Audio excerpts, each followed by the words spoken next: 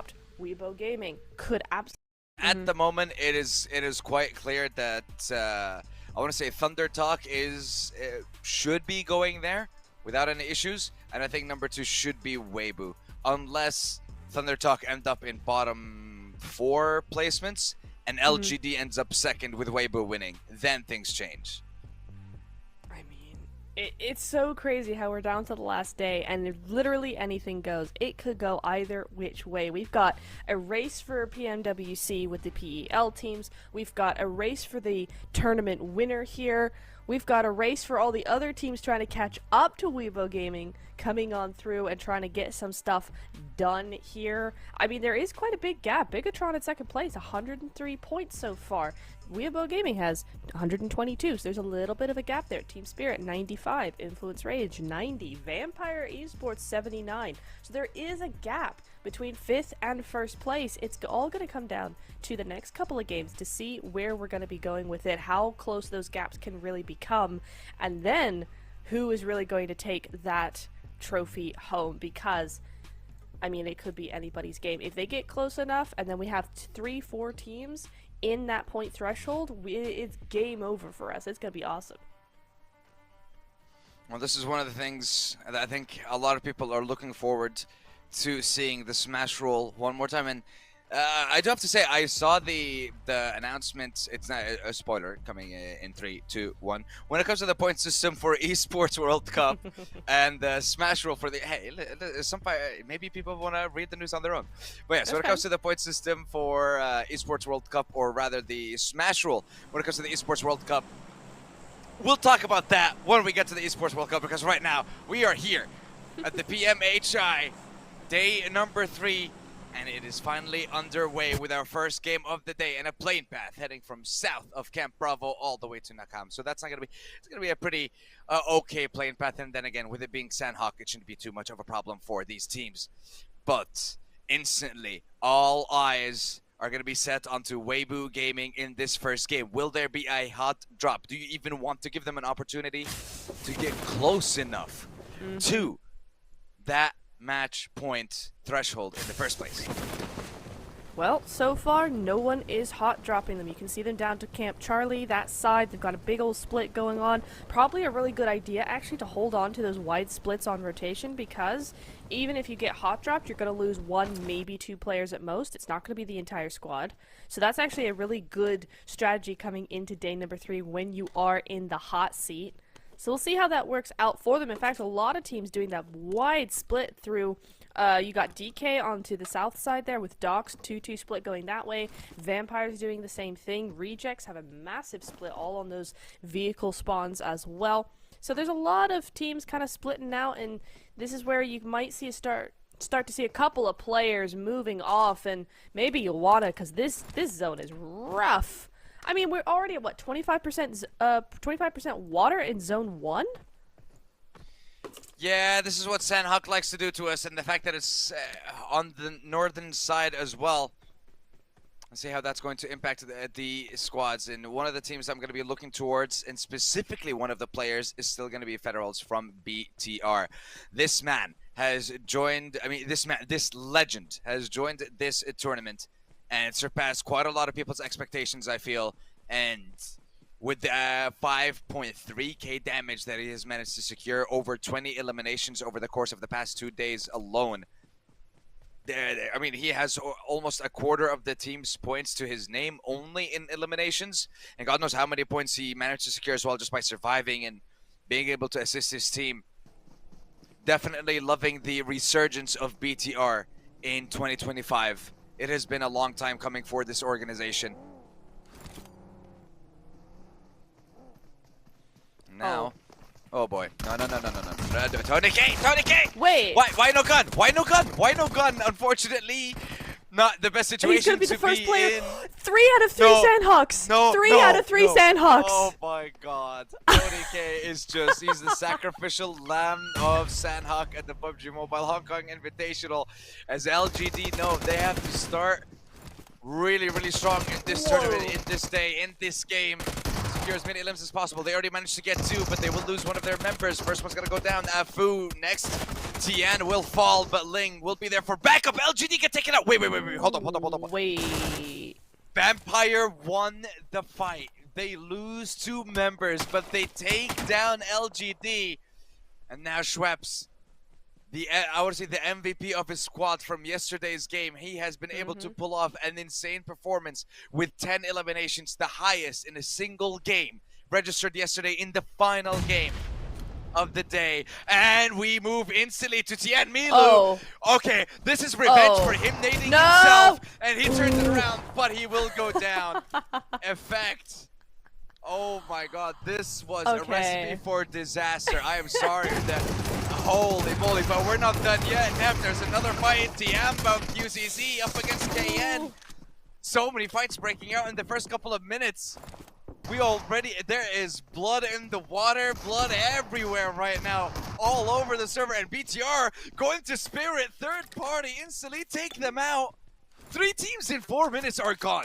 What is happening? Crazy. I told you. Chaos, mayhem. This is what happens in the final day. But the problem is, none of it is to Weibo. True.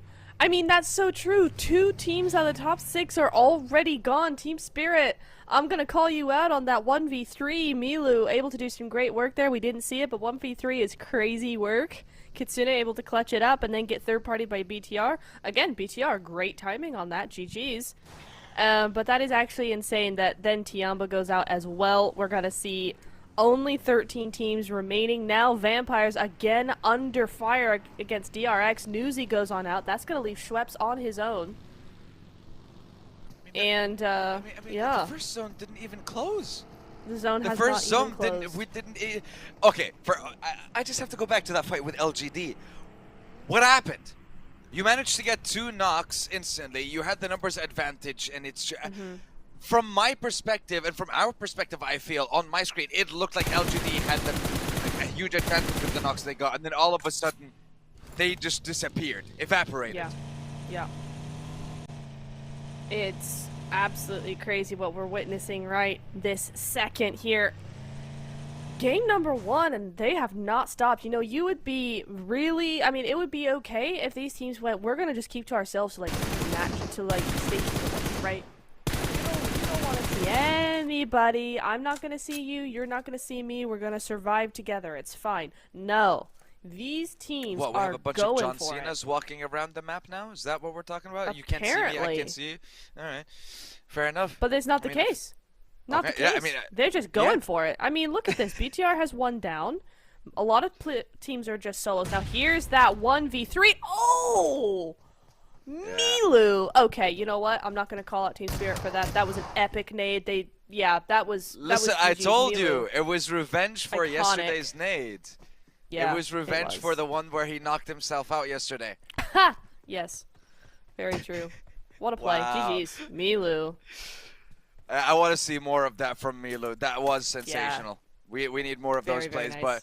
But you see, like, instantly from the very beginning of the game, we had a couple of fights, and then things changed up. And look at that. Now we are finally setting our sights onto Weibo. We're seeing them enter the zone. Suk, 3-3-Z, Order. Going to be making their way. Full squad with a decent lead ahead of BTR at the moment. Reminder, the threshold is currently 152. Weibo didn't get a single point so far in this game.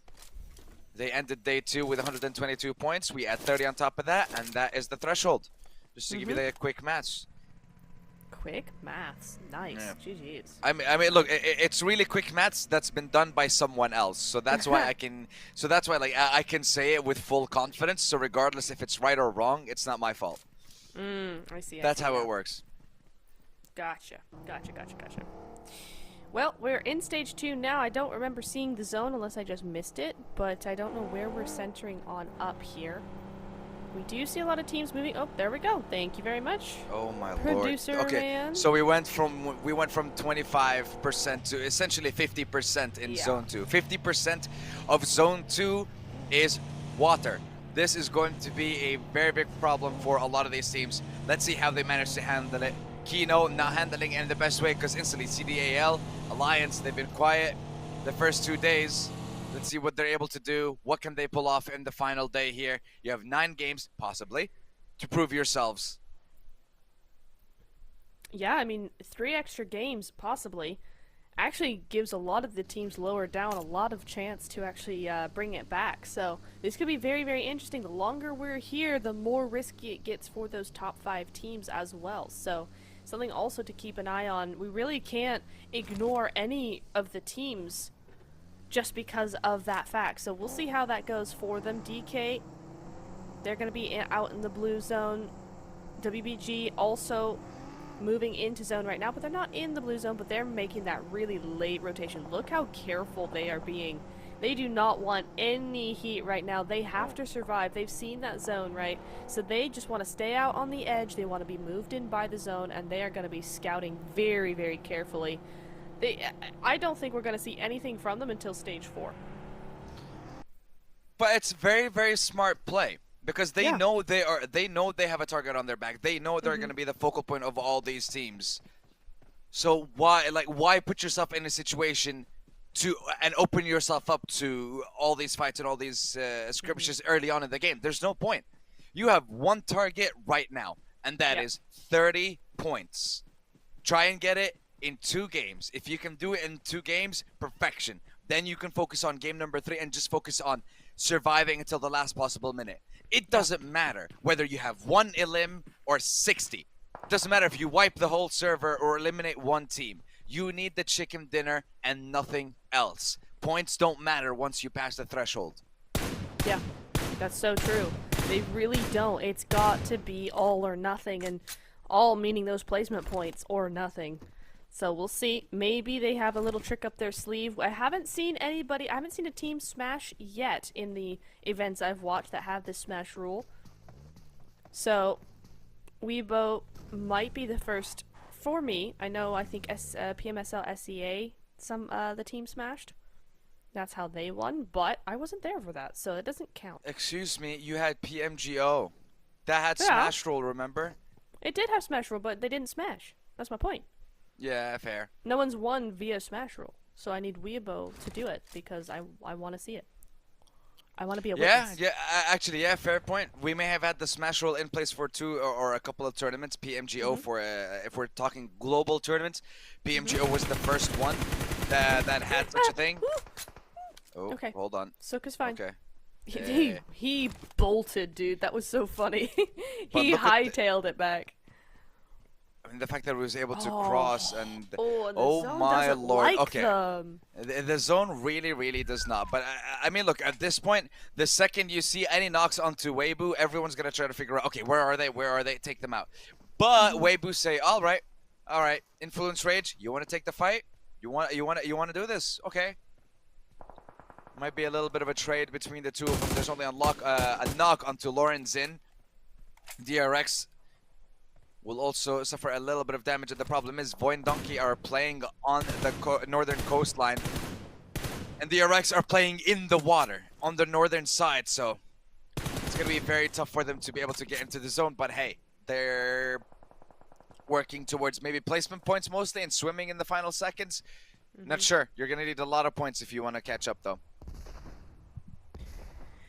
Sure are. It's not going to be an easy road as Carrillo takes out Noble, so DK and A7 are fighting, but the much more important fight is this one, Influence Rage and Weibo. 2-2 split for Weibo, 3-1 split for Influence Rage. Little boy off on a little bit of an off angle, could get a nice little headshot if he's given the chance, but Order with that nade is very careful of those angles. Is that going to hit anything? No, it's not. CD Alliance take out DK, so that's going to be them out in, what, 13th place? Yeah, there you go. A couple of elims. But Sook has the explosive bow. He's got it equipped. He's ready to go with it. But will he be able to do any damage?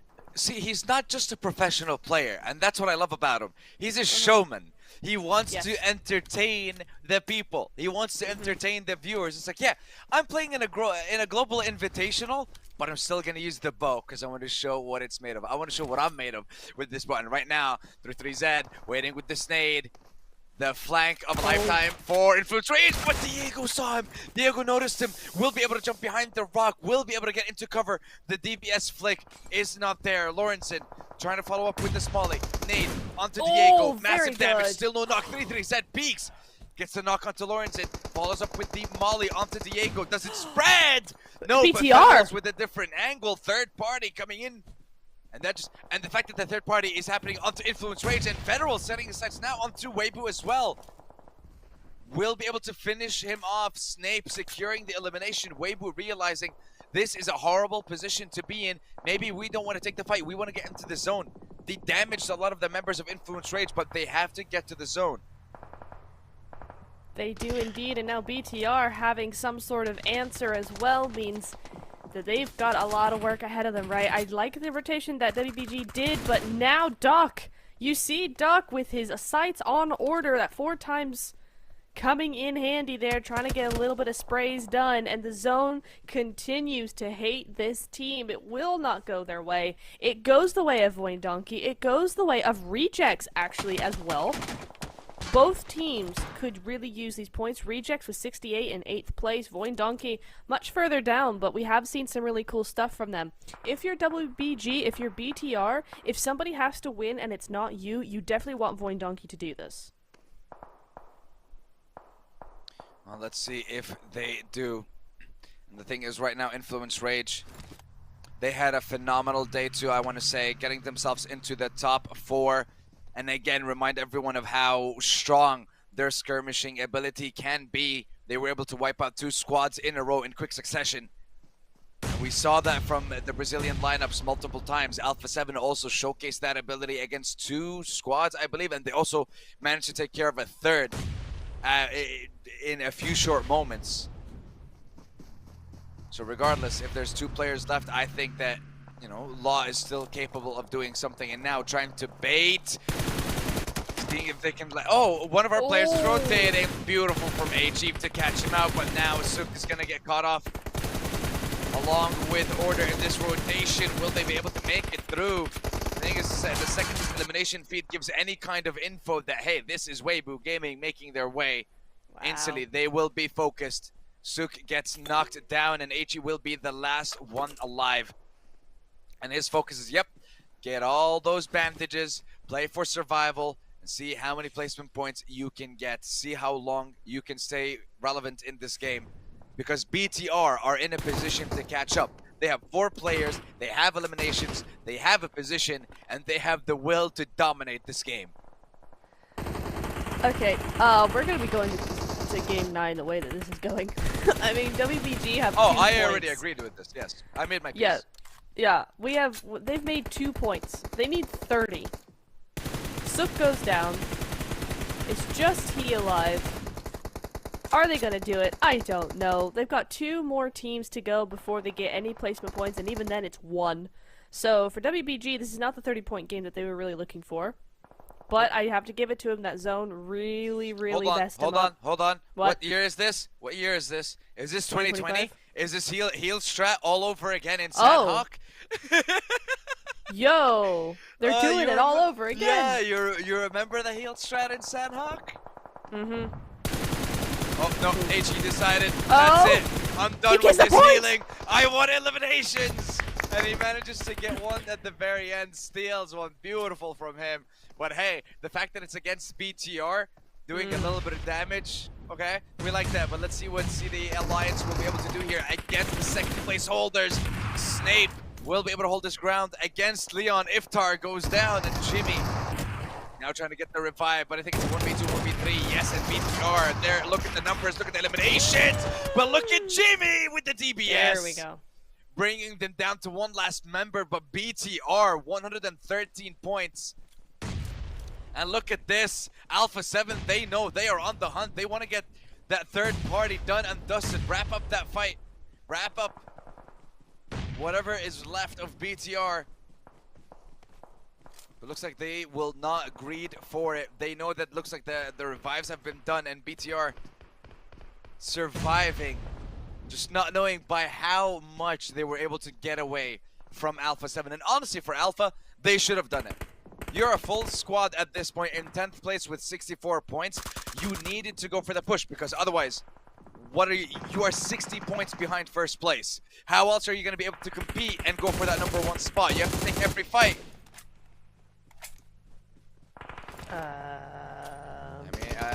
I'm eating my words right now. I'm eating my words right now because they're getting those eliminations from 10th to 9th. Okay, I'm seeing you, Alpha, focusing on Divine Donkey. Vexy, it's a full squad, dude. What are you gonna do? He's 1 HP. There goes a Molotov. And a dream. Backs him off. Oh, great Molly. He's gonna go down. There we go. Vexy gets taken out. No win for Voin Donkey in this game. We have our top 4 rejects with a full squad, BTR with 3, Alpha 7 with a full squad, and Thundertalk somehow managing to stay alive as a duo underneath that bridge. I don't know for how much longer, but they are there.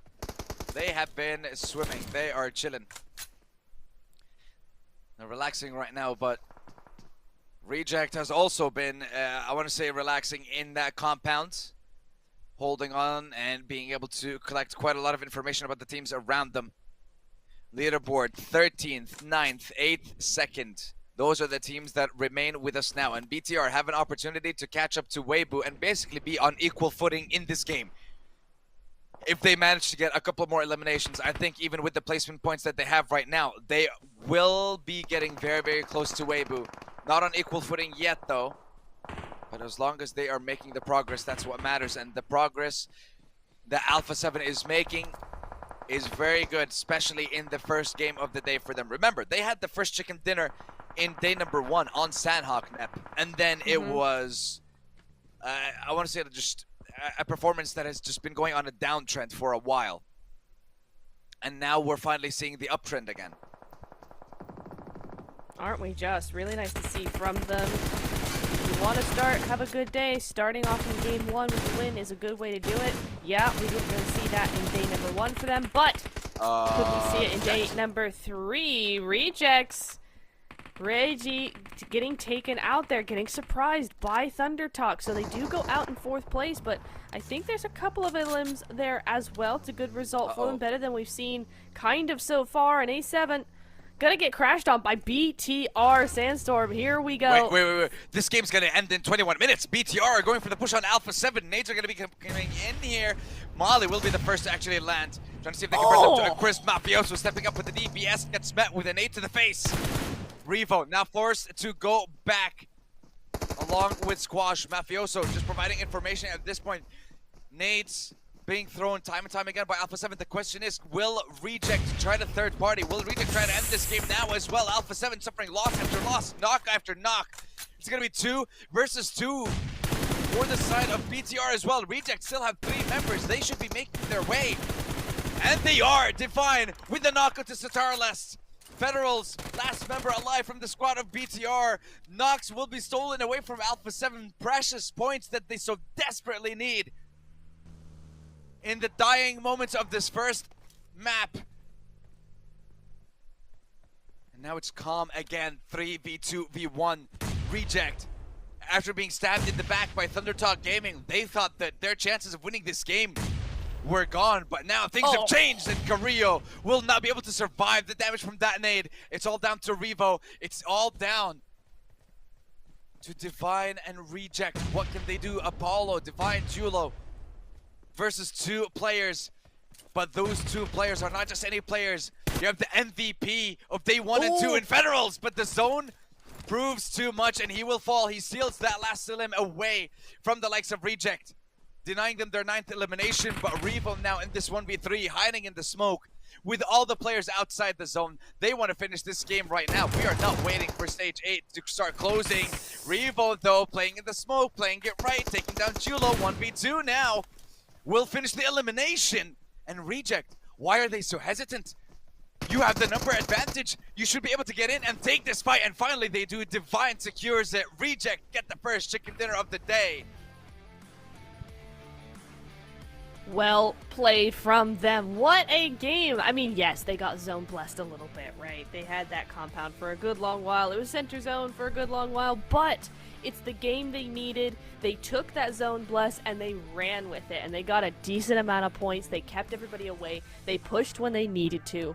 Really, really good game from Rejects. A little bit, teetery at the very end there with Revo able to take out one of their players, but they got the job done. That is what we needed to see from them. I mean, where were they before this game? It's 8th place, right? That's not really what we were expecting to see from this team. So a good, decent win here is going to be about 20 points, puts them right back into the running, there we go, for that Smash rule. We're all waiting to see the Smash rule come into play. I mean, it's been in play for a couple of turns like we mentioned, but we actually want to see a team get that chicken dinner and be crowned champions once they pass this threshold. But I have to say, I'm loving the consistency that we've been seeing from Reject over the past, I want to say, year or so. From when they won PMGO last year and still being able to compete at the highest level when it comes to PMGC last year and the year before. So hoping to consistently see more of this lineup, more of this organization on the international stage. And don't worry, we will be able to run down some stats. I want to see how much damage when it comes to our top 4, how many limbs when it comes to our top 4. Because BTR, they're still on the hunt for that, and they did get closer to Weibo. Question is, just how close did they get after that first game? I mean, that's the question. I saw on the leaderboard, on the automatic leaderboard in-game, that BTR ended with 122 points, that Weibo got 125, I think, so Bigatron seemed to have jumped up right behind Weibo. I'm going to have to wait for confirmation of that, but we could be looking at, all of a sudden, Bigatron contending WBG in a huge way. That was a mad nade from Milo. GG's I on mean, that one. look, the fact that 3 of them were running in from the same door at the same time, I'm not so sure about that. But hey, Spirit, you guys had an incredible day 1 and day 2. Not the best start to day number 3, but at least you got your bad game of the day out of the way. That means the rest of your games are going to be good, right? That's how this works. I mean, hopefully. That would be nice. We'll have to see how that goes. Karma. Yeah. I'm surprised by WBG there that they just went straight into BTR. I'm not sure what that was about, but sure. Desperate times call from desperate measures, I suppose. Federals, again, able to do so much work with his team. Remember, I mean, look at the Elim count. 10 Elims on the board, and that wasn't even before they were done. So, a lot of Elims going here. I love seeing the step up from BTR. They have been showing us again and again how good of a team they can be under pressure. And this is no exception. I mean, look at those nades coming through from Federals. Huge, huge stuff. But of course, the win is going to go to Rejects. 9 eliminations, 1,800 damage, 19 total points. I mean, you look at 19 total points. Remember, they were with 66 points before this game. 19 points puts them right back into top 5. And that's exactly what they are looking for. Remain in that top 5. Remain close to that threshold and get even closer and closer. And those 19 points are definitely going to help them achieve exactly that. But still, the road is a very long one when it comes to getting to Weibo and then passing them and then getting to the threshold. It's not going to be easy, but we know that these are some of the best players in the world present right now in this Invitational. They have been invited to this tournament for a reason. And now is their chance to prove exactly why they are here.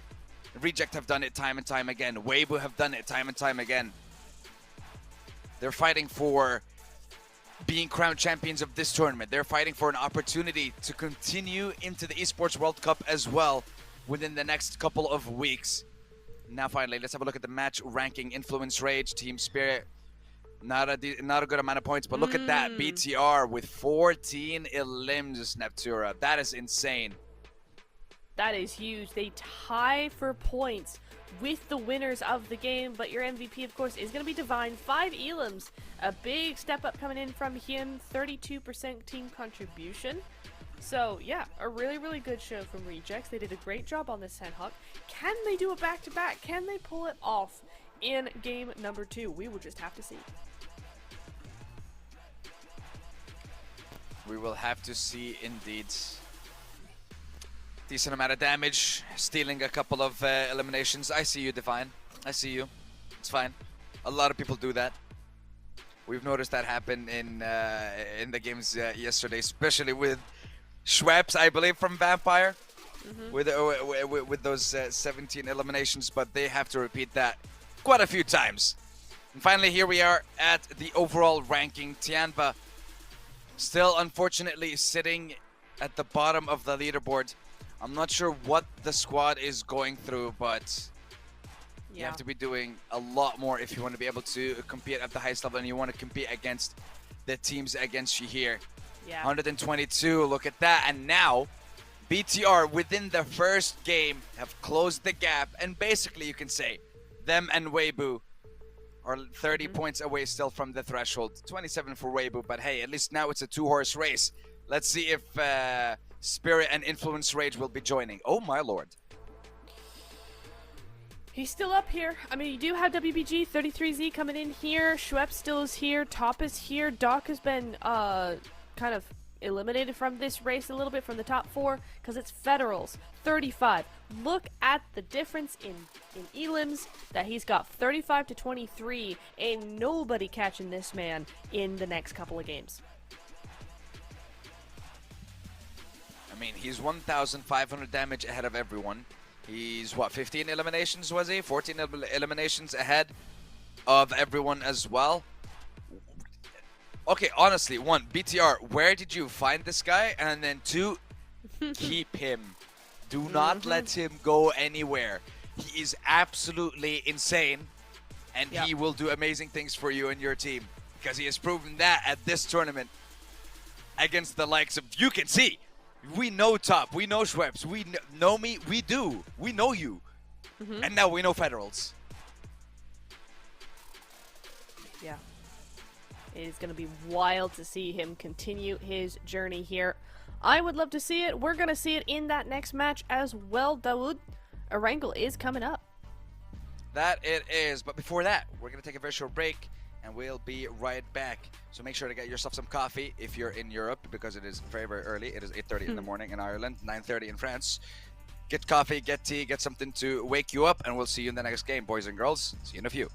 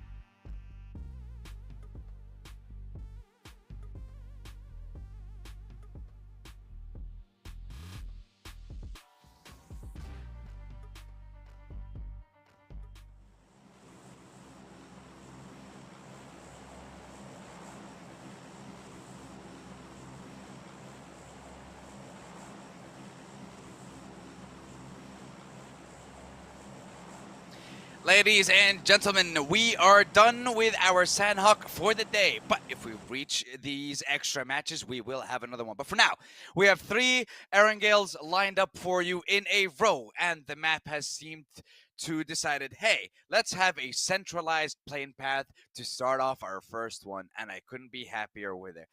Almost splitting the map right down the middle from the southern side of the Sosnovka military base all the way towards Severny in the northernmost point of our lovely map.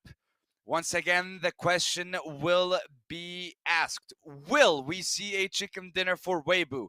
Or will BTR continue their relentless pursuit and the hunt for that #1 spot? As throughout the first game, they managed to catch up to that 122 mark that Weibo has set and only stand 3 points behind them in the overall leaderboards. So let's see how this game #2 breaks out and where the teams drop. And will Weibo be changing their playstyle? Because Nep, we have noticed that yesterday, or rather in the first game, not yesterday, we have noticed in the first game that they have been playing a little bit different. They've been playing a little bit more reserved, it seems, in the first couple of minutes. I want to see if that's going to impact them in the rest of the games and if that's going to change how many points they actually get. Because that's just one thing I'm very curious about, especially with a team that's in first place with a Smash rule in play. I mean, once again, they're off on their own, right? No one has hot dropped them yet. But we will continue on and see how this is going to work out for them. We will indeed. We're gonna have to see. I mean, they're on their own at the moment, but can they continue to be left alone? That is the question. The zone once again goes against them, goes away from them. A7 running around in one vehicle, just trying to get that spot going. Get out of there quickly. No, A7, come on. Don't target them. You don't have the ammo. You don't have anything. Go back. Go away. Shoot.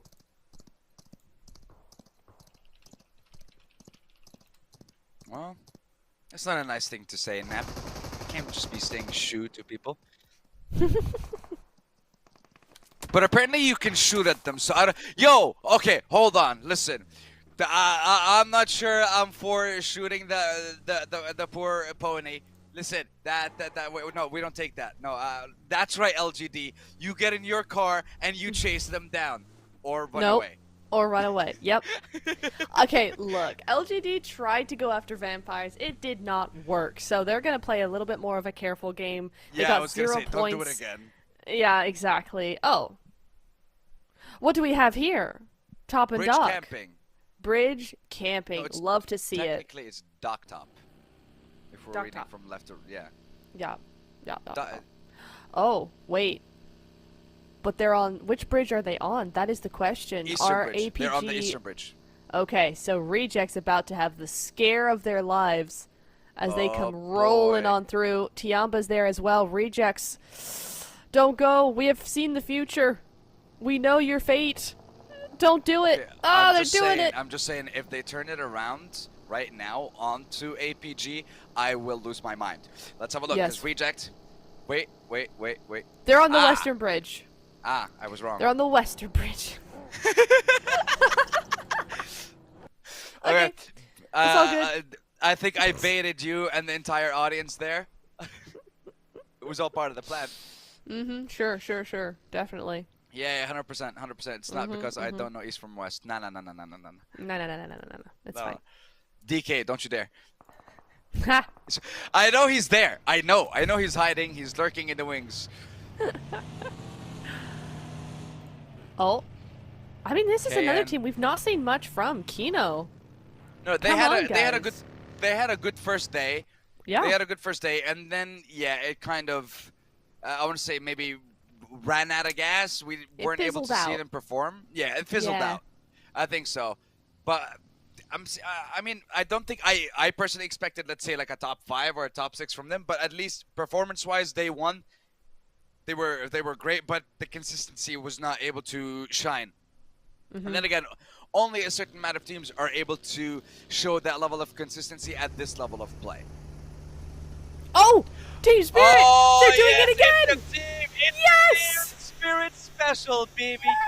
The Team Spirit Special. And look at that. Drifting Oh, and it's to a roll the car off. And then you have no me with the hovercraft.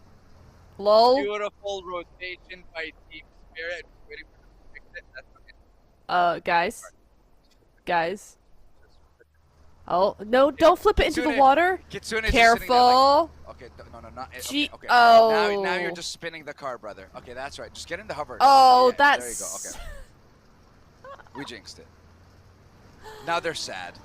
That's Look at sad. that. They're looking back at the car being flipped. No, I'm so sorry.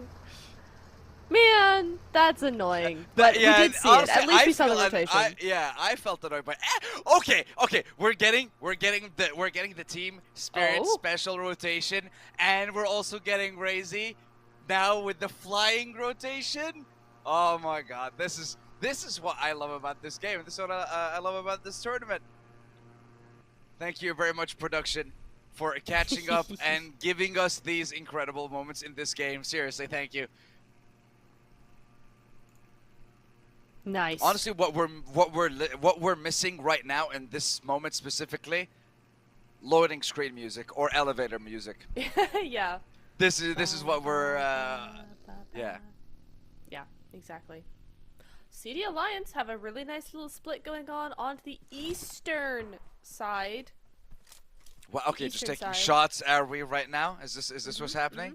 Yeah, Okay. that's cool. It's all good. It's all good. I'm not sure where APG went though, because Team Spirit also used the eastern side of the bridge and obviously made it through. So I'm confusion about I that believe it was a military base drop while we have CD Alliance that dropped towards Novo, if I'm not mistaken. Or there was a team that dropped Novo, and BTR, or not really, rather not BTR, but it was, hold on. APG, yes, it was APG that dropped into the military base, and then they went to the western bridge. Yeah, but they must have regrouped. They must have regrouped. Yeah, because the zone was focused towards the likes of Ferry Pier and stuff like that as well. So Mhm. they wanted to, I guess, gamble with the 50-50, depending on whether it goes to the mainland or if it goes to the military base islands. Mhm. BTR with the scenic rotation. I like it. Yeah, just, you know, catching some waves. It's fun. But they're going to go up onto the beach. Boom. There we go. Right behind their teammate on that, on the, no, it's not a hovercraft. What is it? Glider. Glider. There we go. The glider. Yep. So now I we're don't gonna know what see kind of zone- hovercrafts you've been seeing. Yeah, I but know, that is right? definitely not a hovercraft. It's not one. It isn't one. You're right. Well, it hovers in the air, technically, sort of, maybe. Ooh, zone though. Okay, that's a conversation to have another day. But yes, let us focus on that. Cause yeah, look, it was a military base drop for APG, and they were focusing on the western bridge. Whoa, on the western bridge. But you see, the second that the zone shifted, and we still don't know which island it's gonna end up on, they instantly left the bridge and and I think they're going to focus on one location, because you can't have that split. Too many teams are going to be passing, and at some point you will suffer a couple of knocks. And Weibo, Tianba, I don't know if they're aware. Looks like they were. Bomb was not ready. 3-3-Z with the flick. No way. No way you were able to turn that around onto Tianba, who has been chilling here from the beginning of the game. And you take down 2, you lose nothing, and then you have Milu along with A-King left. Wow, I have to say, that was a heck of a turnaround by Weibo. It sure was, but it's not over yet. You got Milu over on the cliff side. We've seen what he can do. You also got A-King there inside the building as well. Sook is on that off angle, just gonna try and keep Milu in check here. But still, are they going to be able to do what they need to do? Milu might just leave here, might just try and rotate. Sook taking shots. But what? I mean, where do you go from here? If I'm Milu, yeah, I was gonna say, oh, take the garage, but no, Weibo's already got it. So there's nothing he can do except cross that bridge, leave A-King behind, and maybe they'll just forget about him. Oh.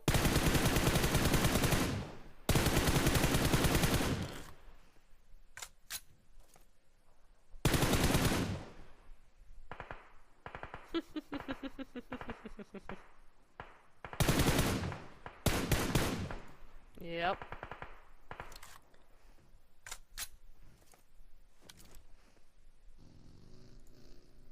They are too good. Also, in the Elam feed, we saw Doc go out to A7, so there's a clash definitely over onto that bridge as well. Something to keep an eye on when we're looking towards those two teams. They are neck and neck. Well, not anymore. 75-74 as another player of APG does go out. I think that was Zul getting taken out by A7.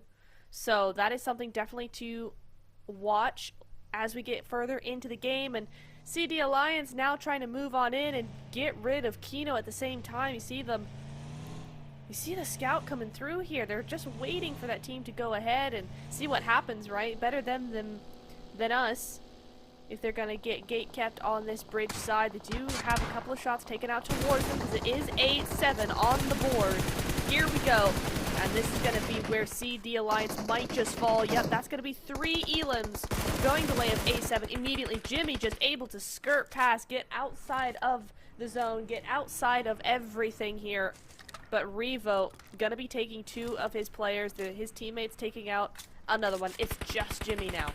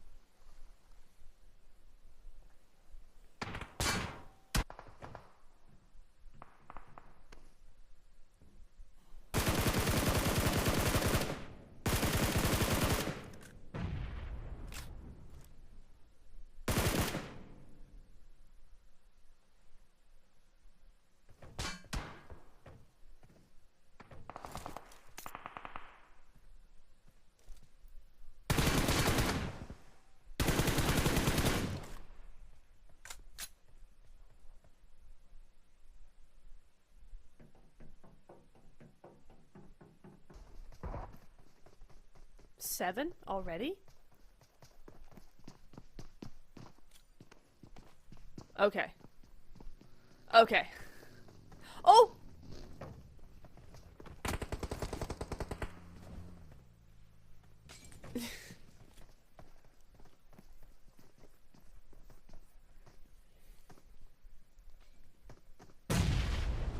Three nades.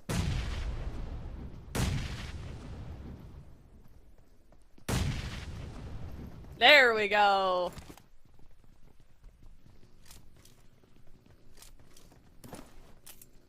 Nicely played.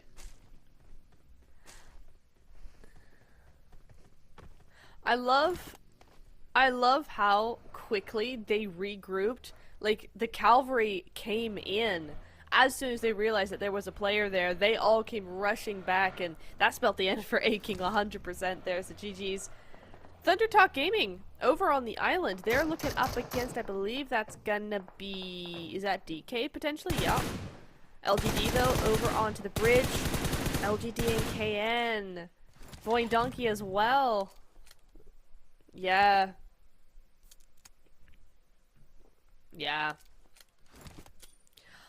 Oh.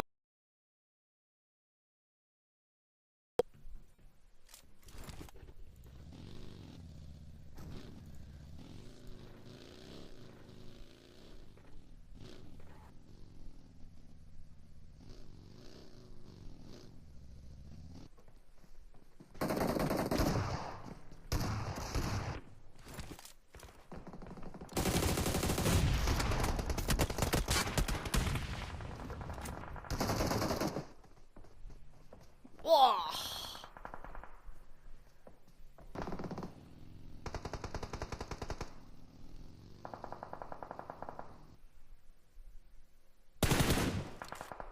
Whoa. Order.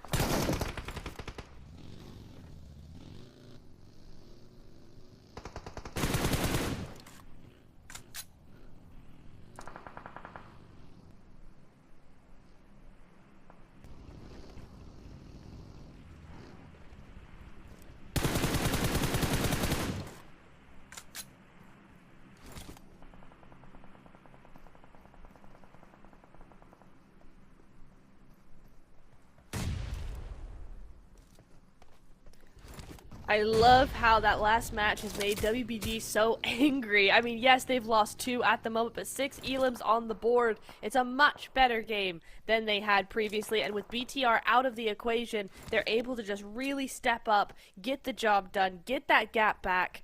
And remember, the smash point threshold is 152, so WBG getting closer and closer to that point. Team Spirit as well, at 100 points. They still need 52 to go. Can they do it realistically? It's going to be hard, but we do have 9 matches available. It is still possible. So we'll see how that goes. Nice nade. Going to tickle a little bit of the damage off of Order. But right now, Order just really needs to regroup, get back to his team. But he wants this elim. He's looking for it. Be careful, Order. He's got 3 elims at the moment. He's looking for that 4th. But don't get greedy with it. Oh, he can't get greedy when he's got his backup. Sook takes him on out, but Law could ruin chances here. Yes, he does. No! Order's greed actually takes out the team because, yes, he had that off angle. Yes, he had that backup, but he got knocked, and that meant that there was an immediate elimination. Influence Rage able to just sweep in, pick up that final elim, and WBG might get 7 elims, but they don't get any placement.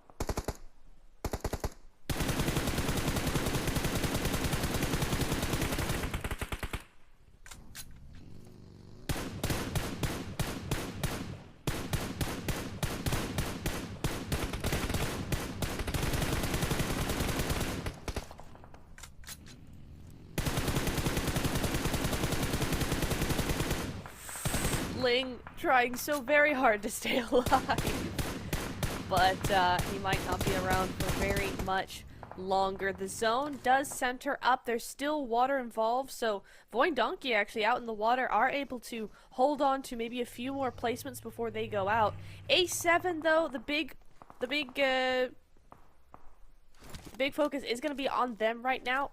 A7 and Team Spirit as well. Center zone looking very happy. The rest of them are all on the edge, and if either of those teams can just hold on to their position and keep teams from coming into them, then they should be looking very, very good for this match.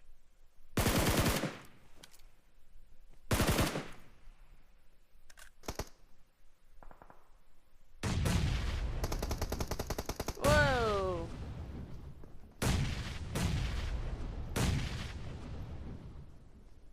Goodness me!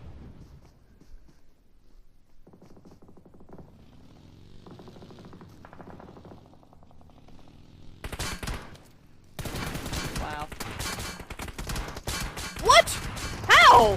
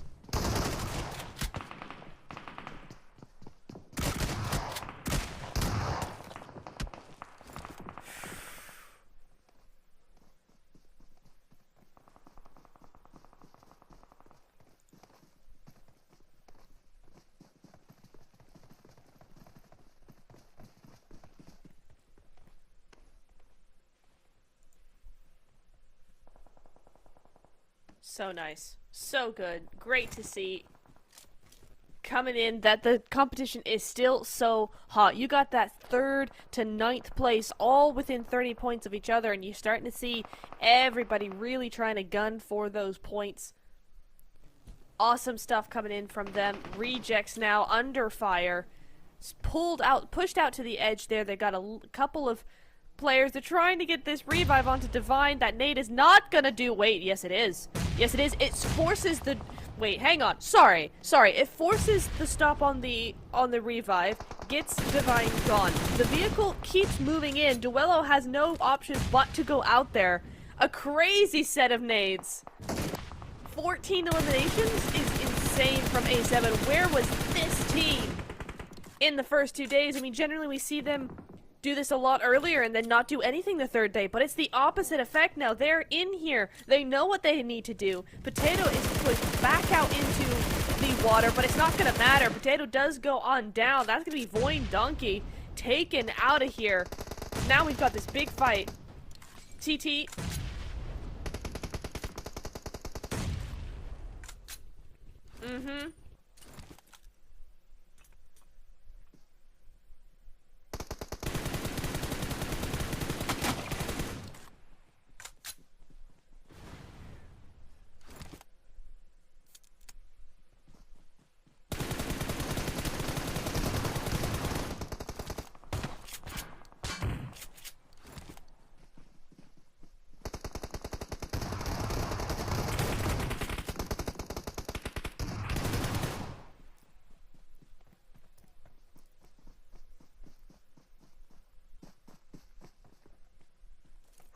I mean, the thing is, Team Spirit cannot push up. They can't third-party this because A7 have those angles. The minute Team Spirit move out of that compound, it is game over for them. So they've got to hold tight. They've got to sit still and wait here. And that's going to be Influence Rage taken out. Thunder Talk is here for their second top 4 placement back-to-back here today so far. That's got to feel really good. Full squad on the board here. In fact, 2 of the 4 teams are full squads. You got A7 and Thunder Talk. Team Spirit, Kitsune was taken out early, and APG just down to 2 as we saw. But A7 have the control of the zone. They have control of the terrain here. Surely they see APG. No, they don't. Squash clearing that side.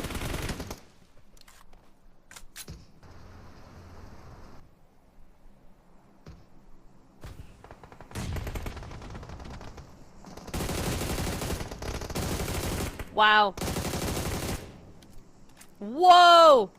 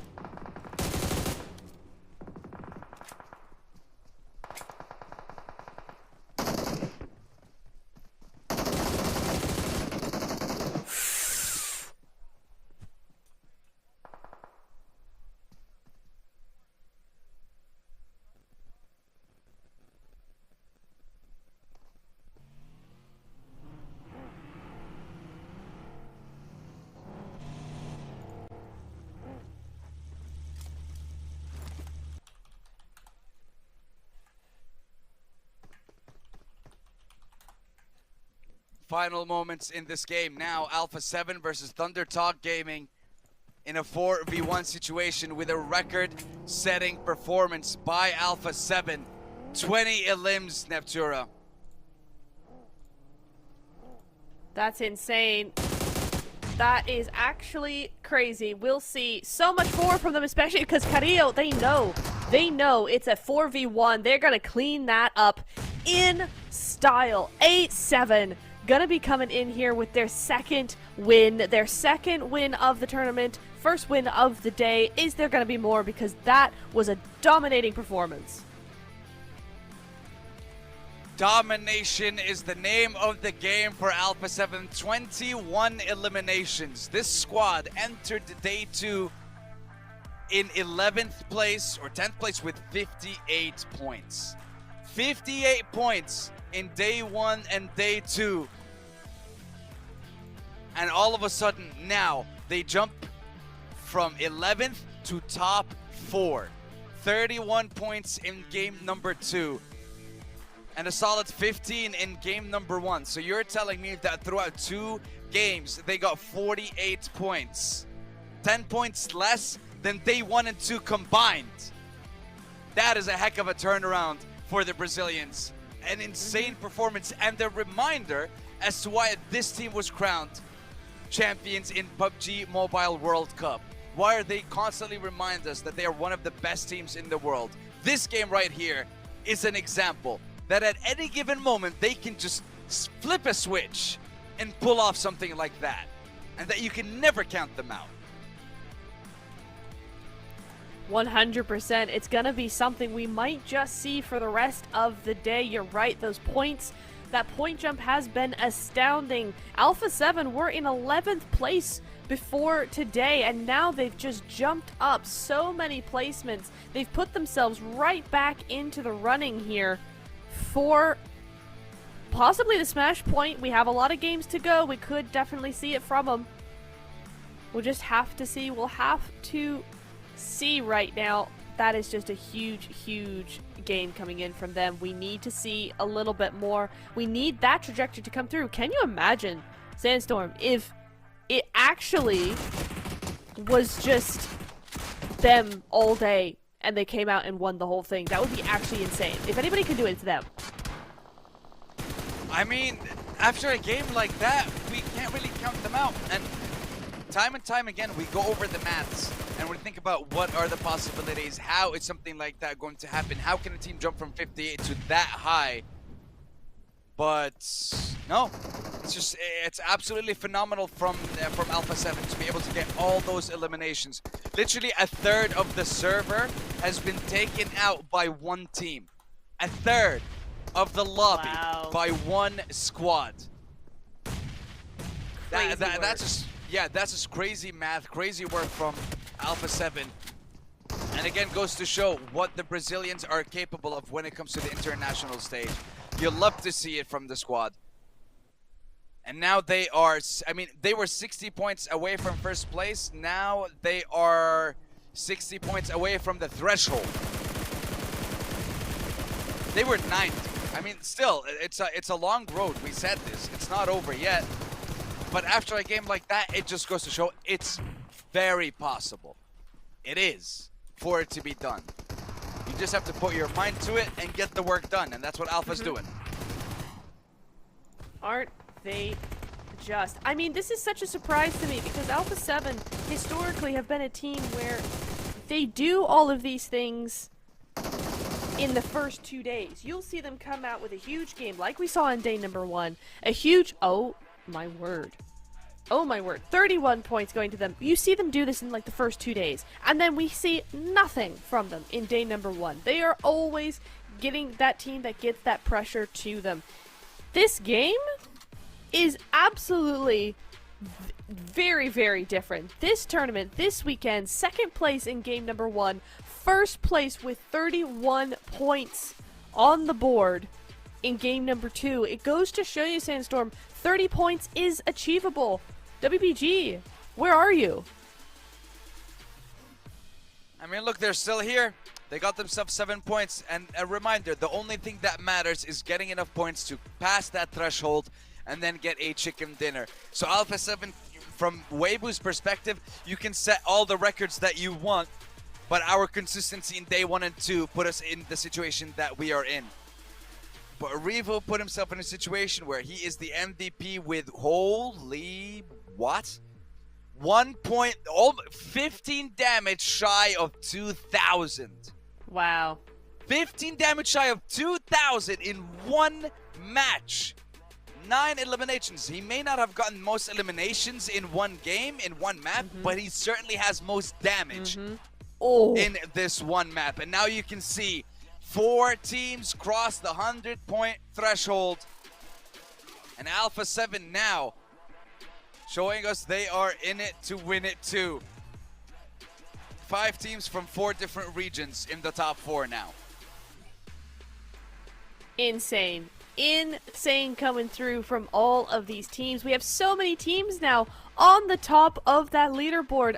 Over 100 points, gunning for that 152-point Smash threshold.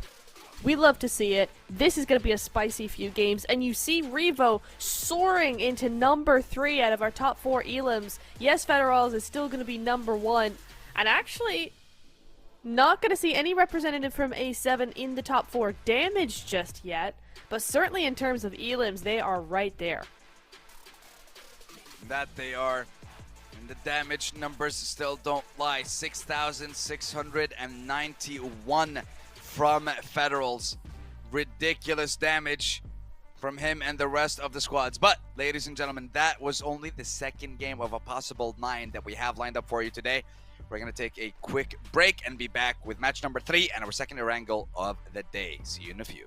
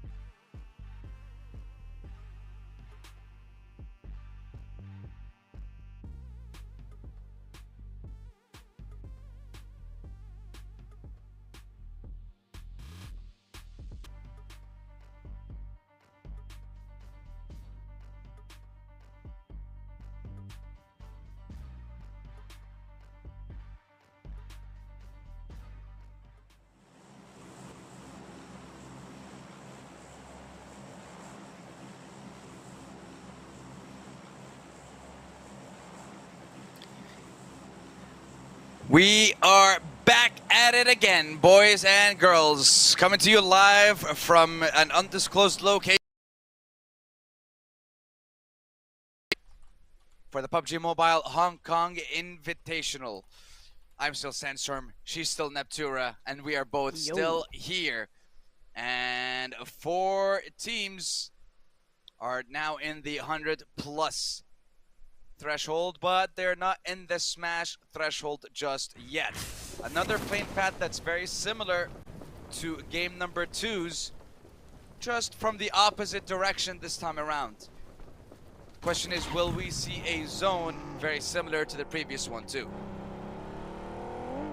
Honestly, the way the games have been going, we might just see that. We might just see something exactly like that, where it continues to go away from everybody who's in the running right now. It goes straight down to the other teams, perhaps. We'll have to see. But so far, no hot drops going to be happening to the teams on the top of the leaderboard. WBG left alone. A7 wanting to be left alone, but LGD is a little bit close. The zone is going to be kinder for now. We'll have to wait until zone 2 and 3.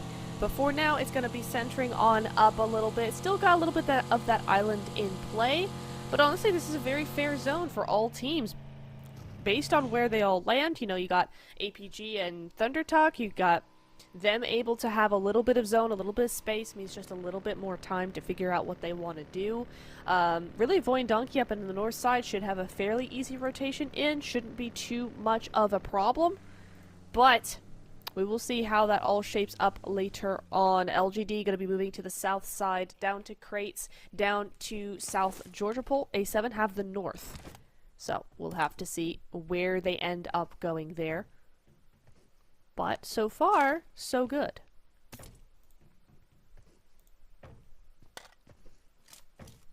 So far, so good indeed. And right now, when it comes to the likes of Influence, Rage, I mean, right now you have to rage after seeing a performance like that from Alpha 7 and them leaping from 11th to 4th in 2 games. Yeah, so 58 points. Yeah, so ridiculous performance for them to jump to 104 in only 2 games. 2 more games like that, and they pass the threshold. Obviously, I'm not saying like 2 30-point games here, but just 2 more performances where they shine like that with 10+ elims and placements in the top 3. This is the Alpha 7 that we know. This is the Alpha 7 that we are used to. Yeah, 100%. This is the one. This is the team that I feel like all the hype is about, right? So often they have a huge fan base, they have all the hype in the world, and sometimes it just doesn't live up to that. This game, that game, today so far, definitely the A7 I hear so much about. So really nice to see them coming through, pulling it up into 4th place, 3 points behind Team Spirit. And BTR as well, still holding on to that 2nd place there with that Sandhawk game, doing so much for them. But can WBG get another 20 points? That's all they need. And really, we've been seeing the top 3 kind of come home with nearly that. So a win here for WBG almost guarantees a smash point threshold being reached there with just 1 win. If WBG can win this game, then they're looking very good. For BTR, they're going to have to pull an A7 to actually get there in 1 game. So it looks like BTR will have to see them probably have a couple more games under their belt. Team Spirit, A7. I mean, A7 could go crazy again, go right back up there to WBG's level. But otherwise, I think we're going to have a bit of a slower trajectory from them. I think so as well, because it's very evident that the way that Weibo is playing has definitely changed compared to the way that they, the way that they're playing, the way that they have been playing in day 1 and 2. Clearly, I need another coffee. 132 points for Weibo. They're 20. They started today with 122. So in 2 games, 10 points. Alpha 7 in 2 games, 48. BTR in 2 games, 20+ as well.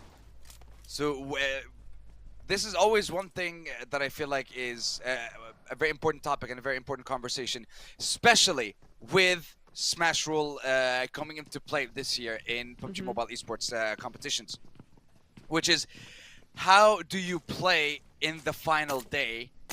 Because usually it's like, okay, we have 6 games per day, 3 games for a final, 3 games for, or 3 days for a final, 6 games.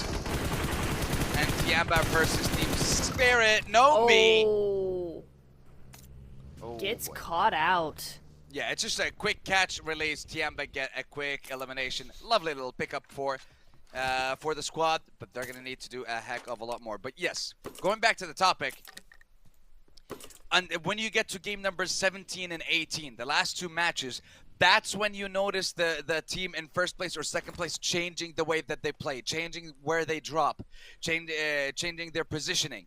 That's when you see those changes. But now with the Smash Roll coming into play, the team changes their play style in the beginning of the day, it seems. And that's what I'm noticing specifically from Weibo. You just need to get 30 points and then a chicken dinner. But you have 2 games where you didn't really manage to get a decent amount of points, and 3 teams are now over the 100-point mark, and 1 is only 10 points behind you. So it's getting more and more difficult for the side of Weibo. Huge knock coming over. Huge finish. Mafioso getting taken out by Tian there. The clash has happened as the teams start to position themselves for the rest of the game. And LGD going to be grabbing a point, and that could spell disaster for A7. Not because they can't move on as 3, but because that full squad sometimes is so vital to the rest of your game, especially when you go out this early. A7 have just been given, no, their wind has been taken out of their sails just a little bit.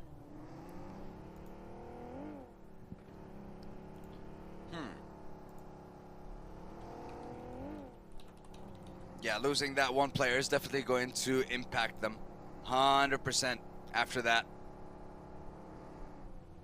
Well, let's see what Thunder Talk Gaming is going to be able to do, because we need to see something special from them. They're currently sitting in 10th place with 73 points, but after a game like before,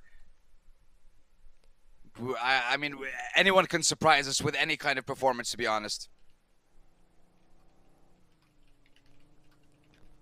They really could. I just want to get into it, man. I just want to get into the action. These guys, they're taking too long. We've been spoiled the last 2 days, right? I not just spoiled. that, but like even the first 2 games, I mean, hell, Sandhawk was on fire from minute 1. We lost 4 squads in 3 minutes. Yeah, and now we've just lost wait 2 until players. Miramar. Wait until Miramar. Ooh. It's gonna be even worse for you. Oh, come on, guys. Come on, give us some action. But yeah, I mean, it makes sense that they're playing this super cautiously. I don't feel like WBG are playing that differently to how they've been playing the last 2 days. However, for me, they're playing a little bit too passively. It feels like they're kind of running a little bit. They don't really want to step on any toes, but what's the problem with that is it's one of those things where if you're a little too passive, you're not going to be able to do much at all. You're going to get run down by a lot of teams in Kitsune. Oh, no. Now the next default, Tianba, able to pick up both those eliminations. I mean, I feel like they just have trackers on the players of Team Spirit at the moment, because this is the second time they pull up to a player, get out of the car, just like, it feels like this is a gang-style play. 4 of them get out of the car, eliminate 1 person, get back in the car, find the next one. It's like this is a hit squad, just taking names off a list. Yeah. Oh, and might just find another team in the midst. QZZ getting a little bit surprised by them there. But, yeah, they'll be alright. Reefus scouting out on that hovercraft, able to do something that is kind of heroic, actually. Getting over to the top of, across the bridge, across the water, without anybody being there. I'm so surprised that CDAL Alliance have moved out of there so quickly. Yep. They had to, especially with the way that zone is shifting. Now we are shifting our sights once again to the likes of Thunder Talk and Tianba. AJ trying to see if he can just get seating to heal up and then maybe move away. But they do have the advantage in one of the knocks onto Tianba. Tianba, what is the decision? What is the call? Will you be able to get out alive?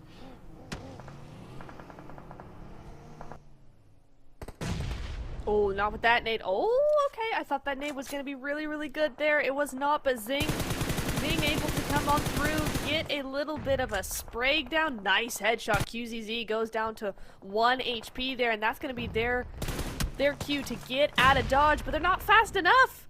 Aching. Nope. QZZ going on down. King takes him on out. That's going to be the first knock on the board for Tianba. 1 elim, 1 knock so far. Can ThunderTalk actually bring this back and get some points? Because for ThunderTalk, yes, they need those points. They're in that top 10 at the moment, but there's still too many teams close by. They need to gain some momentum today to get that gap a little bit bigger. That they do. If they want to close that gap, specifically with the likes of Weibo and BTR, it's going to be a very tough task. Another team that we didn't really get a chance to talk about a lot, which is LGD. LGD is one of those is one of the squads that needs a decent amount of points to be able to qualify for the Esports World Cup. They were in a very good position as well. And right now, the zone seems to be smiling in their favor as it heads on over towards the side of LGD. But let's have a look and see what Weibo are going to do in this game. Finally entering the zone. They're still a full squad, and they are running into multiple people in their rotations. Boy. Especially with the fact that it's 4 solos in four different cars. Kinotrope. They have 2 people in the car, so technically they can try and fight, but 33Z completely ignoring them. KN thought about pulling up to the ditch and holding up there, and Weibo made the decision to go just that little bit further, and they will enter into one of the houses and be able to hold their ground, but I think they might be just a little bit split. They will be split, and it may not be the best one either, because it's a 4v2. A split 4v2 on 2 sides, so maybe Weibo can do something.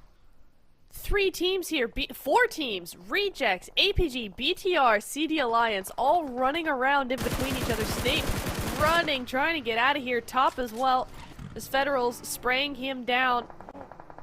There are many, many teams on the southeast side of zone, and Razy's going to be the first of all. Rejects picks him up. Duello going to be able to spray him down there. Nice little headshot coming on through. You gotta be careful, you can't get too tunnel visioned on that 1 knock. There's a lot of other players around you. And CD Alliance now finding fault with Vampire as well. So there's so many teams on this side of the zone. This is very, very open as well. At least they all have those vehicles. A7 now joining the mix over on this side. As Satarlist is just gonna be holed up in a shack, ready and waiting. But WBG, they are also ready and waiting. They're in chopsticks right now. Just holding down. What are you doing? That's an explosive nade onto your teammate, but sure. Cool. Weibo. Oh, here we go. That's his teammate. What everyone... Yeah. What is he doing? Maybe he attached like a syringe or something for him to use to heal himself up, and they just shot it towards him. Instead of just throwing it with your hand, yeah, just like attach it to arrow, shoot arrow. Sure. Just make sure you don't. Yeah, just make sure you don't shoot the arrow at your teammate. Federals. Rarely do we see him getting knocked down, especially this early on. BTR, not a game you want to be taken out early in. Satarlest. He may have gotten a knock or 2 onto APG, but he will not be able to secure the elimination. Federals secured, it seems. This is going to be... I think it's a tough loss as well for BTR, for them to come out of this game with no points. Yeah, and they will be eliminated, and that just gives an opportunity to Alpha to influence the team spirit, all to catch up to Weibo, or maybe Weibo to just start getting away with a lead here. I mean, they still are up as full squad. Don't want to jinx it this early, but it is the fact that is on the board right now. APG, we're on board with them. They're just down to 2. But I will say most of our teams are still full squads, right? Team Spirit and A7 have lost 1 each. APG is a duo, and CD Alliance is a solo. But other than that, or Tianba has 3 as well, but other than that, everybody is a full squad right now, which means this is a very Very nice nade. That means Tianba's out. We are back up to mostly full squads here. Brilliant nade from Rifus, and that's going to be 5 eliminations for him. Ridiculous. And just to put it into perspective, we've lost 2 squads so far. He himself has 5 eliminations to his name. We'll get back to that topic later as LGD and Alpha 7 face off. Carrillo is already knocked down. LGD, they lost Lings and Alpha, I believe, or rather they're on blinking health bars. But Ling is the one that's getting revived. Carrillo might burn to a crisp, and he does. The point will go over to Tian of LGD. Revo now trying to fall back because it looks like Alpha 7 are on the back foot with only 1 member left alive in LGD. Did mention the zone favored them earlier on, and now they're trying to push that advantage and gain something out of it. Nade on the door as Revo exits. No knock just yet. Revo trying to run away and see if he can play survival at least and get some placement points so that Alpha doesn't lose the momentum that they gained over the past 2 games. But would you look at that, another team, another challenger approaches, and this time it's going to be Vampire.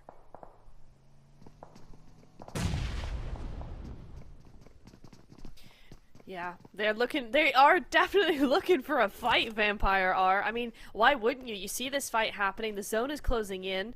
You don't need to push them, but you can gatekeep the heck out of whoever's over here. So, I definitely see Vampire probably picking up a couple of elims. Revo trying to get this high angle. LGD understand the danger. They're going to get out of dodge. They're going to leave him for Vampire most likely here. They're just going to try and get out of the way. Revo might just deny the point here. Going to try and heal up, but better to deny the point at this point. But 31 points in game number 2. 0 points on the board in game number 3. Unless he can get that. No, he can't. He's going to heal back up once more. Unless he can get into zone, Sandstorm. This is the end of A7. It might just be in this game. And LGD decide we don't want to do this anymore, but RC are waiting for them. Divine steps up and he falls down, and so just like that, an advantage goes over in favor of the side of LGD. Now switching over to Lynx. Apollo not knowing where to look. Left, right, up, right. He doesn't know. So many different angles to watch out for, but LGD end up getting absolutely wiped in that fight, and Vampire step up to reject, who are smack dab in the middle of the zone at the moment. APG might also pull up to them. Vampires finish the fight, get themselves some more points, and continue. Rufus with those 5 LMs. What can you do for APG? DRX now focusing on to 33Z and Weibo Gaming. Weibo, who are now 19 points away from crossing that threshold. Can they do it in this game, or will other teams step in their way? Troops try and see if he can get the knocks while Osal was distracting, but the distraction was not enough. The aim is not there, and Vampires knock down a couple of members of DK. And all of a sudden, once more, you pull up to Vampires and it does not go your way. And thank you for the free kills, they say, as they continue on making their way to their next stop, their next location. Weibo, once again, reminding us of the 2-2 split they have and how in the world, I wonder, they're going to make it out of this one with Influence, KN being right around them. It's gonna be so difficult. They put themselves in a good position for where the zone normally goes, but the zone has shifted south. This is not a typical field finish that we're used to seeing. It's not gonna center up on chopsticks, and that means for WBG, it's gonna be a really hard fight to get out of here. There's a lot of teams on this side. 1, 2, 3, 4, 5 different teams in a very close proximity to each other. Kino know their power here. They definitely do have that advantage, although he does take out Tamar here. So that is going to be the opening knock, but it's a nice 2-2 split they got going. But DRX over in the compound next door, definitely going to be a team to watch. Make sure that Order doesn't poke his head out too much here. 33 down to 1 HP for that reason alone, and Order does go down as well to those nades. WBG need to be very careful here as Influence Rage now sneak up behind them. Sandstorm, It is not looking good for WBG here. What can Weibo Gaming do now other than HE getting knocked, Influence Rage? Knowing that this elimination, these knocks are very important when it comes to the story of the rest of this tournament. Order and Sook being surrounded by these teams and the zone closing in, forcing them to make their move. HE will be taken out. Sook still trying to shine with this bow. Yeah, you're gonna need that vehicle for cover as the zone starts to close in. KN still holding that angle. No one's pushing anyone because the zone is allowing them to hold their ground for now, but Influence Rage looks like they're done waiting. And they are going to be pushing onto KN. I'm not sure. Wait, hold on. KN just got evaporated, eviscerated in 2 seconds. Just like that, they're all gone. And now, Weibo trying to see if they can turn it around in third party. I think it's a 3v3 at the moment. 3-3-Z. Yes! Lawrence, a jump shot from Order. This world champion takes them all down. What in the world was that from Order? He is back, baby. Order back in it to win it. What do you mean? He's always been here. What was that? What a play coming through. The quick switch of the weapons, the shifting over to that S12, taking out the last player of Influence Rage. Influence did a great job there, but WBG able to bring it back. Now the only team standing in their way is DRX, and Sook is going to try and clear a way for them. 33Z, is he going to be able to get out of there alive? Maybe. Sook barely getting out of there. No, and then falls. He falls. No, he falls away. Order is stuck now. WBG getting absolutely smothered right now. Sook fell out of the vehicle. 1 HP means he goes down. Order all of a sudden is a solo. What was going to be finishing a fight as a 3-piece now means Order is all alone. It has just not gone their way, Sandstorm. I mean, look, being able to gain a decent amount of points and win that fight at the end of the day with a top 5, that's good. That means that in game number 4, the target for Weibo would be to hold, but the heal does not come out in time. 140 points. 12 points is what they are going to need to pass the threshold. And look at that. 2nd to 6th, all gone. Vampires, the only one surviving in 7th place now. Then you go down to 10th, 13th, and 14th. So when it comes to the overall result of this game and how it could impact the overall ranking, if Vampire get themselves the chicken dinner with a decent amount of eliminations, they could also cross that 100-point threshold. But crossing the 100-point now in game number 3 of the day, I'm not sure how that's going to help you out, or if it's going to help you out, because you still have quite a few teams that you need to get through.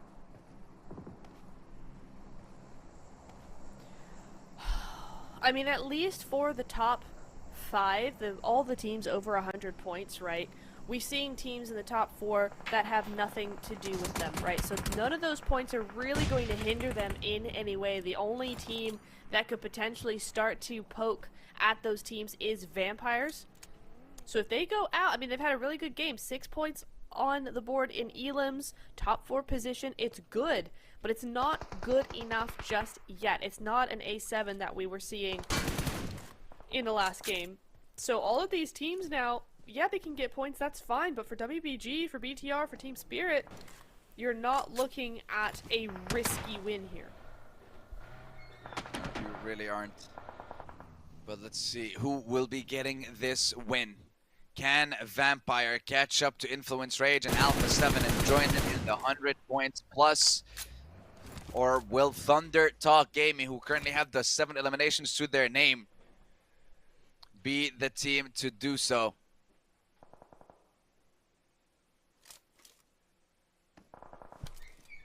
Schweppes. I mean, at this point, with the zone, it could go either way, though. Schweppes does peek out, try and get some shots, goes back down. The thing is that no one's actually inside of zone. No one's here. They're all on the edge looking at each other going, it's too no, open. You first. You yeah, first. Exactly. It's whoever makes the first move, that's who's going to get eliminated first, it feels like.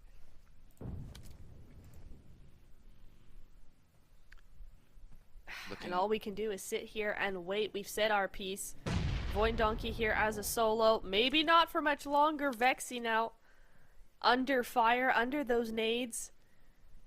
I mean, who do you have to win this though, Sandstorm? Because they're also equally placed right now. Advantage-wise, I mean, definitely has to be Thunder Talk and DRX. There, I mean, yes, positionally, I'm not thinking about that at the moment, but it's just the fact that they have more numbers. Yeah, so that would be the first thing I'm looking at. 2 is they have more utility in DRX's favor, more smokes, more nades, more mollies, even though it's just one more molly. I think the utility is definitely going to help them out a lot more, especially with it being 2 smokes for the likes of Thunder Talk. How are you going to be able to get yourself into cover or provide yourself any kind of space to work with if you don't have the smokes to give you that time? So I think DRX, they're the ones in the driver's seat, and if they can deal any kind of damage to Thunder Talk before the fight with the rest of the squads begins, it should be their game, and it should catapult them from 13th all the way to 11th. Not much of a catapult, but more of a yeet than a catapult. Ain't that the truth here? Wow, they've slowed this game right down. Nobody wanting to be the first to make a move here. Nobody wanting to do anything other than hold, as they're just going to wait for that zone to push in. It will push in just a couple of seconds here. The new zone, stage 8, will be happening. You see Thunder Talk already waiting, ready to go. It goes to the side of DRX, but Thunder Talk aren't going to have anything to do with that. They're going straight through. They're not going to allow DRX to have any sort of advantage here. Pushing in onto the north side. This could be very, very good, but Vampires now just need to hold. They need to wait for this fight to finish. There you go. Sai's going to take out one, but gets traded off. Sating goes down. It's a 3v3. AJ now feeling some shots, feeling the heat a little bit. That nade trickles his health down just to 1. As Schweppes now moves in. This is Vampire moving in, third party and cleaning up. Gets taken down very, very low. Not going to be able to do much there. Has to fall back. Yaula does go out. That's so as able to fight on 2 different angles here. DRX fending off 2 teams at once. And meanwhile, you got Void Donkey just chilling in the shack. Yeah, I mean, he doesn't really need to do anything for now. Just hold on for dear life and let the rest of the squads deal with each other. And then play... Yeah, I just try to ruin their day at the end of the game. Empire finally pushing onto the squad of DRX. Q's and then letting it rip with that S12K. Switching over to the M4, and Vampires are done for. And that means that Thunder Talk now can jump into this as a third party. Clean up and win this game. They have the numbers advantage. I mean, DRX had it with the utility, but when you get thirded, it's very, very difficult for you to recover. And Thunder Talk pushing this advantage that they have, taking out DRX during their 9th elimination and going for that 10th. And now it's just going to be Vexy from Void Donkey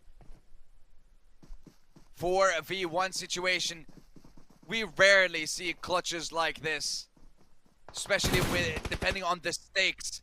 But Wow. this situation, GGs. Thunder Talk say thank you for that 11th. They get themselves 21 points and finally get a winner chicken dinner that I feel is long overdue for the squad.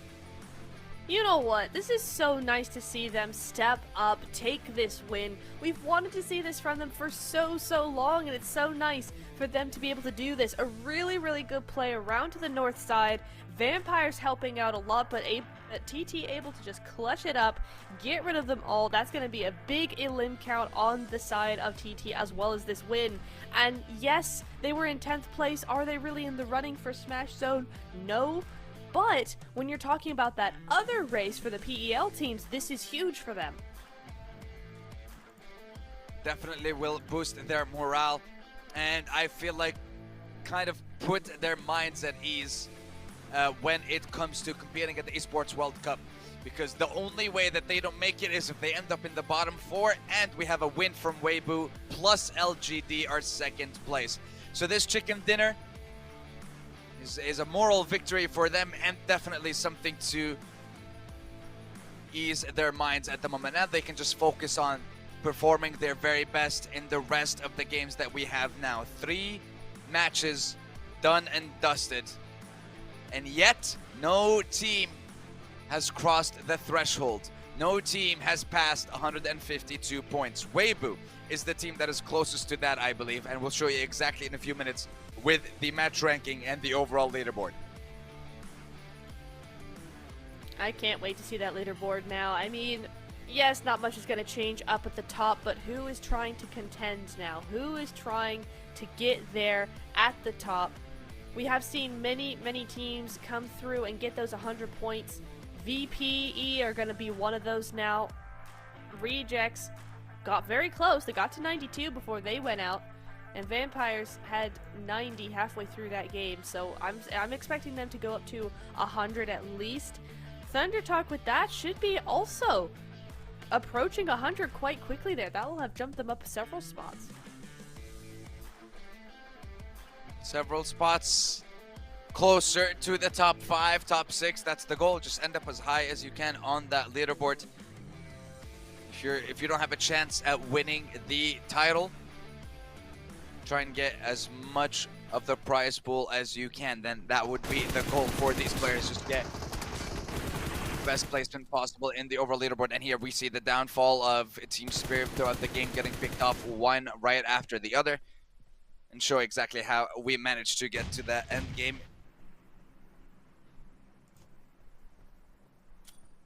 Great nade coming in from Refus. I don't think I hyped this enough up in the moment. That was fantastic from him. The power of those shacks, man, or rather the weakness of those shacks to come through. You just get one good nade and it's game over for Tianba there. But still, Tianba been stepping up in the last few games. We've seen a lot more from them than we have in the first 2 days. So it is a little too late, but at the same time, nice to see them kind of react a little bit differently. Order coming through, coming in clutch. I would love to see this entire fight again, actually, just to really figure out what happened here, because it looked like Kino were doing quite well for themselves, but that third party was absolutely deadly. And look at this, the switch over to the QBZ. Down he goes, very easily done for Order, but it's Order. What do you expect?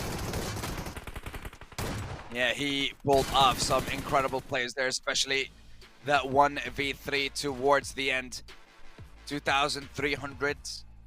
I'll give him that 1 damage. No, 89 damage. We can't give them the damage. 11 eliminations, 21 points for Thunder Talk Gaming. Qianyu, AJ, Jing, King, and Siting with an incredible performance in that last game. And I'm just very happy to finally see them get themselves a chicken dinner, because we've been talking about them since the beginning as, you know, because they're one of the strongest teams coming into this. But it looks like a lot of the other teams came prepared to the PMHI NEP. They sure did. They've given us 2.5 days now of stellar performances left, right, and center. It's been really fun to see who's really going to come out on top here. And the gap is huge, actually. Thunder Talk with 21 points, Vampires with 11, DRX down to 10, WBG with 8 as well. MVP is going to be Jing there, 7 eliminations, 1,200 damage on his own. But what's crazy about that is 7 elims, 12 damage, 38% contribution. That might sound like a lot, but when you've got a full squad, that actually isn't. He's not dominating over the rest of his team. It's actually very evenly split. So to have those numbers and still have an equal share with your team is huge. And now what's huge is that lead that Weibo have. Once again, keeping their distance from everyone else. 17 points ahead of BTR in second. Team Spirit need 32 to catch up to them. Influence, Rage, and Alpha 7. So now we have 5 teams in total who have crossed that threshold of 100 points. But we are still a while away from someone crossing the threshold into the 152 point mark and getting themselves closer to being crowned the champions. And finally, seeing that Smash rule come into play. Damage-wise, top is catching up to Federals, just 200 and a few damage remaining. But ladies and gentlemen, boys and girls, 3 games down, 6 games to go in today's schedule. Coming next is going to be the final wrangle of the first half of the games, and then we will be taking well, we'll be taking a short break and then coming back, hopefully, with that game once more. So, since it's still early, if you haven't had your second cup of coffee, now would be the perfect time to go heat up that kettle. So, get yourself some snacks, and we'll see you guys when we come back for game number 4. See you in a few.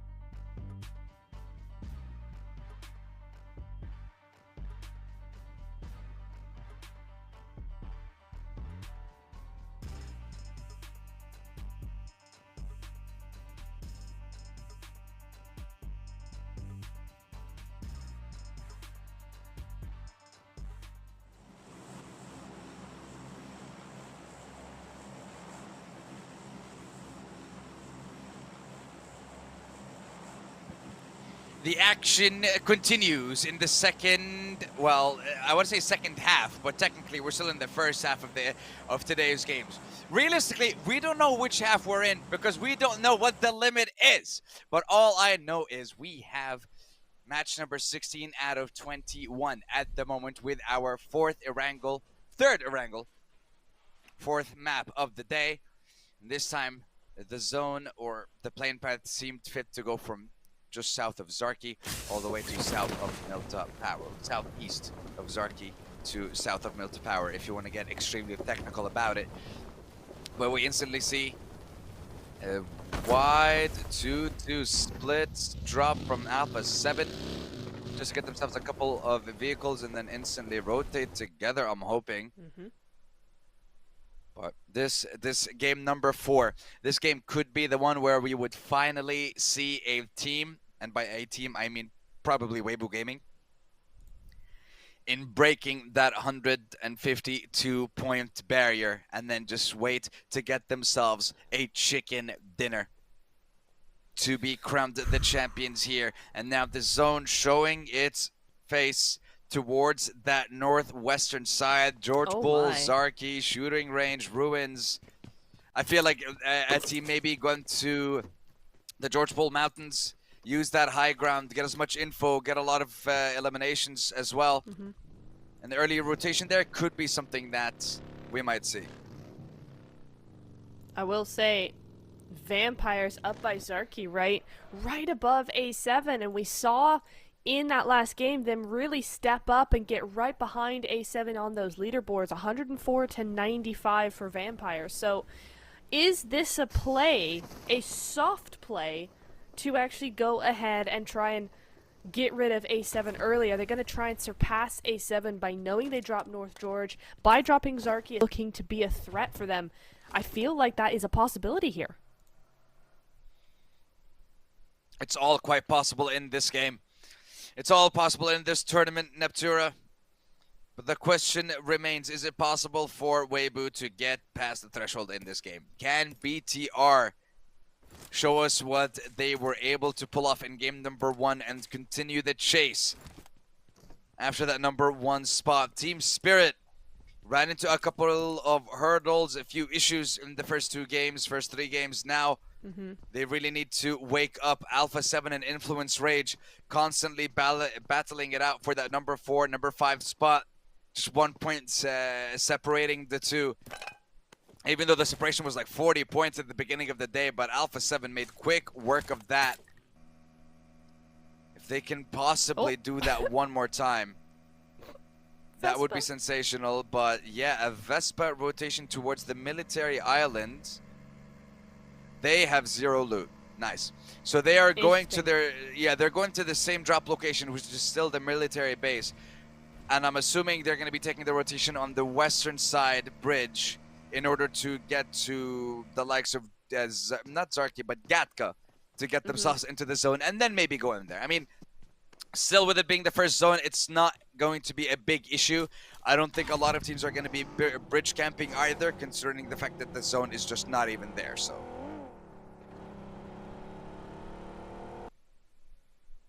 I wonder what WBG are going to be doing. I had a thought that occurred to me, Sandstorm, just now, is I wonder, you know, we've been talking about playing, do you play the Smash rule? Once you're close to the Smash threshold, how do you play this, right? Do you go all out and try and get it as early as possible? But what if you don't, right? As the coach at WBG, is that coach saying, listen, we've got 9 games.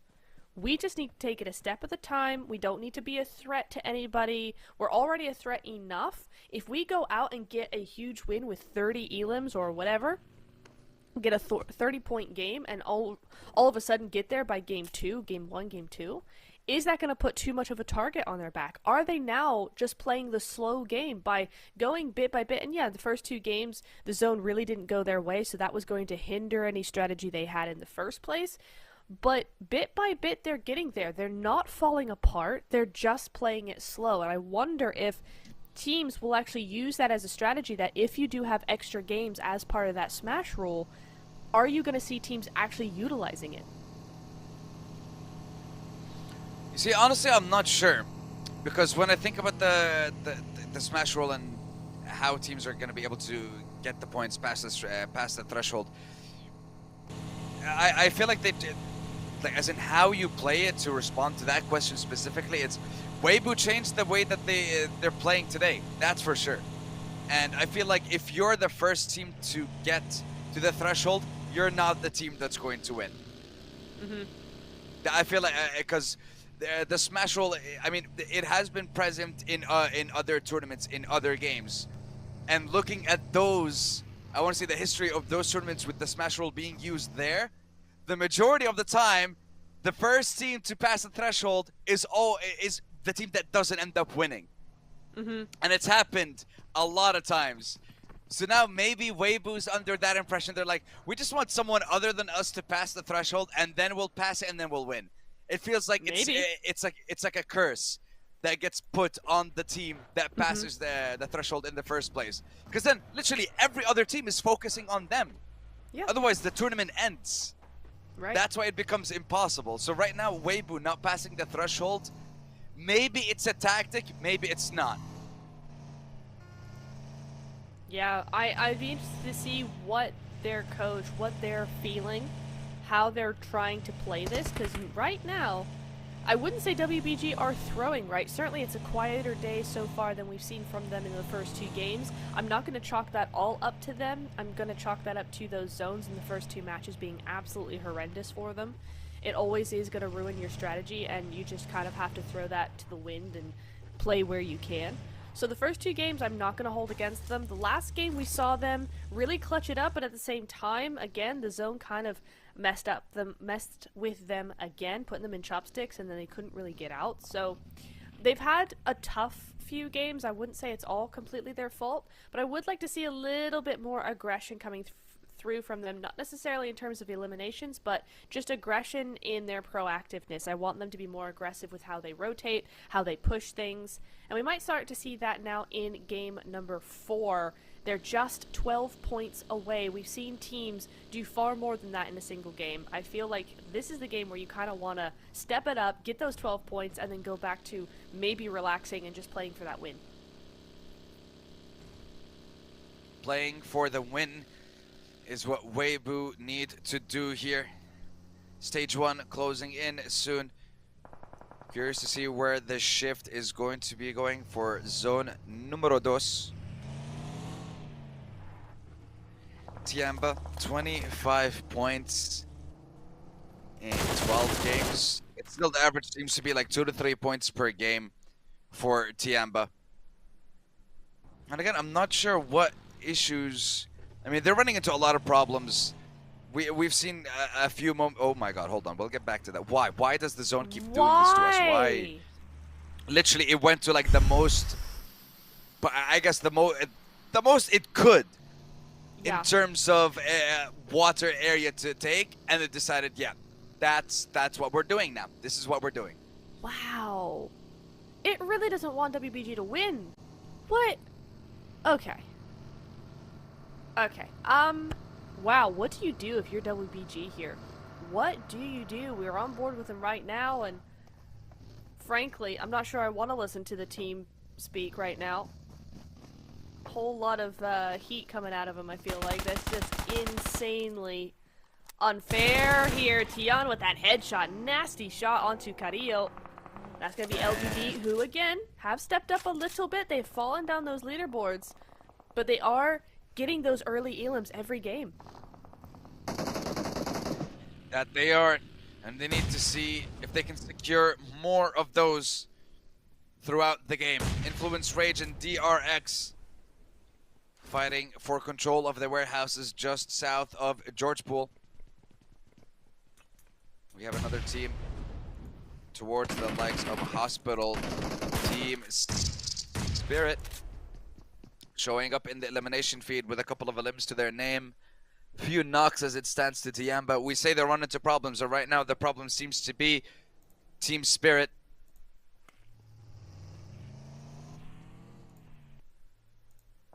There's a third team, though.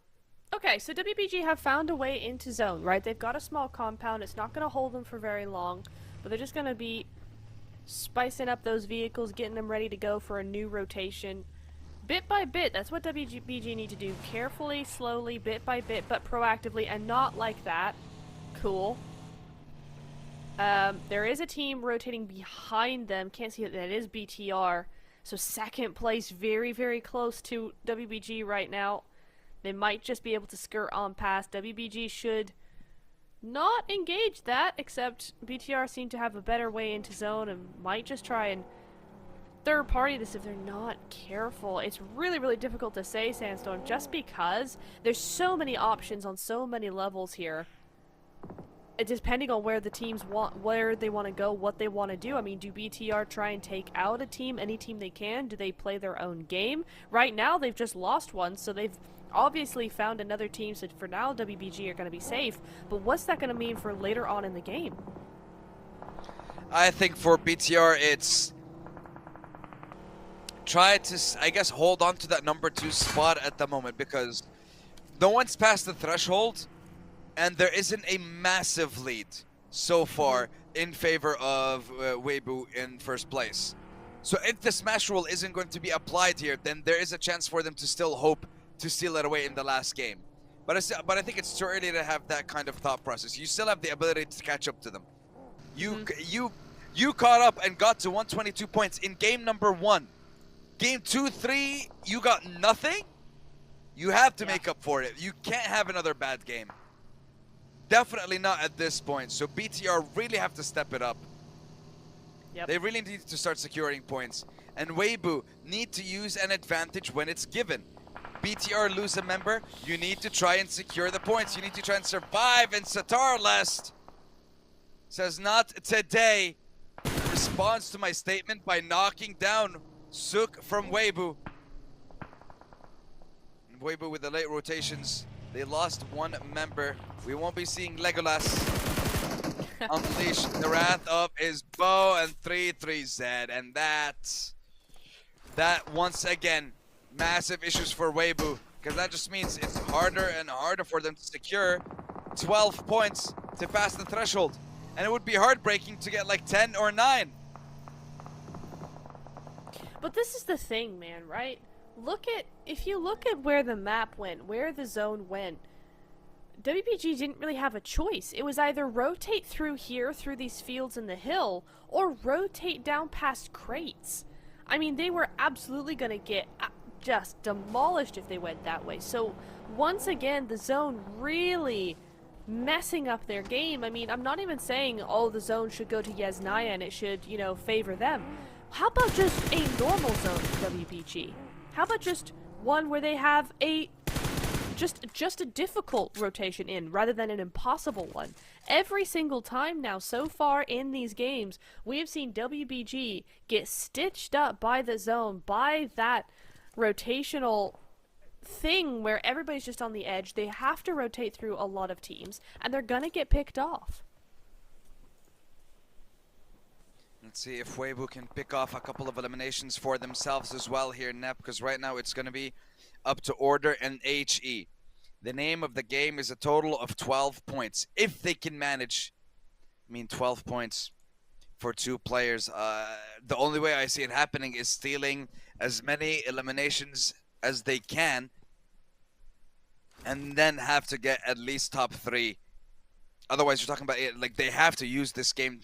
They have to do something with it. Losing 2 members, definitely not the best situation to be put in.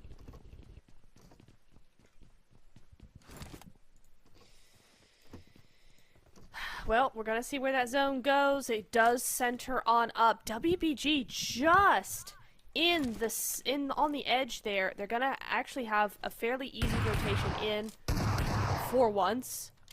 But goodness me, it's not enough. Not as a duo now, not out in the open. Vampires looking down on them. That's he going on out. Tony K grabbing that point. Order probably going to follow in quick succession. He actually taken out by A7.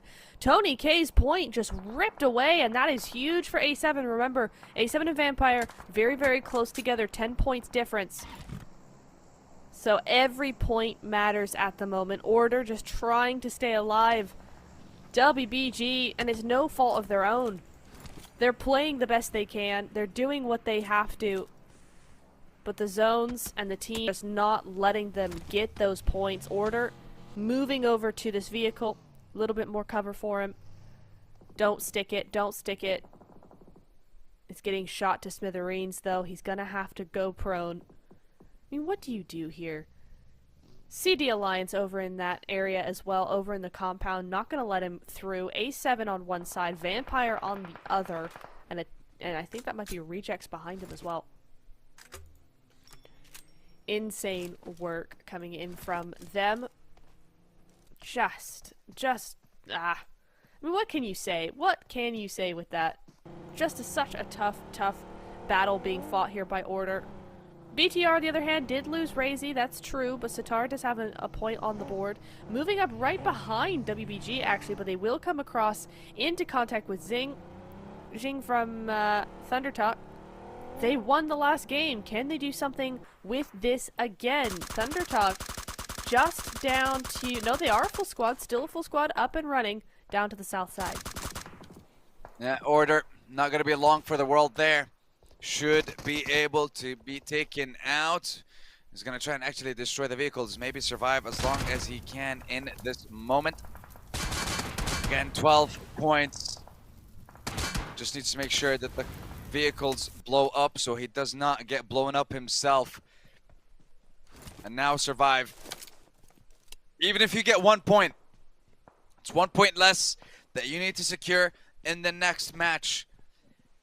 The very slow crawl towards that 152 point mark, just because of how many teams from the bottom of the leaderboard or the middle of the pack have been able to climb up to the top, is what made this such a difficult task for Weibo. And again, the fact that they are in the #1 spot just made them a target for everyone. You saw when we had a single elimination in the elimination feed showing that, hey, it was one of Weibo, the chase was on. So now they have to do it again. And I'm not sure if they can. The zone. Ooh. Yeah, the zone just knocked them out, and looks like Top will be able to pick up that one. Nah, I think they're going to deny the point. There we go. Yep, Tianba out. Once again, that is unfortunate. Team Spirit able to pick up a couple points onto them first, though, of course. Team Spirit still a full squad. The zone centers up again. And Order, been put in such a rough position, finally gets zone. But he's a solo out in a field behind a buggy with a couple of smokes. There's nothing he can do from this position. PUBG Mobile is cruel sometimes, Sandstorm. It is a cruel, cruel mistress. But listen, we love PUBG Mobile anyways. It doesn't matter. Yes, true. But we want to see... Yes. Goodness. RC, hold on, whoa, Choops. Whoa. Okay, producer jumping us right into the fight here with Choops versus Top from APG. DK, what can you do in this situation? Top ready with the nade, a lot of damage. Brings him down to half HP. Doc is finally here with some backup as well. DK will get pushed by the zone, and nade that goes way too far. S12K sings. Fortunately, mic wasn't on. No damage registered. Here comes Doc finally. No. He does not get it, but Top will. Revive will be secured, and they should be able to get into the zone. No problems here. Revo from Alpha 7. Okay, this is the longest that they survived past game #1. Or past game #2, I believe, after that incredible 21 elimination chicken dinner. Influence Rage, though. Influence Rage just took out Doc. That's 2 knocks for APG now. Doc does go out. Influence Rage gets Top. That's APG out in that elim feed. We have missed it on screen. But Influence Rage just come in and clean up APG. Unable to get any sort of real points on the board for them. But Influence Rage up to 110 now. Which is a fantastic performance from them so far to keep on going. Them and Spirit sitting at that 110 mark. Thunder Talk, champions of the last game, get taken out. Divine, not sure if his location is known to the team of Spirit. Nomi. Popping a couple of smokes, if I'm not mistaken. Just to kind of dissuade any push from the side of a Reject. Give them a little bit of room to work with. Nomi, though, not aware of a nade being cooked. And now it's Reject with a numbers advantage, a 3v2. Can they push that advantage? Because you can't really, with the nades that are coming out from Matic. Makes it a little bit difficult for you to reach in, though. Waiting in the wings, ready to backstab. Yeah, I knew it. Ready to backstab onto Rejects, and that means Team Spirit need to change those angles fast if they don't want to get picked off just like them. Now the nades come in, the Molotovs, but Apollo is also ready with that Molly. They don't even know he's on that side. He could come out at any moment, but he's not going to. Meanwhile, VPE! Oh! With the vehicle That just was... slap bang onto order. The disrespect coming from him. That was absolutely cruel, and Kitsune! What? Shots being missed between Apollo and Julo, not able to take them out.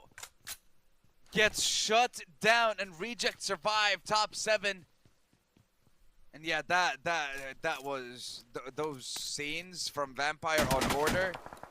That was just unreal. Oh, and you know what really is heartbreaking as well? Order survived that long to go out in 9th place. Still no placement points. So, no points gained from this game, yeah. No. A little bit of a waste for the team in first place. And BTR are still here. BTR are still here as 3. They're outside of zone right now. But I don't know for how much longer they will be in that predicament. Influence Rage as well, outside of zone now, but they've got a better entry. RC, do they even know? No, they don't. They do not know that BTR are right below them. That's going to be another elimination going over to BTR for 2 now. Low count for them so far in the game, but it's just getting started. 6 teams still remain.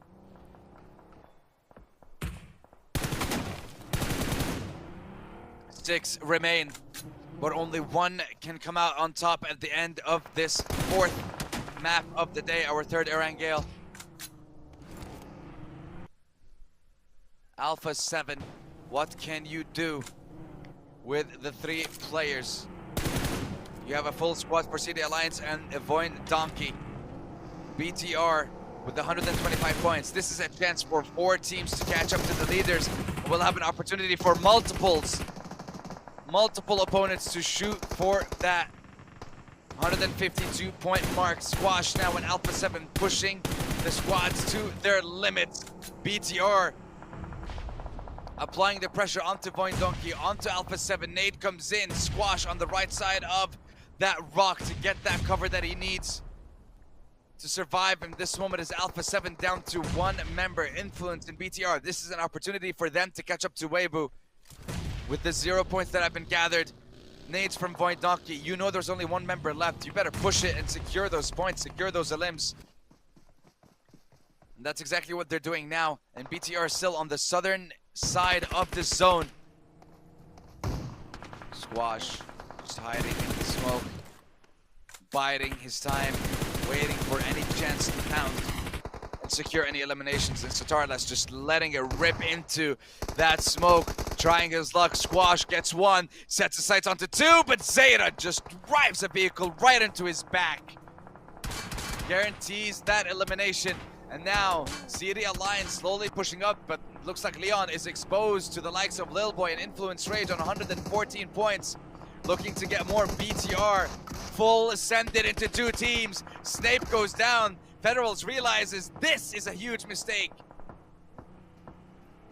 Go right back to their previous position now. Yep. Too aggressive from them. A little too much. They understood that, and they're going to pull right on back. They only lose 1. It could have been a lot worse. This is going to be better. Now they can control CD Alliance so that they can't really push up over that ridge. This whole fight, though, gives Influence Rage room to breathe here, because the zone has gone over to the north side. That means that everybody is looking at them, and Vampires and Influence are able to fend for themselves here. Satar does understand that there's a danger onto that right-hand side. He's going to try and get a couple of shots going that way, but still, the majority of that attention is going to the north side. going to be the focus now, especially with CD Alliance having so much of that room to work with. If they're able to take care of Voin Donkey, if they can just try and take out any of the opponents before they even pull up to the location. Tony K suffering at the hands of Influence Rage, being knocked down. Schweppes, let's see if he can actually get the revive here. Influence Rage trying to make their way, but CD Alliance not giving them that opportunity, not giving them a chance to breathe. Lil Boy will not survive, and it looks like neither will the rest of Influence Rage, but before that, they might just push onto the likes of Vampire and secure those eliminations on them. Looks like they will. Influence Rage will take them out. BTR out in the open.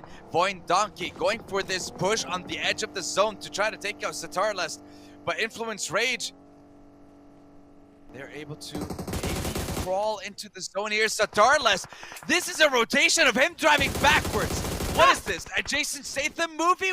What is this? Am I watching The Transporter all of a sudden? What is going on? He drove backwards. He's alive. How? And he's gonna take down Law?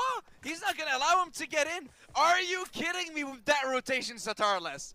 That is one of the coolest ways for him to be able to get in there. Because, I mean, look, I don't care that he got third.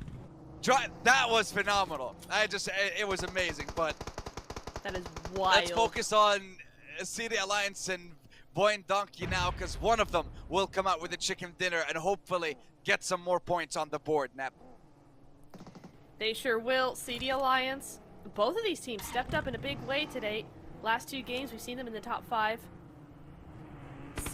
Voin Donkey just with that solo last time, but now they have 3 ready to go. Lots of vehicles being utilized here.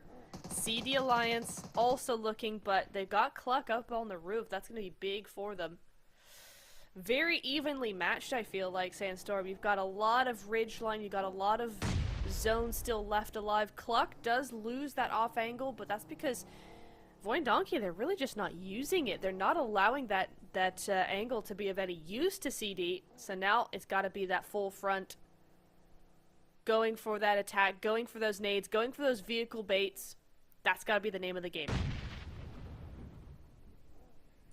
That has to be indeed. Now let's see who will decide the name of the game at the end here. It's still 4v3 for CD Alliance. They're the ones with the numbers advantage, but the second that Voin Donkey get a knock, they have to try and take the 3v3. Lots of scouting being done with those cars, trying to see if they can distract anyone and get themselves a further advantage. Nades doing a little bit of damage to Cluck. Iftar just driving around along with Leon. Jimmy with the nade, combining it with Cluck now. Will they be aiming at the right spot? Jimmy gets just a tiny bit exposed and gets punished for it.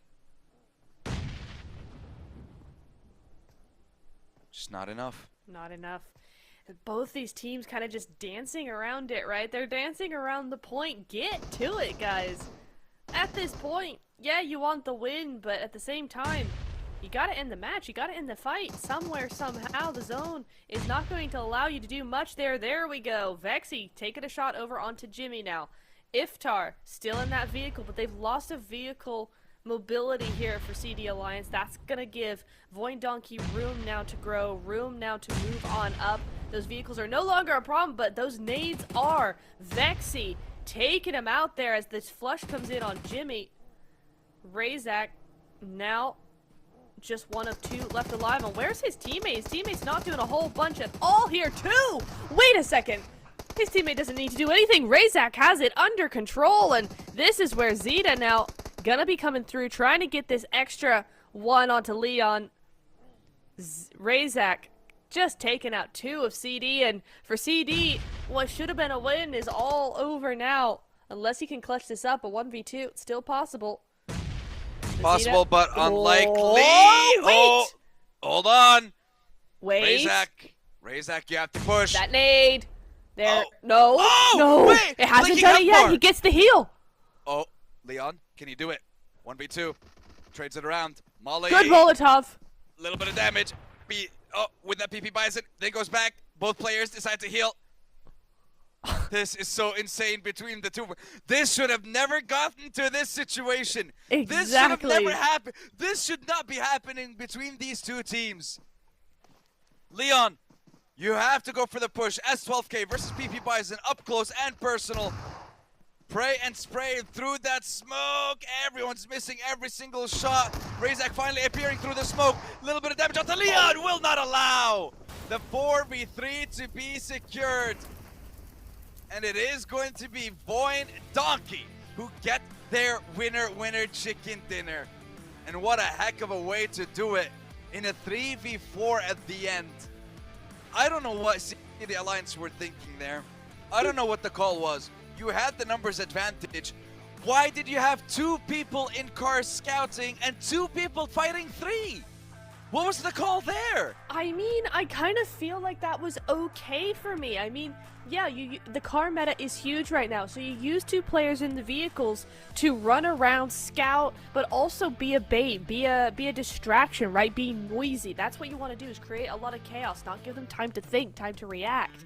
But the problem is that the 2 on the ground were not backing that up with nades, they weren't backing that up with gunfire, they weren't backing up with any sort of push. They kind of just let their teammates in the car kind of just run around, and they didn't do much. So when they finally did do something, Voin Donkey were ready for them. And yes, it got very much down to the wire, and maybe it shouldn't have been, but at the same time, Voin Donkey did the right thing there. Yeah, I think they really did.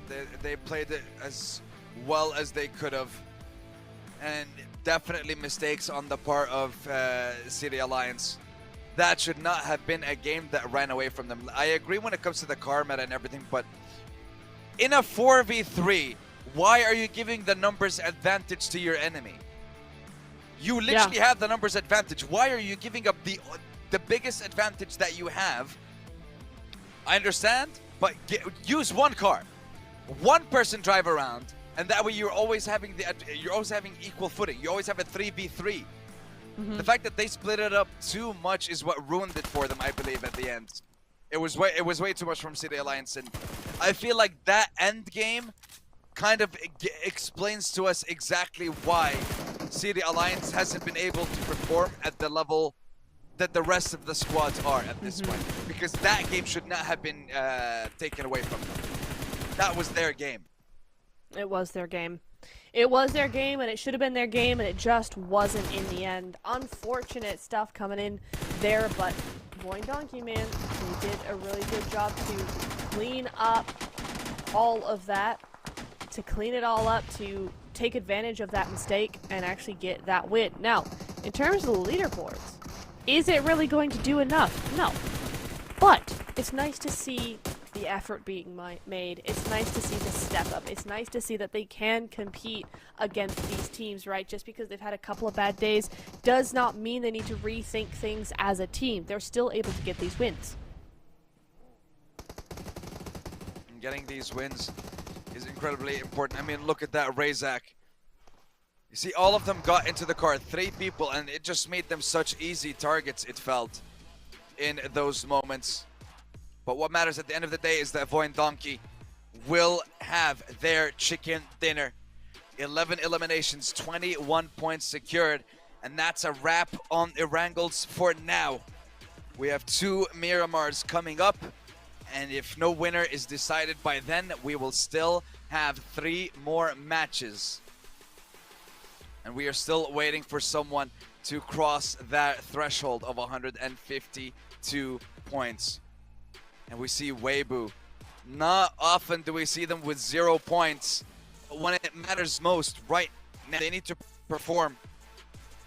They're not showing up, and in today's games. It's the curse all over again. The team that's in first place is not the team to get to the smash point, or the team that gets to the smash threshold is not the team to smash. It's gonna be such an uphill battle for everybody here.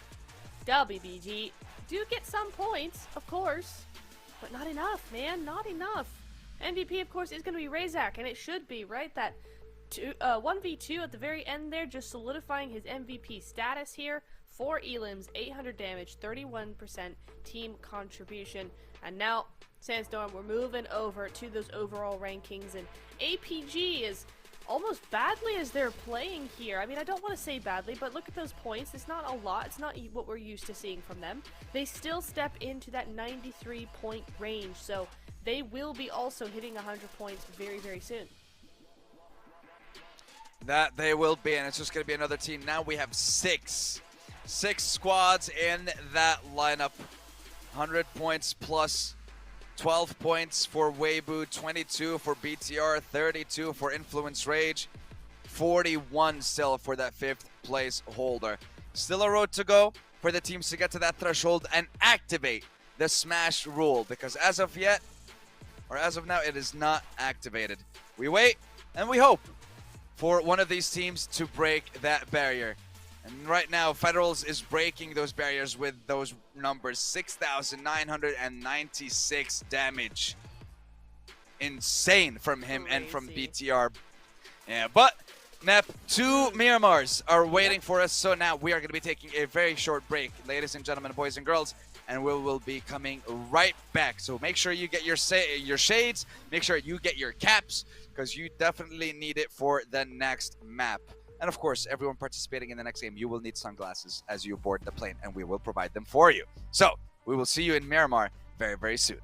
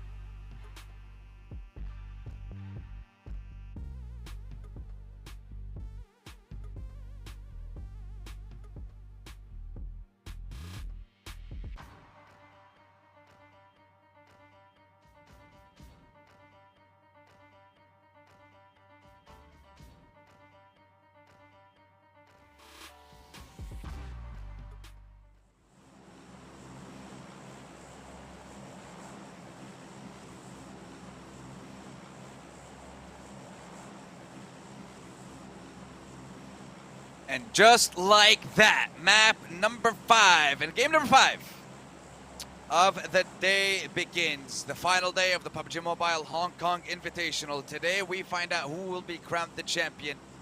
Of course, we will find out and confirm who will be the second team from the PEL to represent them at the Esports World Cup. At the moment, as it stands, it is going to be Weibo and Thunder Talk Gaming. Unless something magical happens from LGD and we see a massive downtrend in performance from the likes of Thunder Talk, but I don't think that's going to happen. And right now, the only thing I want to think about is where that zone is going to end up. And will Weibo cross the threshold?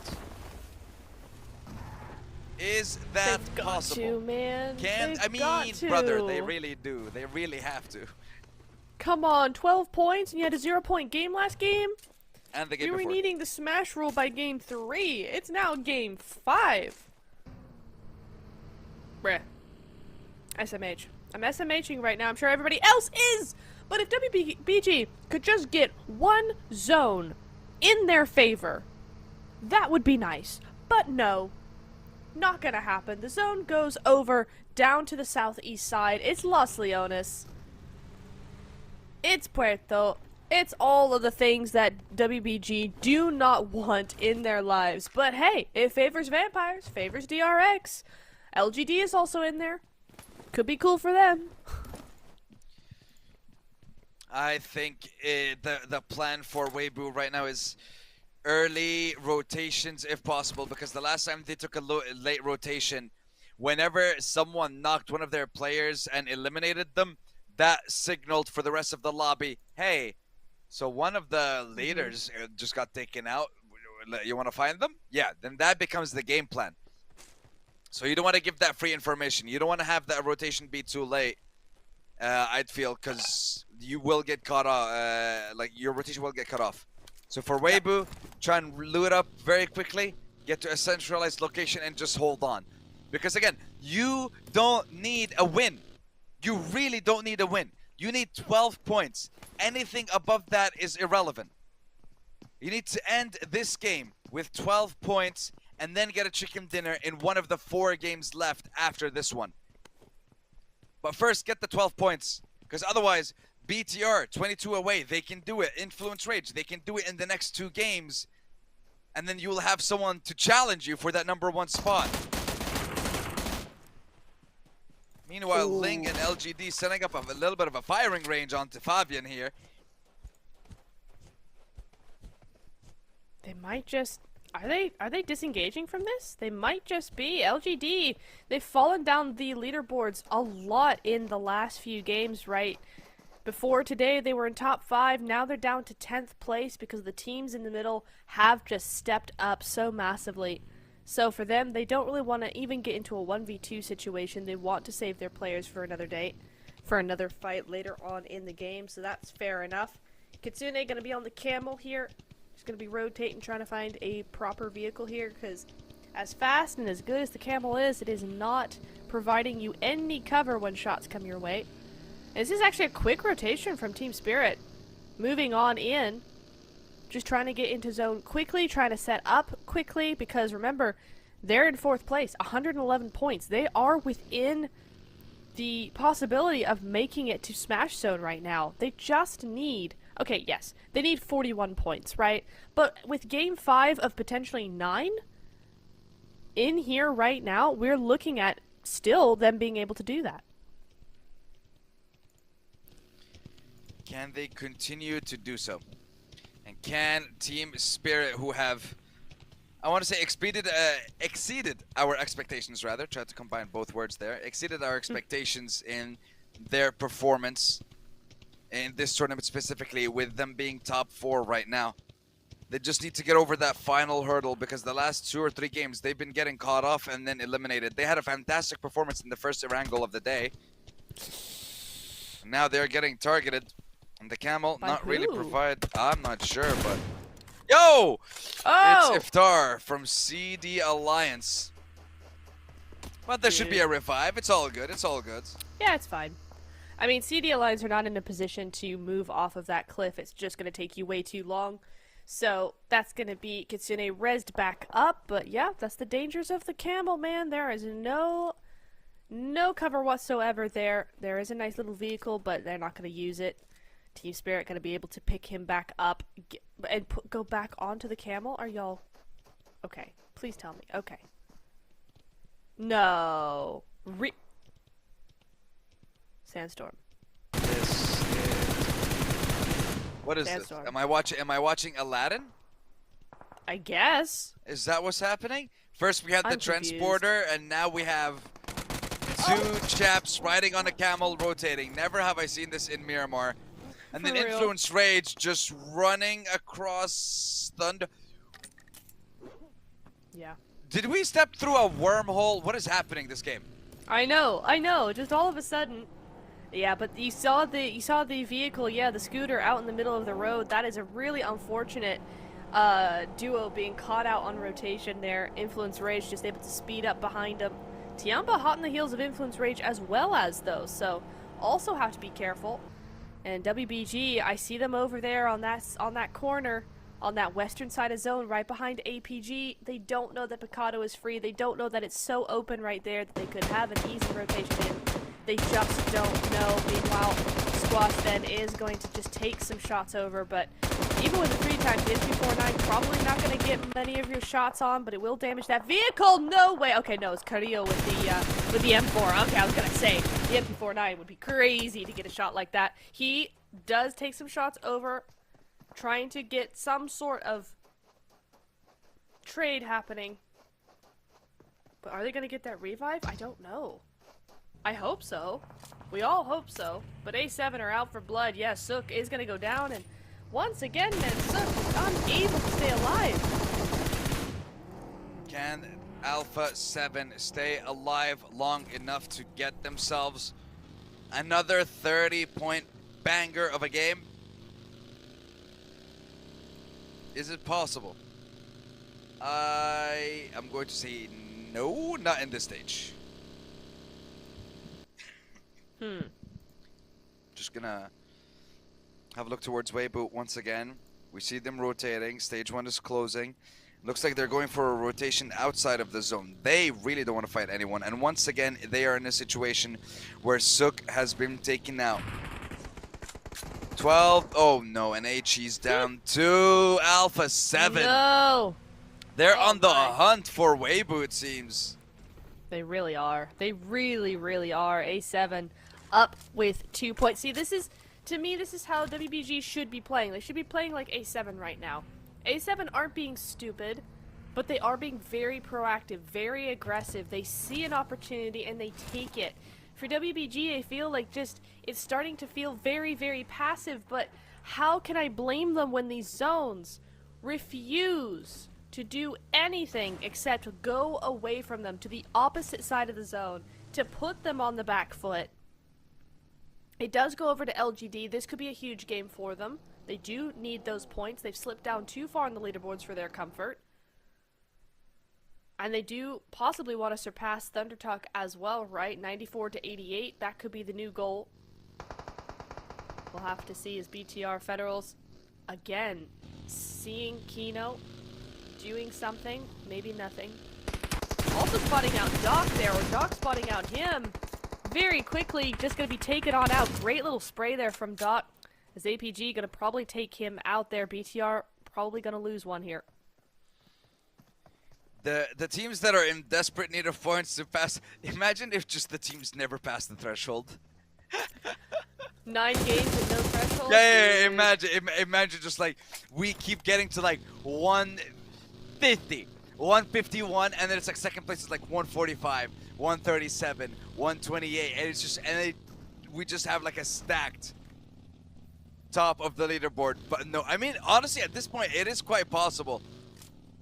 Weibo have been suffering constantly, and like I mentioned before, getting yourself to the top of the leaderboard, you will become the focus point of every team, and this is the second or third time that Alpha 7, to me, feels like are deliberately hunting down Weibo.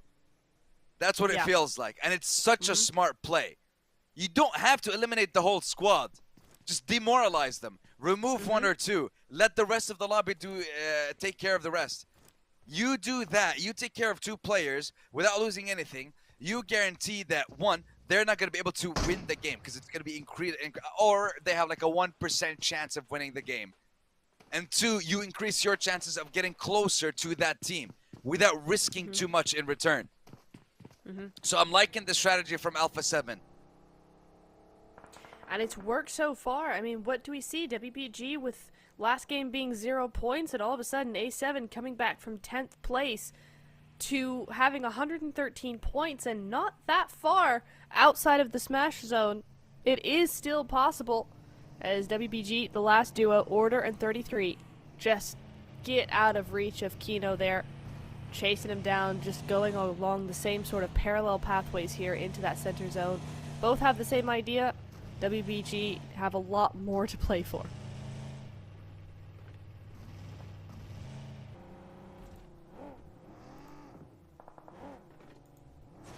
The zone, though, is going to be coming up, and there we go. A new center zone straight onto Tianba. And I love how Tianba have actually played this. Look at the split coming in here. They might want to center it up a little bit, but they hedged their bets. They got a strong position now inside of zone, and that's where you might want to center up a little bit. Just because you are center, you don't want to get picked off as teams start to try and find any sort of excuse to push you.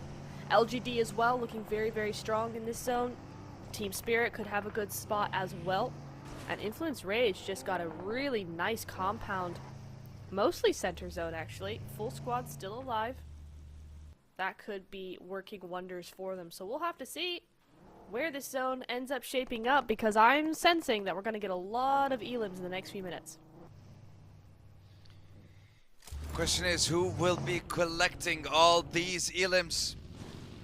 Who will be securing them? Is it going to be the likes of BTR, 22 points away? Very possible with a chicken dinner. Or is it going to be Influence Rage? 28 points away. Again, still possible. Fabian and Voin Donkey. Well, Fabian's knocked right next to the likes of Voin Donkey in Potato. Nolbus trying to see if he can assist and providing some cover so they can attempt a revive. Nolbu gets double headshotted though by Zeta. Quick shutdown on that front. Just stops the fight. And the other 2 duo too far away. It doesn't look like there's an opportunity for a revive. Or if there is, it's a very risky one for them to try that. It would be a very big split up then.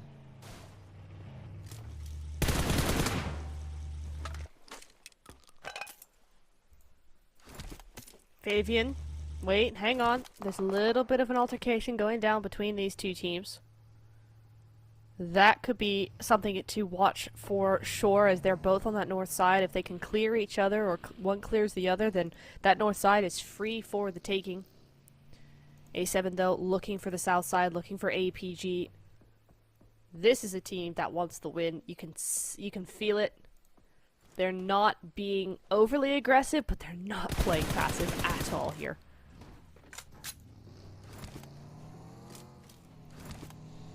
Alpha 7 in this game. 2 eliminations to their name so far. I like the position that they are in. And it seems like they are still on the hunt for the likes of Weibo. Weibo were in this position, but they decided to rotate away. Curious to see where they ended up for Weibo. They're just trying to, yeah, they're playing the position right now, trying to see if they can centralize themselves and survive. And looks like Tianba might be passing by. They know where their location is, and they will try to focus on them. Zone shifts towards the north, helping the teams in that area. So players on the southern coastline need to make their move, and they need to make it fast. Weibo instantly, Order takes the lead and instantly charges. Go for the jump. Go on. Do it. You know you want to. Okay, never mind. Don't do it. You are in a tournament, to be fair. See, this is why you're the pro player and it's not me, because I would have tried to make the jump. Oh, wait. He's trying. No, he's going to go for that cover. Ooh. Yeah, they're going to use the really ramp. Smart. Nice. What an excellent bit of cover. I was not aware that this one was actually covered at all. But that's Yep. fantastic. Very little sight lines able to be seen there. So order is going to be safe for now. 33. Also, in a less of a No, good his car position, is his but car stuck. I hope not. I really hope not. It looked like for a second that the car might be It stuck. might be though. I mean, their biggest opponent is going to be Nades in that situation. That, I feel like, is going to be the biggest thing to catch him out. But we're going to switch on over to KN as Mark almost got double headshotted. Oh. If it wasn't for the lovely cover from the side of APG. Oh, maybe not so Here lovely comes now. Doc. Yeah, maybe not so. I mean, look, hey, the enemy of my enemy is my friend until they're my enemy. Fair. Or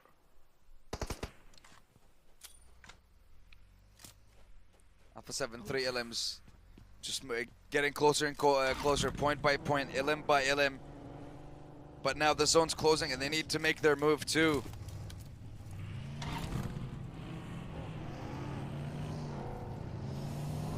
Yeah, rough little fight here. Just push them out of that opportunity to be front and center when the zone shifts, right? But I think they'll still be able to do it.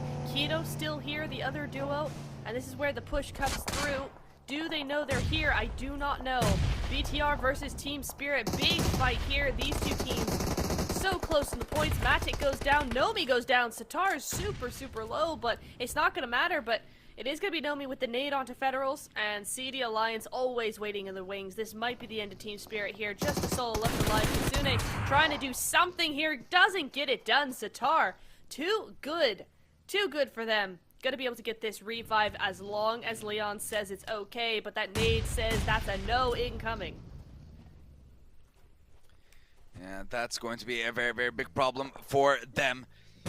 BTR, the nades are a little bit far away, so they are surviving for just a few minutes, or I want to say a few more moments rather. Alpha 7 clean up KN, get themselves 5 eliminations. That's 117 points now.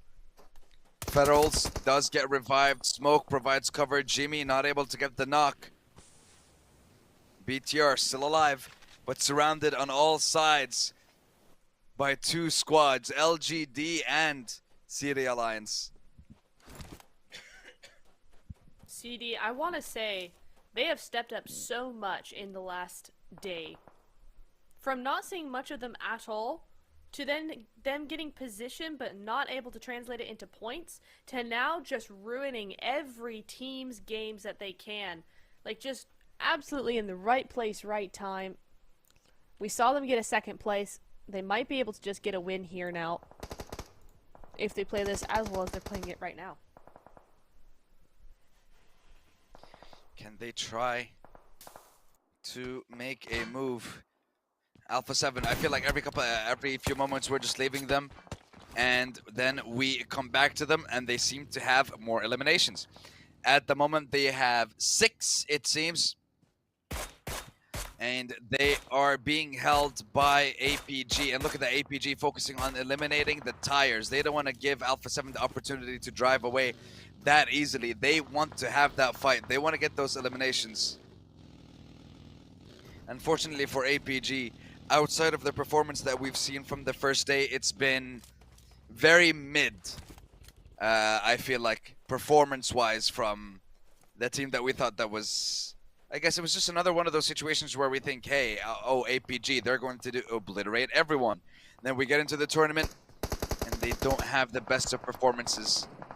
But again, you are having some of the best teams in the world participating, so it's bound to be difficult on everyone. Ooh. Not for Hyunbin though. That was easy. That was easy for him. Getting that knock and now potentially going for the push, but because they have Sykes knocked down as well, they need to go for the revive first. MVM on the roof. Not sure how they're going to be able to get there to help him out. Tian now moving forward with the backup of Ling. Hyunbin goes down instantly. Tian with that DBS, Afu is there to fight back up. 2 players go down. So is now the last one alive. 3v3 down to 1v1 now. Tian getting secure with the DBS up against the UMP. Close range, gets one more. But looks like the RX have one more. QZZ with the S12K. One pump. You're spraying everything. Oh my god, Tian! Spray and pray. But none of those prayers were answered, and Tian just takes that 1v1. One pump is all he needs. And he takes DRX down. PEL continues to show their dominance over the rest of these teams. Tony K walking into a building not knowing there's someone waiting for him around the corner. And that's going to be a free elimination going over. Miaula will also go down. BTR, very important eliminations, 134 points so far. Schweppes, we've seen you with 10 eliminations, most in a day. But when you needed to get one more, the MVP of the tournament so far in Federal steps up. And now he is asked one more time, but he's asked a 1v4 right now against APG. It's so unfortunate APG have found him because Federals, he's the last man standing you want for that team at 136 points, right behind WBG. If they had maybe a couple more players, this could be a win for them. This could be them achieving Smash Zone, but it just isn't going to. Not with APG right above you in that sort of way. The zone does center up. Rejects now the only team in the zone. The rest of them have to pile on in, and this is where the bloodbath is going to start, because look at all those teams on the edges. They have to move up over into open ground, and for Rejects, this should be a field day. I feel like it is. Tianba now gonna be joining this fight. 4-5 squads, I believe, on the southern side of the map. LGD, Tianba, BTR, Weibo, and APG. All waiting here. Order, hold on. Order was the one that actually managed to get into the tunnel. He was the one that was taken out.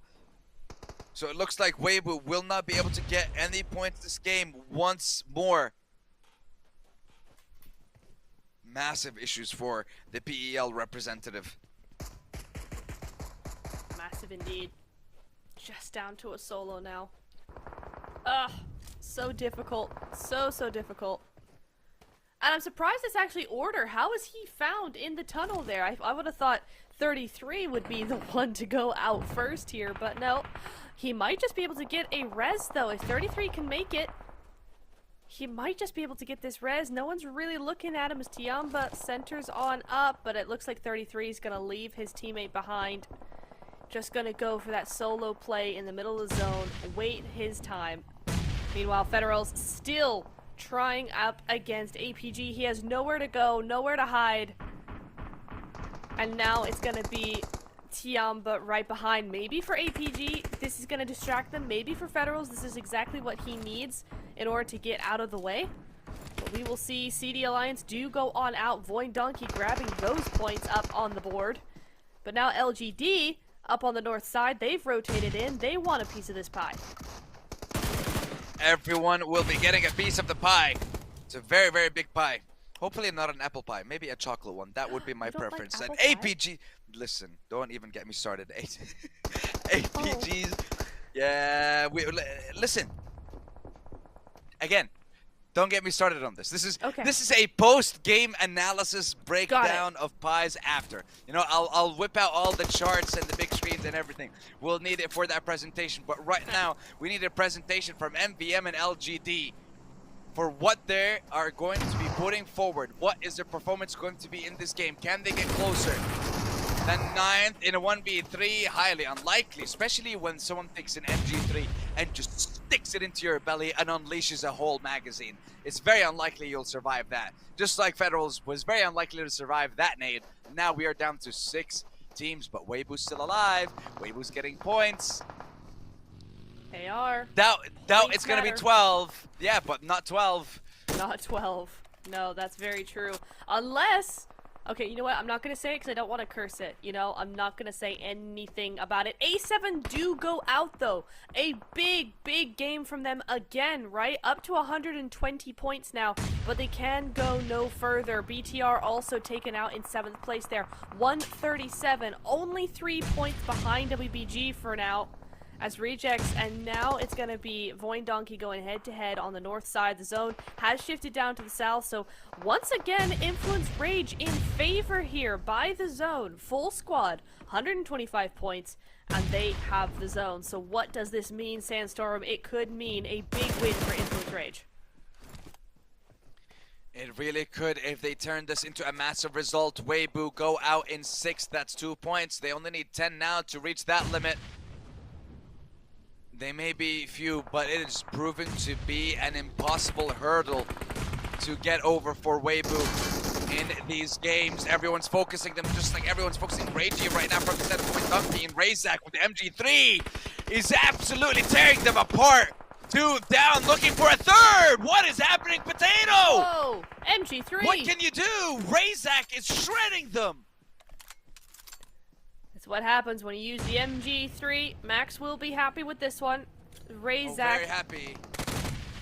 Oh, it does go down in the end. There we go. Apollo gonna get him back up. He can only do so much in that situation. Nap Apollo trying to hold his ground now in front of Influence Rage.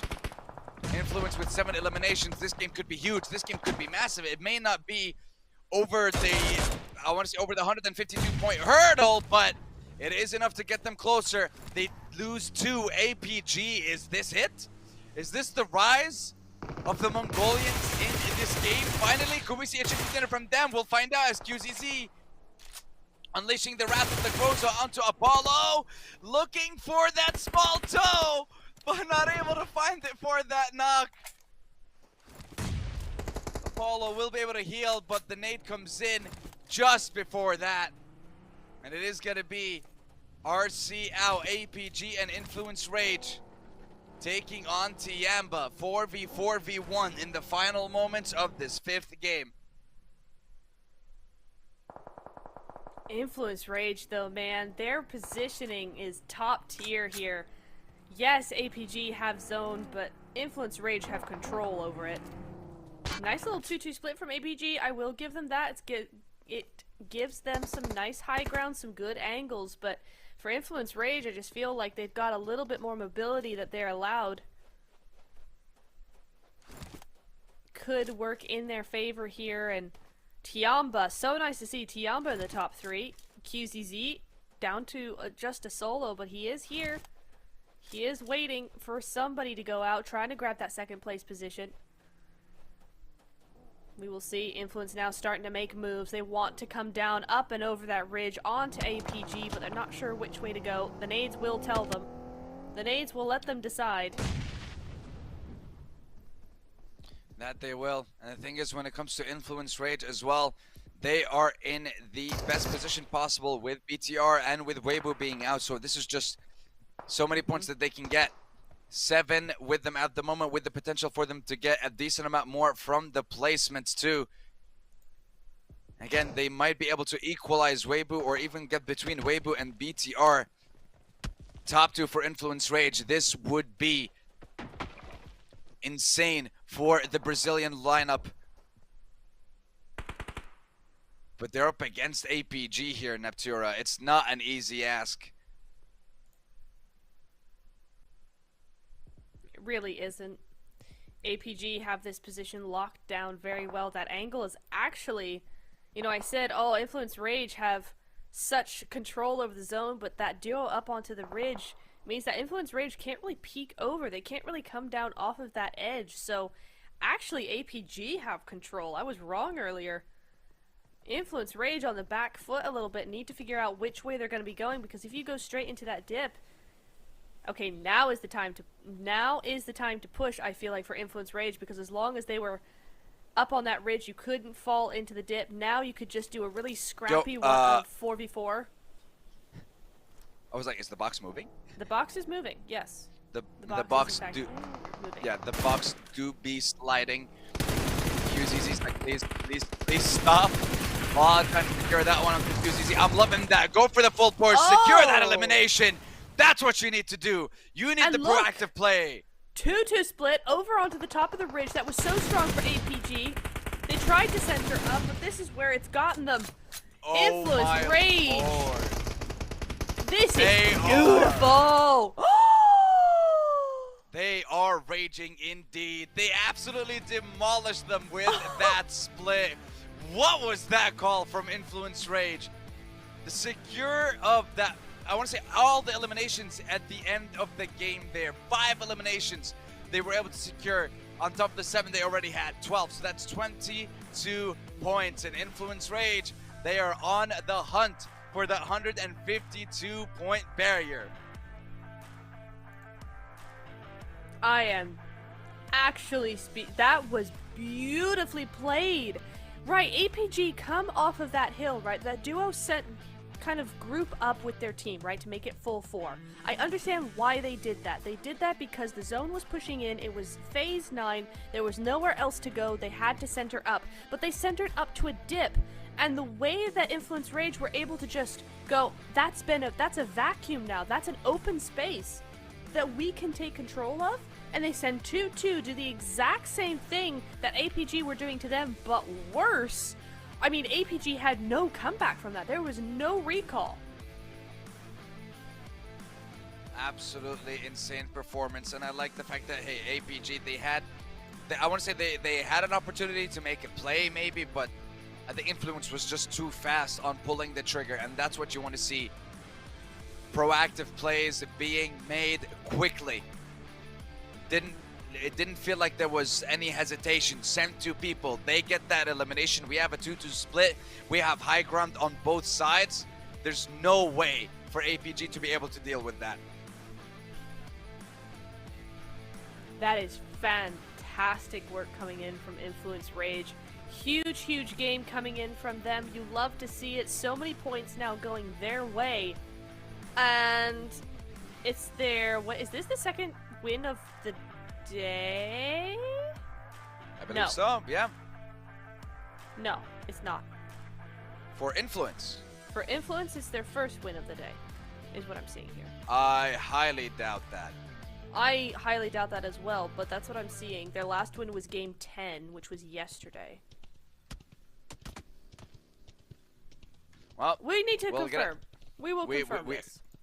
I just wanted to double check. I mean, they had an incredible performance today, that's for sure.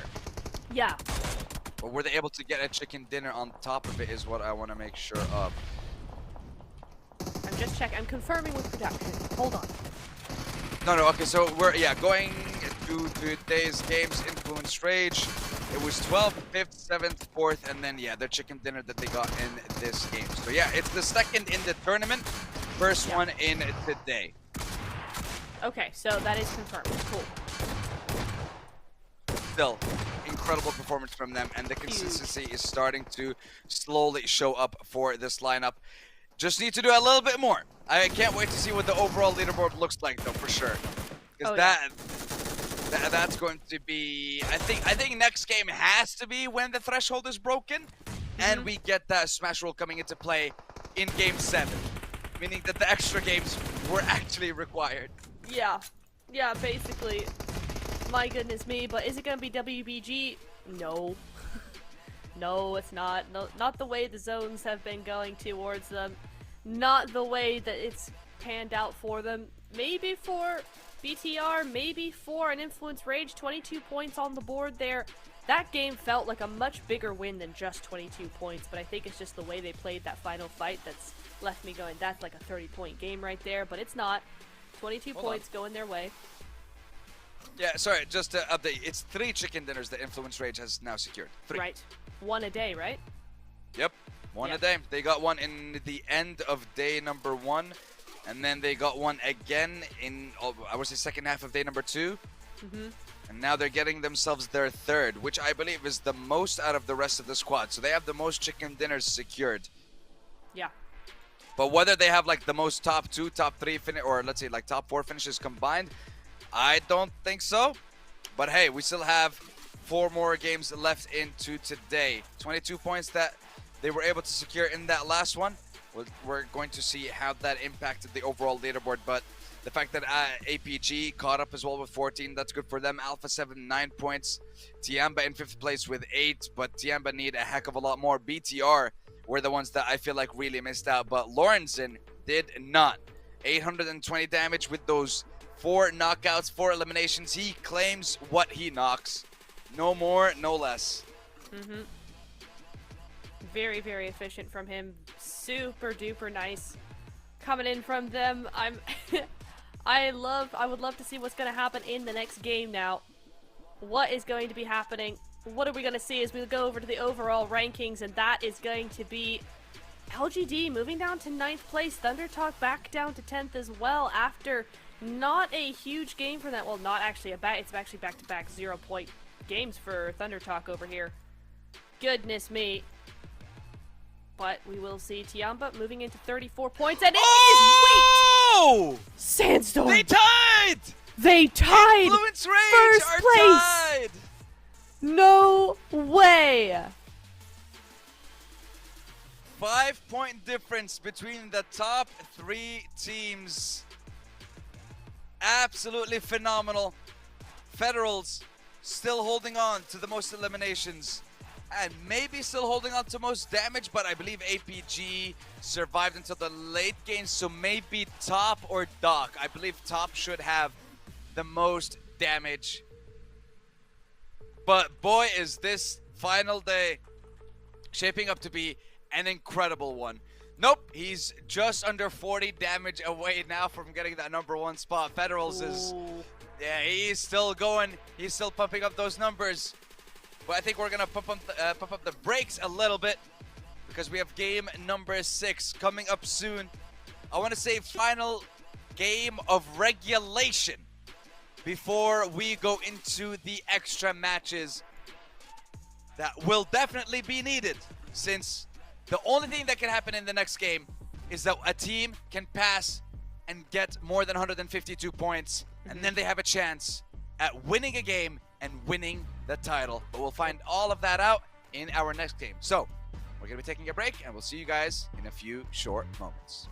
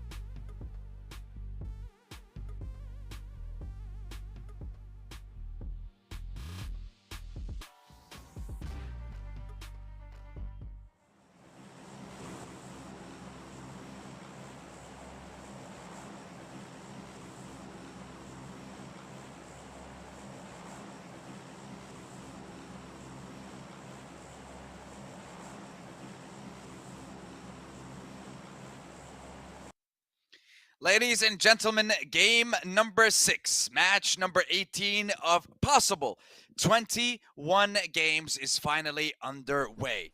3 teams are currently 15 points or less away from breaking the threshold.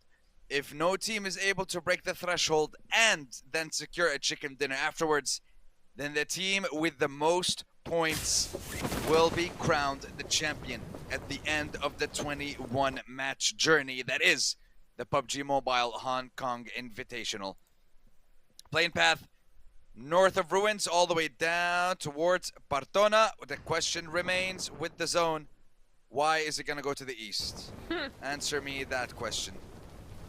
Because the zone doesn't want WBG to win, obviously. No.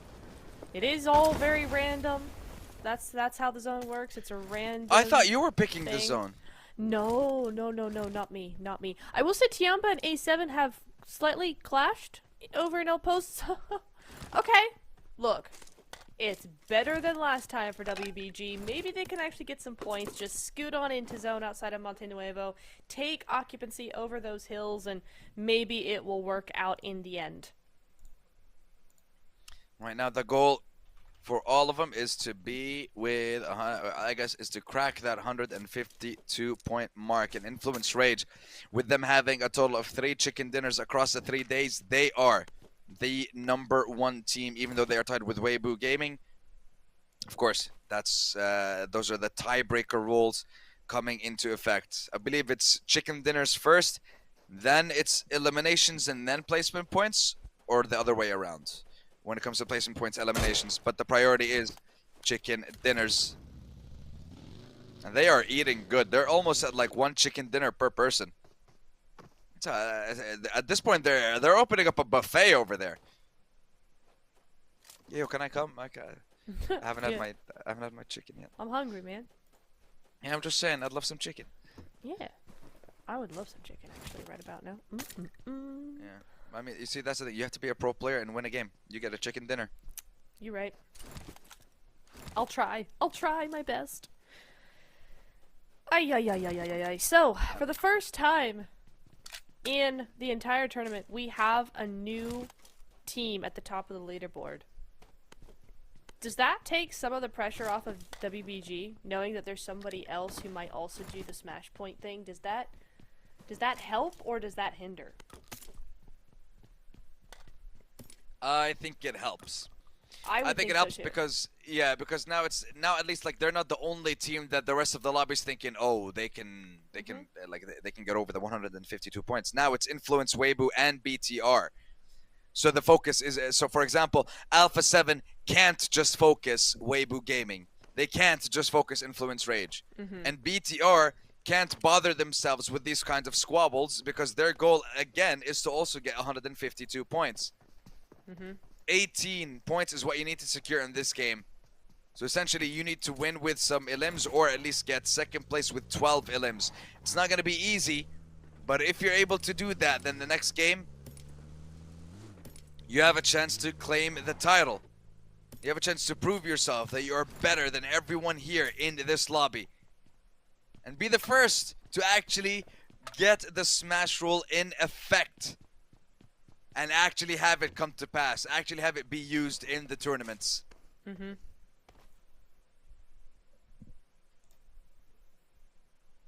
I mean, who else could really be, you know, what's the word? Oh goodness, my brain's just gone blank. Who could be challenging? There we go. Challenging the top 2, though, at this point in time, right? Because you've got BCR with 137, absolutely challenging. A7 with 120, 100% challenging. They need 32 points, and with 4 more games left to go, including this one, it's entirely possible. I do start to feel like Team Spirit and Down no longer have a chance of gaining Smash threshold right now, at this point in time. I feel like it's just a little too far. 112. You're asking them to get 50 points in 4 games. That is a big ask. I mean, it's possible. Possible, yes. Probable, no. Yeah. So I kind of feel like now we're looking at a race with the top 4 only in the last 4 games. Sandstorm. We're 2 minutes into the game. We have an altercation here. DRX versus D plus Kia. Why? Coming in on the other side, but they're handling it. Chips. 1 HP. Not gonna handle it enough though. QZZ gets taken out, or QX rather. Nolbu, Fabian, last alive. There we go. Nolbu gonna go on down. Soaz able to do work. It's a 2v1. DK unable to defend against the 2-2 split either side here. What is gonna happen? Fabian down to 1 HP and down he goes. That's gonna be Sai taking out that last player. 4 elims quickly dealt. And DRX gonna be having 4 extra points on the board, able to go up as 3 here, or as 4 actually. They're gonna be able to go as a full squad, get rezzed completely back up here. And that is DK out. That was very surprising, Yeah. to be honest, for them to be able to take that fight that quickly. And it's not like, I mean, again, we're in the first zone. I like the proactive play from DRX because they're currently sitting in 13th, so I want to say at this stage of the tournament, anyone sitting from 16th to 9th, at this point, run it down. Run it down. Take every fight. You have to fight everyone, get as many points as possible to get a better placement. Try to improve. Try to gain something from these games.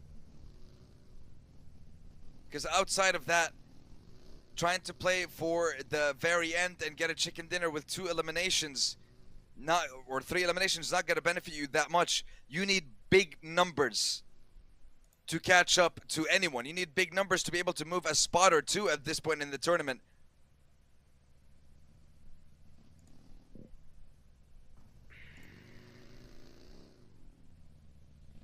WBG scouting. Again, very, very cautious. I can't blame them. I really, really can't blame them, but at the same time, I need to see more. I need to see more just proactiveness, a little bit more oomph to their gameplay for me to be really sort of confident that they're going to be able to do something big in this game. But it's early stages yet. Influence Rage now. Top of the leaderboards, feeling good, a great win behind him now. Very, very possibly gonna be going into that smash zone because remember, they just need 10 points. Both of these teams need just 10 points, and the way we've seen certainly Influence Rage play and Weibo Gaming play in the past 2 days, it's very, very easy for them to get a 10 piece. They just need to do it now. Zone. It kind of actually does go to both of them, right? Both of these teams have an okay passage into zone. Influence Rage perhaps more so than Weibo, but it is still possible. It's not on the other side of zone like we've seen in the past. Tianba seemed to have lost QZZ. He goes down, but he'll get rezzed back up. Not sure who that was to there. And King coming straight up behind Influence Rage. Does he see them? I'm sure he does. Had to have done. Is it going to be rotating past one another? Now in the Elam feed, you're seeing Top with the MK12 actually take a shot over onto BTR, get that knock. And Sandstorm could be interesting to see this because BTR chasing that second place. That they are, but they lost one of their members. He's on the ground. He's not fully out. They should be able to get the revive, and looks like they will be repositioning Doc. Just trying to apply a little bit of pressure from the distance. Because it looks like they're just trying to get into the next zone, which they need to enter from the northern side, and looks like Rifus again will get the knock onto Satarlast. But APG not pulling the trigger, not going for the play, not going for the push just yet, Nep.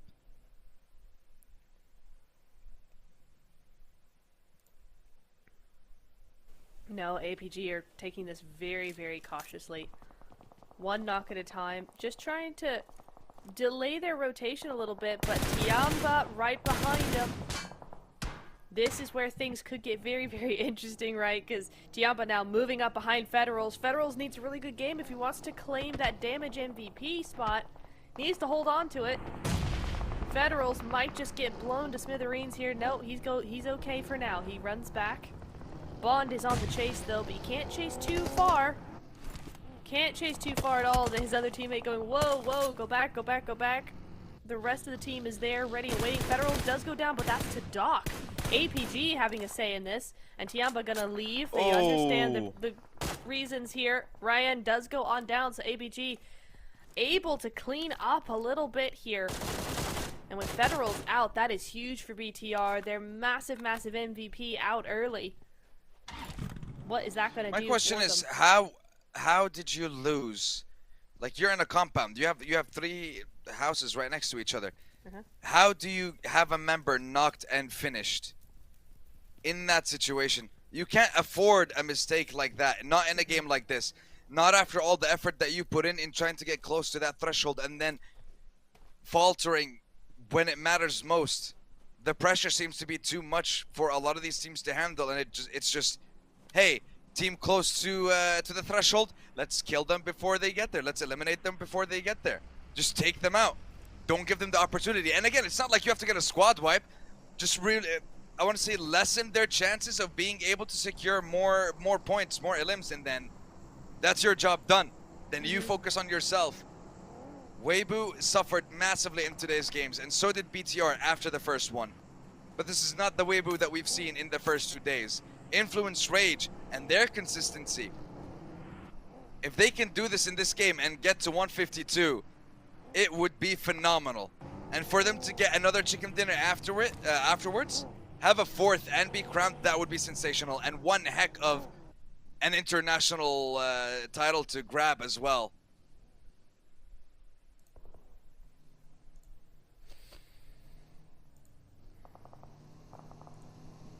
Tianba moving. Wait, hang on. Tianba, we got 2 things going on here. First of all, Kitsune is down. Didn't see to who. Second of all, Tianba moving straight into DRX. Hyunbin with again from Tianba the slowest pull-up I've ever seen. Is this just a Tianba meta? Because that was crazy. Hyunbin still goes down to it. Milu next to fall for Tianba here, and DRX get taken out. A little bit of help from Team Spirit, but it is Tianba to be able to grab it. Milu should be able to get back up and running, but Sandstorm, what is it with Tianba and these really slow rotates? Again, to me it seems like it's a noise issue more than anything. And right now, in this specific situation, it worked out for them. They have 3 elims. They may have lost QZZ, but they got the points that they wanted to, I guess, get out with. But with 37 in game number 6 of the day, their challenge is to get to 14th. They're 20 points behind 15th at the moment. That's how difficult it is for Tianba. Woo. Yo, look at this drone shot though. That's awesome. I love seeing stuff like that. Carrillo is gonna go up against Diego from Influence Rage. That's gonna be 1 down. Can they get another one? But A7 a little split up right now, trying to fight 2 different teams at once here as Rejects look to stick their nose into A7's business. WBG as well, we saw earlier, we're looking over towards Tianba as well, so something to consider there. There might be some point opportunities. WBG are center-ish zone right now, so they're looking quite good. Influence Rage still up as 4. They're going to be fine on the south side, but yeah, WBG, look at that position in zone. If the zone continues to go that direction, they could see a really, really good game on their hands. Vampires, BTR, Team Spirit, LGD as well. Okay, so the zone has centered on up. That does mean WBG no longer in the middle. They're to the north side. It instead favors A7. It favors Rejects. It favors Kino as well. We'll have to see how that shapes up for them. Influence Rage back down to the south side, rotating through the blue, trying to group on up. Because where are they going to go? I feel like they're probably going to try and rotate round back behind A7 down to the western side. That is the plan, it looks like. Better than ThunderTalk. ThunderTalk have a much better position, much better hold on their position as well. So let's see what that's going to do as APG rotates straight past WBG. Yeah, and I think they might be taking the fight. Well, Order might be able to get a pickup here on the Reefus. Oh. No, don't let your driving abilities hinder your movement into this game. Don't let it hinder your rotation. And he doesn't. Order with an unlikely miss in that situation. But hey, at least Weibo, they're not hiding and waiting for people to come to them. They're actually fighting, which is what you want to see. Just like LGD and Void Donkey now, 1-for-1 trade. Back and forth between these two players. Mollies everywhere, explosions left, right, and center. Potato waiting for his chance. Vexy on a blinking health bar. Afu and Tian, last two members standing. And then it all comes down once again. It's still a 2v2. Zeta with no HP. Are they going to try to go for the revive? No, Potato's focusing on throwing the nade and taking the fight. But here comes the third party in Jimmy and CD Alliance. Afu instantly knocked down by that shotgun. Jimmy continuing the fight, but the thing is they're exposed. Void Donkey not doing anything about it. Cluck rather continuing to take the fight, and this time to Void Donkey. Tian deciding to leave in the chaos. And Jimmy will not allow it. Potato goes down. Vexy still alive. City Alliance just third partying this. Finally, some proactive plays from this lineup. We're seeing teams from 15th and 16th place show up with these kinds of plays. These kinds of plays need to be made earlier on in the tournament. This kind of confidence can't just be found in day 3. It has to be found in day 1, because otherwise you are way too late. And you're playing for a consolation prize at this point. It's what happens day 3 every tournament. The final day, you see a massive step up from so many of the bottom place teams just because that pressure is gone. But hold on. WBG up against Vampires right now. Order is down, but so is Schweppes. And that's going to be a double knock? A double knock from Vampire. Going to be taking out both of them. WBG just down to a solo, and Sandstorm, this is not the team we've known and loved for the last 2 days. This is completely different. I mean, at least Sook is the one who's left alive now. What can Sook do now? 10 points again. Again, Weibo are in a situation where they are in desperate. Any points in the past 3 games, Weibo have gotten 2 points. Wow. How is this possible? Crazy. Absolutely unreal. Unreal that they have been able to get this close and then trip and fall and stumble across everything and just not able to get over that hurdle. BTR, same thing. Like, this applies to Weibo and BTR. Maybe Weibo a little bit more. But BTR, you got to 20 points within, or 10 points rather, within Weibo in game number 1. And then the performance fell off a cliff. They are not able to adapt. The rest of the lobby came in prepared to day number 3. And it's clear that Weibo and BTR being targeted consistently has made them suffer. And would you look at Influence Rage? The momentum is just rising more and more. It's building more and more as they secure elimination after elimination like it's nothing. They haven't lost a player. They're 145, 7 points away. You are almost there. Influence Rage will be the first team to break this barrier. They will be the first team to activate the smash rule in 7 more points. Full squad, position in zone. I think they have everything they need right now, Nap. I think they do too. 4 points. Wait, how many points do they need? What you just said it. 7. 152. 7. Right. They need 4 more. They need 4 more points. Can they do it? This is with the eliminations that they have. Oh, you're right. You're right. Yeah. So the eliminations are instantly, just to give you guys a little bit of a heads up as well in the chat, if you may not know this, because I want to say, like, there are certain times we have different graphics. The one we have working with us at the moment, the elimination points are instantly added to the leaderboard on the right side, but the placement points are not added until the team is eliminated. Yes. So once the team is eliminated in 6th, their points will be added to the total tally on the right side. But as it stands, Influence Rage 7 points away. Yeah. So if they get a couple more elims plus placement points, done so. Dunzo indeed. If they can get a top 5 with 4 more elims, which is entirely possible for a team like them right now, then yes, then they are going to get that Smash Zone. They're going to achieve it in this game, in game number 6, game number 18, if you're counting all 3 days. But for A7, I mean, they have 0 elims at the moment, 0 points on the board, but they are still a full squad. They have the south side mostly to themselves. So somebody to watch out for, because remember, in 4th place, they got 120 points. Are they in the Smash Zone? Nowhere close. Could they still do it in the next 3 games? Possibly. We'll have to see as we move over to the north side. Team Spirit sneaking on up to CD Alliance, up to Weibo. I think Sook's just sitting there. Yep, on this side, here he is. He's spotted Kitsune, though. He's heard him. The nades are going to be coming on up. That's going to be Team Spirit now trying to figure out where to go next, how to approach this next shift, because it does center on up. Kitsune and Team Spirit, we haven't talked about them in a while either. They were a strong contender, and one thing that I did mention about Spirit is sometimes they start off strong in day 1, day 2, and then the tank is just empty when it comes to day 3. Just like the lineup now of Weibo, eliminated once again with 0 points. What is happening to Weibo? I don't Game understand. number 1, I'm not sure. Game number 1 today, 9th with 3 limbs.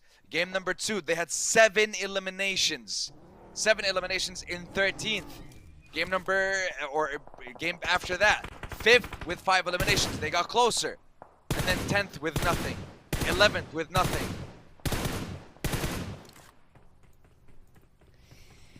Difficult day for them. I don't know really what to say now, because this game should have been their game. If we're talking about the zones giving them a really hard time, then this zone should have been where they stepped up, but they just didn't. They couldn't find the points at all, so they're still stuck at 142. At least BTR is out as well, right, with 137, so there's no way that BTR can surpass them right now. Their main target is going to be, or their main person is going to be A7 here, the main challenger. As Kitsune goes down, this is the big fight between Vampire and Team Spirit. Both of them very close to each other, so this is a big fight as well. CD Alliance, Matic fending off on 2 different sides here, as CD Alliance also looking for those points. The zone pushes in. Matic all of a sudden just on his own. The nade is going to clear his teammates up to the north side, and that's going to be Vampire taking away those points. 108 now going over to Vampire. Nomi goes out to the zone there, so it is going to be just Matic from here on out. Spirit with 5 eliminations, looking for this next Matic beacon. Matic's down. Jimmy secures it. And a chance lost for Team Spirit. I mean, the chance is lost on all these teams. Right now, the focus is only going to be on Influence Rage and cracking that threshold. And Alpha 7, an opportunity maybe to catch up. You're looking at another 30 elimination game if you want to be able to secure that. But last time when you got to this stage, you already had 10 eliminations. You were already fighting absolutely everyone. Maxi here from Point Donkey getting pushed by Jimmy. Jimmy is just a distraction. Cluck not able to prepare the nade in time. Should be able to get it now though. It goes in. Bye-bye Maxi. Hello, extra elimination point. Again, CD Alliance really coming into their own. This is really nice to see from them. They have really good rotations, really good end game plays. It's just too late for them, which is unfortunate that we can't talk about them a little bit more. But the zone is probably going to center on up again. Let's just see really quick. 3, 2, 1. There it goes. It is going to center on up. Influence Rage firmly in there, but so is Kino. Kino have a full squad still. They've dropped down massively in the points. Today has not been a good day for them. They've been unable to fight back against a lot of these teams that have come up in the world today. But they do have a full squad. They do have center zone. Can they hold on to it? If they can, then they are looking very good for a win. Alpha 7, APG, Rejects, and every one of the other teams. KN, I have to say KN, the fall of KN from like top 5 in day 1 to 14th now. I guess maybe to some teams they think it's a sprint, not a marathon, so they put everything into day 1, everything into day 2. Come day 3, you're all out of ideas, you're all out of plans. The strategy that worked for you in day 1 and 2 doesn't really work in day 3.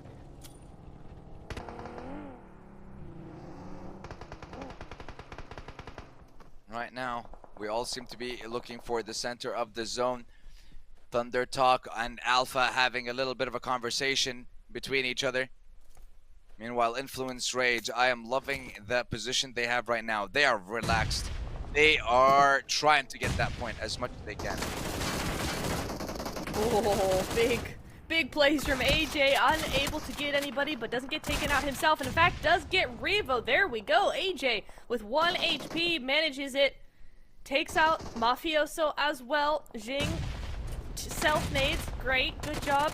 There we go. Carrillo able to come on in, get that 1 HP, and Thunder Talk with that nade onto his teammate. Really unfortunate. Ooh, so close here as Yol's now third partying A7.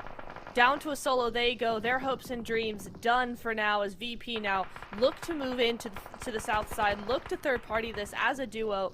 Could be good for them. Lots of things happening as long as they can just drive appropriately. My goodness me. They do get that revive though for Thunder Talk. Should be something still here in the works for them. And Kino still in the zone, still a full squad, still working it. And just watching these teams on the south side bicker. Just let them bicker, let them fight, let them argue. We'll come in and we'll maintain the pace between everyone by eliminating everyone. That seems to be the idea here. It's called the third party special. Yeah. And right now, the Influence Rage special. We can see them trying to survive at least for placement points. Tony K, quick knock, quick limb, quick finish. Onto one of the Thunder Talk members. Tony K though now getting spotted out by the lineup of CD Alliance. Meowla now forced to see if he can get into a position to revive. Oh, nasty angle onto Jimmy. Can't even see where that's coming from. Meowla, great job. They do spot him, but it's not enough to take him down. 4 elims for Meowla now. 3 for Tony K, but he is down. Are they going to be able to get that revive? That is the question. If they can, if VP can stay up as 2 in this zone, that would be huge the amount of elims they've already got. But INF moving on in. Influence Rage Little Boy as the anchor point on that off angle. Gonna full send onto APG, and is that really the play here? Because Diego's now gonna go down. They need the points. They need the points, and they're not gonna get them. Top 6 is not enough to get into the smash zone with this game. 148 on the board. They need 4 more points, but they're gone. They're done. They're out, so no smash point in this game. We have to go to game 7. My bad. I mean, look, we were gonna go to game 7 anyways. They just needed to get over the threshold and then enter a new game over that threshold. Winning a chicken dinner here does not guarantee them the championship. Ragey getting spotted out in the final moments. APG saving everyone's hide by getting the eliminations onto Influence Rage. And Influence definitely not happy with that one. Vampires 12 eliminations. Tony K trying to get in, will not be given the opportunity. KN will hold their ground as they had the advantage in this zone. And I swear, if I see a chicken dinner from CD Alliance at this moment in time, I will lose it. Because where in hell was this performance earlier on? Where was this in day 1 and day 2? Where were those eliminations? Where were those pushes? Where was this aggressive play style in the past 48 hours? Exactly. Where was all of that? It's just what happens when the pressure is off. You don't feel pressured by anything going on. You know you're not going to make it. You know you've not had a good result. So now you can just play your game the best you can, the best you want to. You have fun with it. And often this is the result where teams all of a sudden are good again, are really good, are global teams. And it's just so unfortunate that it always seems to happen on the last day when it's already too late, but that is the name of the game. That's how it works. That is how pressure works. So let's see if Kenotrope now can do something. Maybe not with that nade. Finale going on down. That's a 2v3, and don't forget VPE still here, but they go out in third. That's going to be a nice little knock there, so that goes down to a 2v2. Evens things up for this fight. Trying to even things out now. 2v2 between CDAL Alliance and KN. What can Kenotrope do here?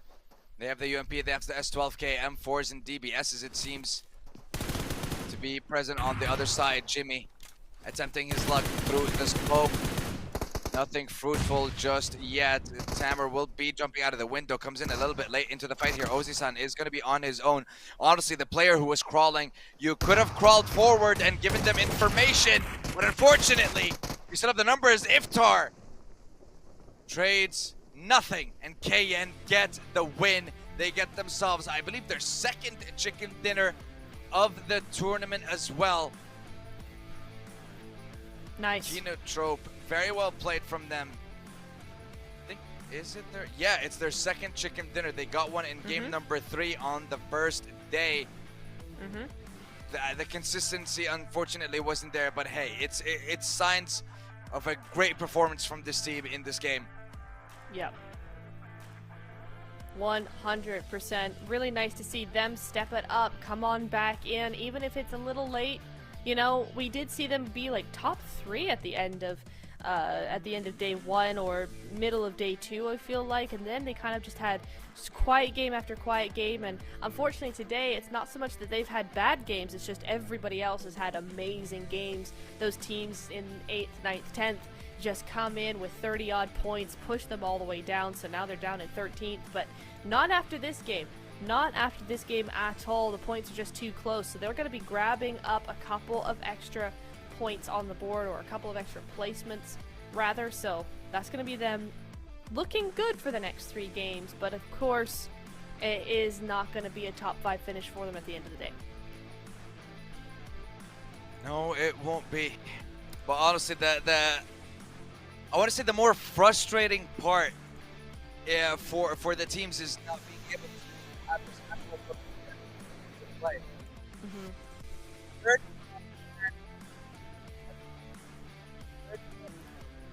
First place, and in the 6 games that we have played so far, Weibo hasn't been able to jump from 122 to 152. They jumped from 122 to 142, I believe. So 20 points in 6 games. Going from 122 points in 12 games, averaging literally 10 points per match, to averaging 3, 4 per match in the 6. Huge fall off. But again, this is not something to, I'm not saying this in a way to be like, oh, Weibo are not performing the way that they should be. Well, 1, they're not, but 2, it's expected, because the second you get close to that, you are the target. So it just goes to show the change of, and having the smash rule coming into play into this tournament, even though it hasn't even taken effect yet. We saw the hot drop of Alpha 7 in the end of day 2 on the side of Weibo. You can't let them run away. So the thought process even came in before day 3 started. Weibo were already the target. Yeah. The meaning behind all of this is the team that can handle this kind of pressure and can adapt and deal with it in the best way possible is the team that will get crowned champion. And that right there is what I'm looking for in a team. And unfortunately, Weibo hasn't been able to do that so far. They still have a chance, but they lost so many already. They did, and not only lose some, they didn't lose them in the end game either. It's not been close. They've been going out with several 0-point finishes, which is so unfortunate. And again, as I said earlier, I feel a lot of that has to do with how the zone has been treating them. It's not been kind to them at all, and that does ruin a lot of things. But even in that Miramar, they had the zone, they had a really good position, and they just were unable to do anything with it. So, I don't know what's going on with them. 0 points again. That's going to be their 3rd of the day, I feel like, with 0 points. Which is really hard to say. BTR as well, though, with 0 points as well. So that top 3 is going to stay mostly the same. Influence Rage able to grab 6 points. Not what they wanted. They needed 7 more on top of the 3 they already had. They needed 9. They're 3 points shy of hitting that threshold. So we definitely have at least one more game. But can they come back in the wrangle? It has to be 2. Yeah, that's what I meant. It has to be at least 2. The math ain't mathing right now, ladies and fine. gentlemen, and it is completely understandable. 6 games down, 18 matches have finished, and we look at the overall leaderboard. I'm not sure what happened to Tianba, but this tournament right here, this is a wake-up call. That when it comes to international tournaments, there's a lot of work to be done. And I'll be looking forward to seeing how that changes for them in the future. And yet, 4 points shy. 4 points shy of breaking that barrier. But now, and I mean, yeah, just look at the figure towards the left is what baffled me the most. It's just, again, how close the teams were. And it's just gotten to the point where they are getting caught on every single rotation. And Top finally takes the lead in damage and tops the leaderboard. 7,800 damage. Federals has finally been dethroned with the most damage. But ladies and gentlemen, now we have officially reached extra time. To remind you, the schedule of maps is the following. We will have Sandhawk, Erangel, and then Miramar. We will have one of each map as our extra maps, and I like the fact that it's one of each one. We're not having double Erangel, one Miramar. No. Every map gets to be shown one more time in the final moments of this third and final day for PMHI. But for now, we're going to be taking a short break. Maybe give the players a little bit of a longer break after the 6-game series that we had. And then hopefully we will come back to you guys renewed, refreshed, revitalized, and ready to bring you the finals. So we'll see you guys in a few.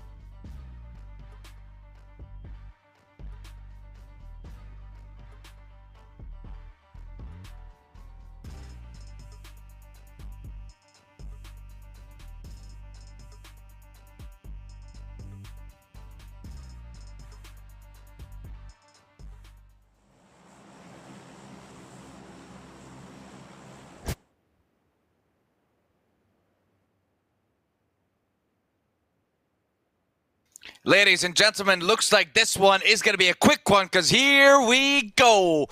First official extra match when it comes to the Smash rule being in play in official PUBG Mobile tournaments.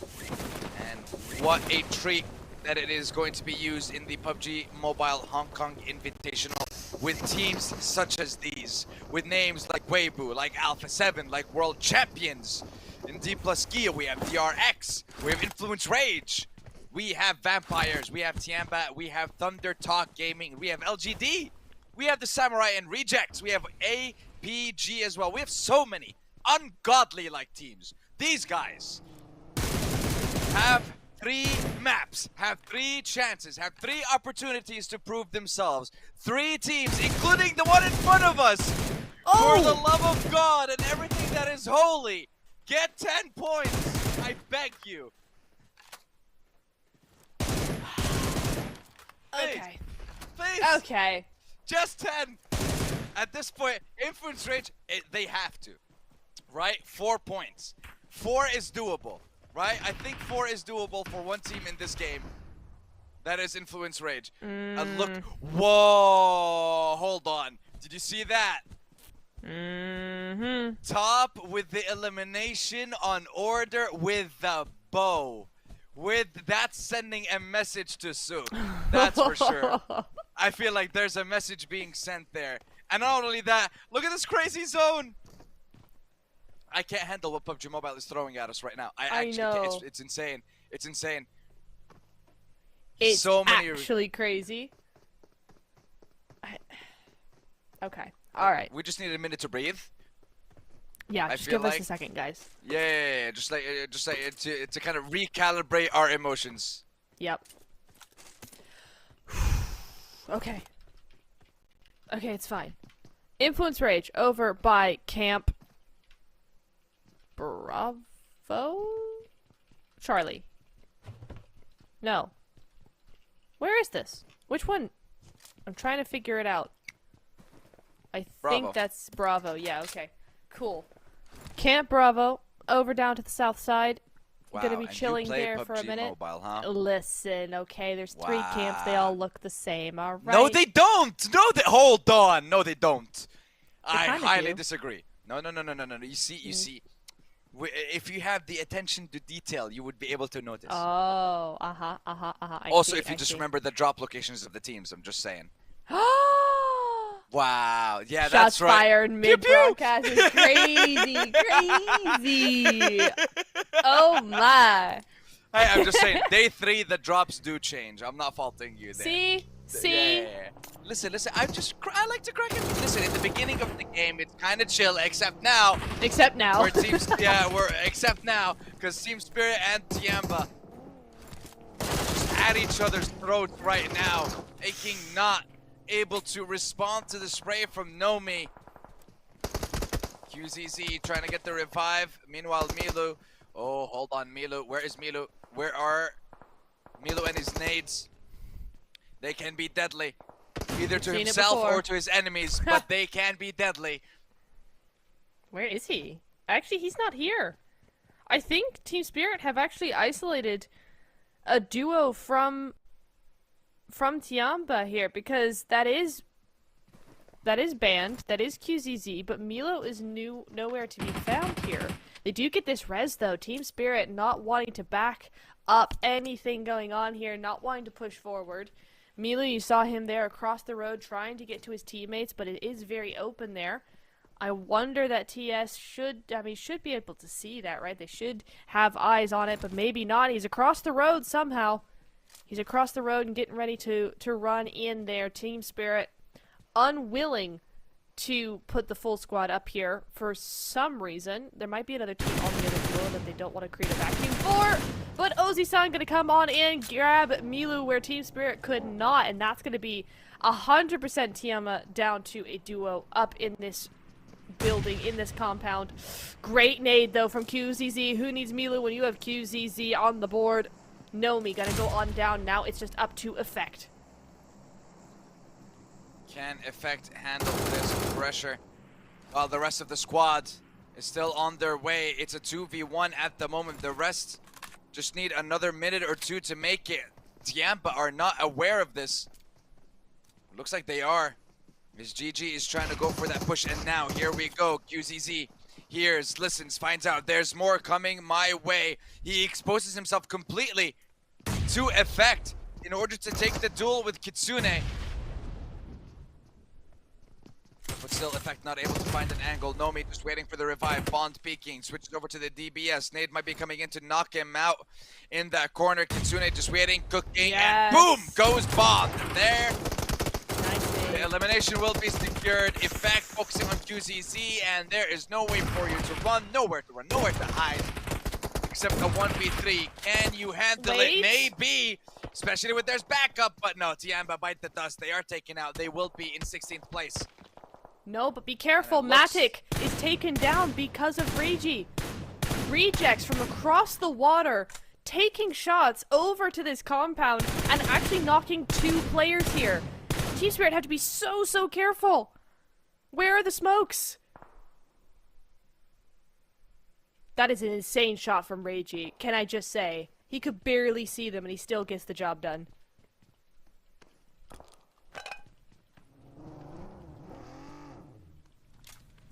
Goodness me.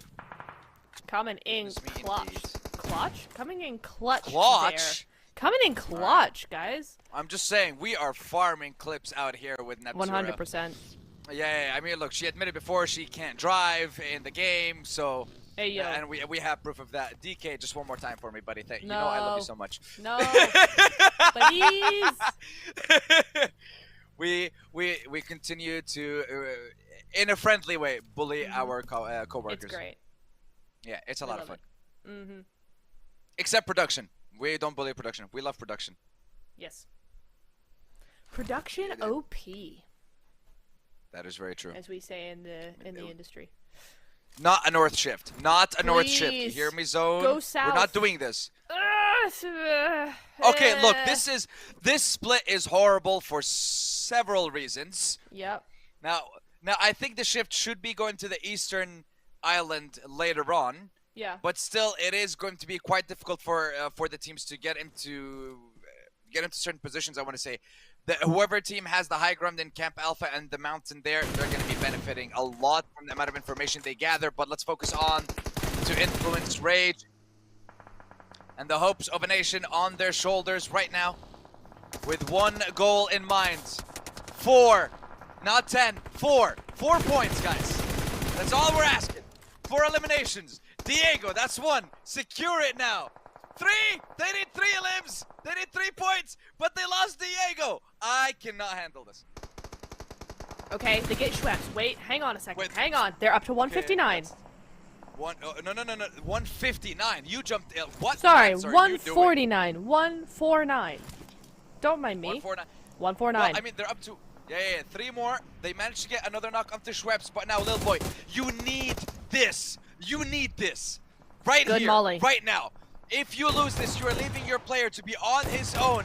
The nade coming in will not do the damage. The shotgun damage from Lil Boy is there. That's another knock. They need to secure the elimination, but Law is down. It's up to Lil Boy. He's dead. No, they're 2 points behind. Are you they're 2 kidding points me? behind. Are you kidding me? We're not there. Unreal. Brother. What's up, brother? Dude. You needed 4 eliminations. You needed 4 points. You needed 1 squad wipe. And then the rest of the game is literally irrelevant. You just needed to get those 4 points. But this just goes to show how difficult this lobby is. This just goes to show how much attention is given to the detail in the elimination feed. Anything about that. They notice anything about a team that is headed to the smash point rule, and they don't allow it. I can't really fault Influence Rage. They're just focused too hard. BTR and Weibo Gaming, the same thing happened to them. Mm-hmm. But now for Weibo, 142, right? That top team, Influence Rage, is gone. This means that they can still get it. They can still get that number 1 spot back. They won't. I lost. I don't think we are going to see I mean, look, game number 8, we're gonna see 9 games regardless. At this point, we're gonna see 9 games regardless. Yes. Because let's have a look at their position. From what Weibo, considering the way that they have been playing today, are going to be able to cross the 152 line. And I think BTR are just going to get caught off by all the other teams. Yeah. They're not going to get it this game. Next game, Influence Rage will get it, but they're not going to win game number 9. We're going to 9 games regardless. This is happening. But we're not going to have the Smash Roll. This is not the tournament where it's going to happen. Today is not the day. Today Also, might not part be. of me is just like Catch a Curse. I'm just putting that out That's there. also a part true, of me is like yeah. hoping, please, please, please prove me wrong. I mean, the zone centers up quite nicely. Team Spirit have a great spot in zone right now. So do Kino. Kino Great, also, they need 32 2-2 points. Split. Yeah, 32 points. I know. I know. Wait, hold on. An important Hold fight. on. I swear, if we end up in a Oh, situation where BTR and Weibo run away with like 1 player each, and none of them get closer to 140, well, Weibo got 1. They got 1 point. 9 points is what they need. Are we actually going to see someone get to the 152 mark? It starts with this fight here and Weibo, who have time and time again throughout today's games been disappointing compared to their performance from yesterday. Keep in mind, 6 games today, 21, or without at this point, 20 points in 6 games. Just to remind you, compared to 122 in 2 days. Yeah. Insane. 100-point difference. 100-point difference. I can't fathom that. I honestly cannot. It's wild that we can go from that range to this over the course of those 3 days. Anything can happen in PUBG Mobile, and this is why we love it. It drives us crazy, but we love it. We do indeed. My goodness, mate. Coming on through here. LGD Tian had a decent game so far, or decent day rather so far, but this game might not be quite what they're looking for. Down to a duo they go. They're out in the water on the north side. There's not much they can do. Afu going down to just 1 HP. And it's to A7 as well, so A7 grabbing any and all points that they can get here. A7 looking for points. 125 on the board so far. They just need a few more. I mean, we saw them get a 31-point game.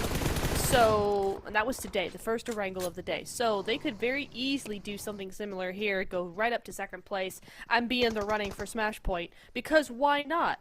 Let's just throw all caution to the wind and just go for it. Consider the wind cautioned. Right now, Weibo, BTR, they're at a stalemate because they both realize, okay, listen. You won't benefit from this. I won't benefit from this. So how about a gentleman's agreement that we both agree to maybe not slaughter each other and focus on getting to the end game? Maybe both get over 152 and then we can fight each other. How about that? Yeah. Oh, squash though. Cluck, CD Alliance, just continuing to thwart teams who are trying to have a good day, left, right, and center. Over to the north side. And the zone centers up again. Whoever can control this swamp area is going to be in such a great spot. And right now, it's looking like that's going to be Kino. It looks like it is. Kino with a good position. But the position doesn't matter if you can't use it properly. That's what I've learned over the course of these games. Just gets more and more difficult.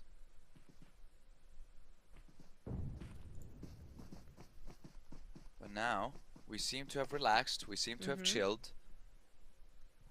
Until D plus Kia decide to get moving towards the zone, but it looks like Weibo might be waiting for them. I mean, look, hey, we still have 13 teams. Still quite a lot to go. Oh, how did they make it out? Oh, this is much better. No, WBG. listen, I don't see Weibo right now. I don't know what you're talking about. I'm Oh, not right. getting my hopes up. Yeah, I'm not getting my hopes up only for them to get crushed one more time. Yeah, Nah, that's right. my heart can't take it anymore. And look at That's that. fair. The second Weibo left, Wow. BTR start getting hammered by D plus Kia, Well and they timed start by feeling the Weibo. pressure. Right? Yeah. They were like, Weibo nah, just we saying- see him in the distance. Not gonna happen. We're out of here. Yeah, we don't want to do this. Hmm. 9 points, boys and girls. 9 points is what Weibo is looking for. Influence Rage definitely kicking themselves, knowing that they needed just 2 points. But here we go, full squad of D plus Kia pulling up to BTR. Fabian getting himself ready for this fight. Snape, I'm not sure what BTR's plan here is in this 2v4. Snape's not even in the building. Question is that something that they expect? Do they think that he would be hiding behind the car? Looks like, nah, maybe BTR getting themselves an advantage. Very well played by Razy to be able to get a knock. Revive will be going through. Nade from Nolbu, not going to net anything, I think, damage-wise, and it's going to be yet another stalemate between the. I mean, look, in this situation for BTR, I feel like you're like right now getting a knock onto one of the DK players is the only advantage you're going to get. If you give them a chance to revive, you're going to lose the fight, or most likely you will lose the fight. I mean, I may just eat all of my words right now. Snape is trying to prove me wrong. BTR managed to get one. Here comes Nolbo with the push and takes them both down, sets them straight, tells them calm down. Okay. That was 1 point for BTR. They're at 138 currently. A7 at 127, Team Spirit at 122, Weibo at 143.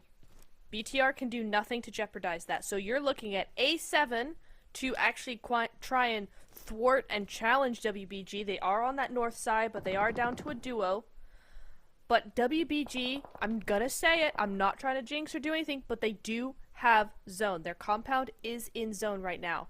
Is it the strongest position? Possibly not. You've got that hill on the other side, but these teams are fighting everywhere. This might be the game that they need. We'll see how it goes. Meanwhile, Void Donkey, they're going to be under the bridge yet again. I feel like we saw them here. No, that was Thunder Talk. We saw them coming through under the bridge. Now it's Void Donkey's turn.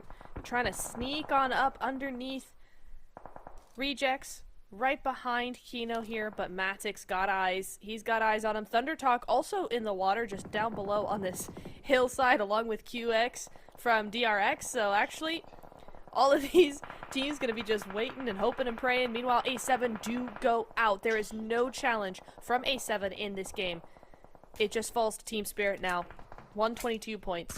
Are they going to get it in this match? Are they going to really challenge WBG? No, but they could get a lot closer with the top two teams out. That they could. This so far has been the best that we've seen in Weibo in the games today, I want to say.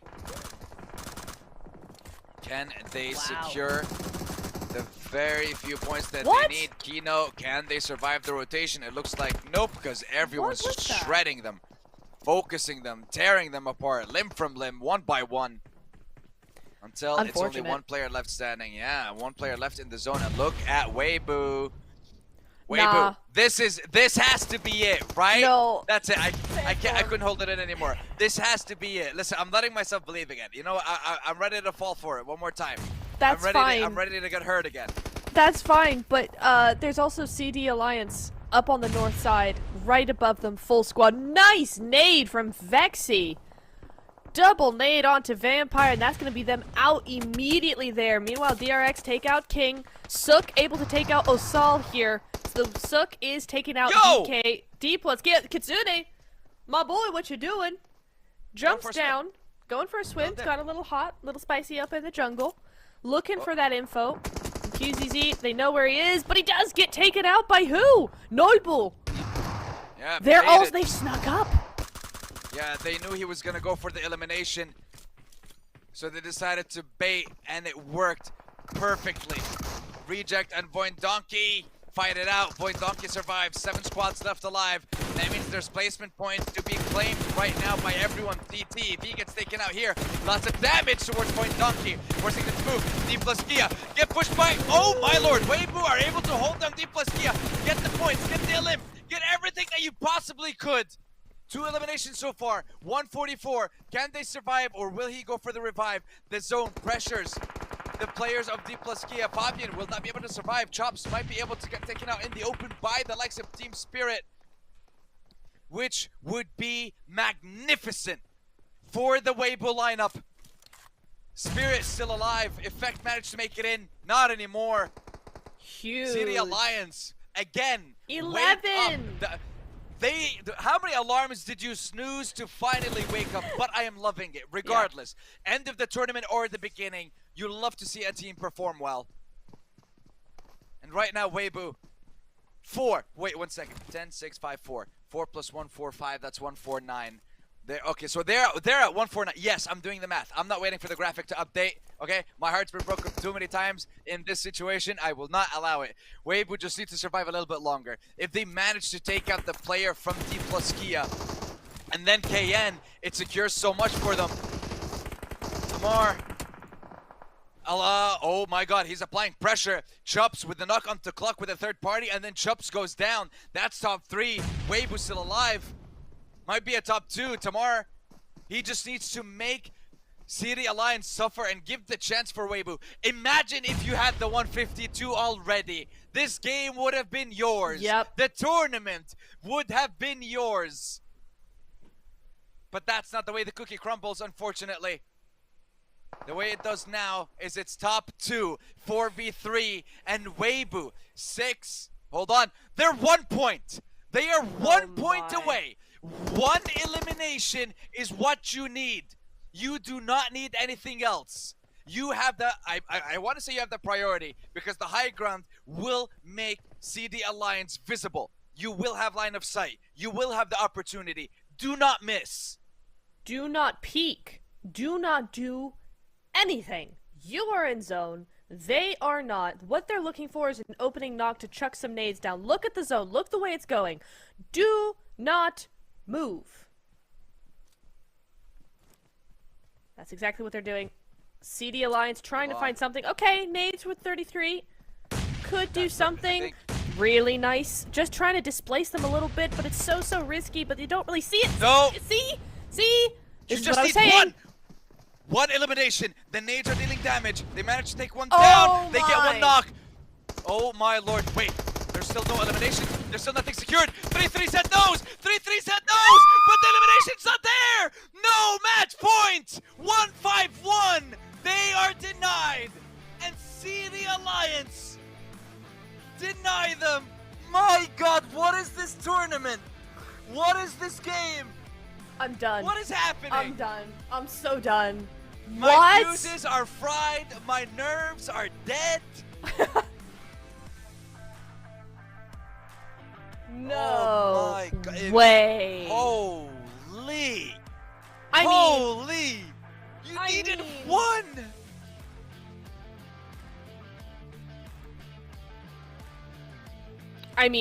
GGCD, to be honest, right? We've had two second places from them.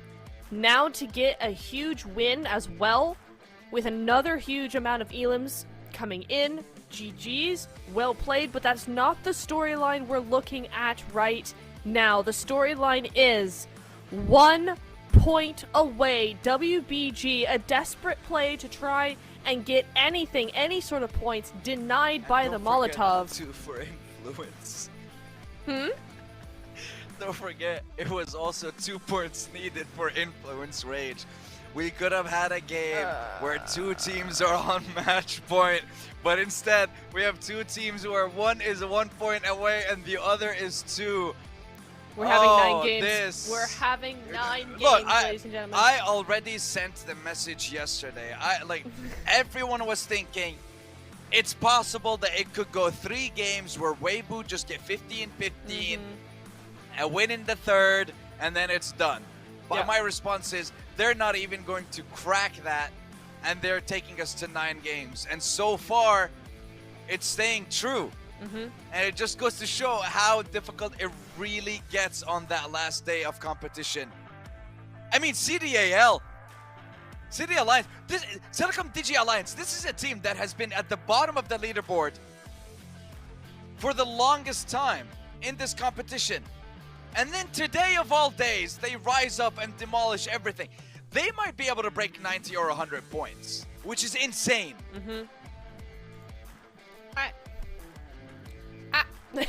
All I have to say is just, huh? Okay.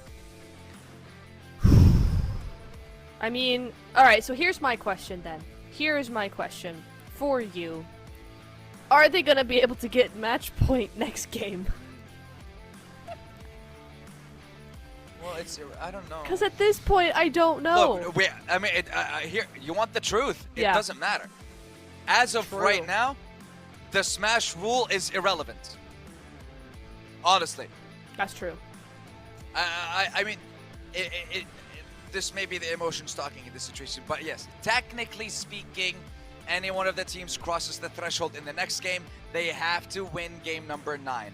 But if you think that no one in the entire server is going to hot drop you, you have another thing coming. If you're especially if you're the only team. So if you want the truth, it benefits the teams to not pass it. Yeah. It benefits the teams to not activate it. Because what happens then is you just need most points. You just need to survive. The requirement of getting the chicken dinner is no longer there. You survive with the most points, done. You win. So next game, for Weibo and for Influence, honestly, it's irrelevant if they pass it or not. Because they still need to get that chicken dinner in game number 9, and no one is going to allow that to happen. You will be eliminated. Unless, honestly, like all of you go on a godly tear and destroy everyone.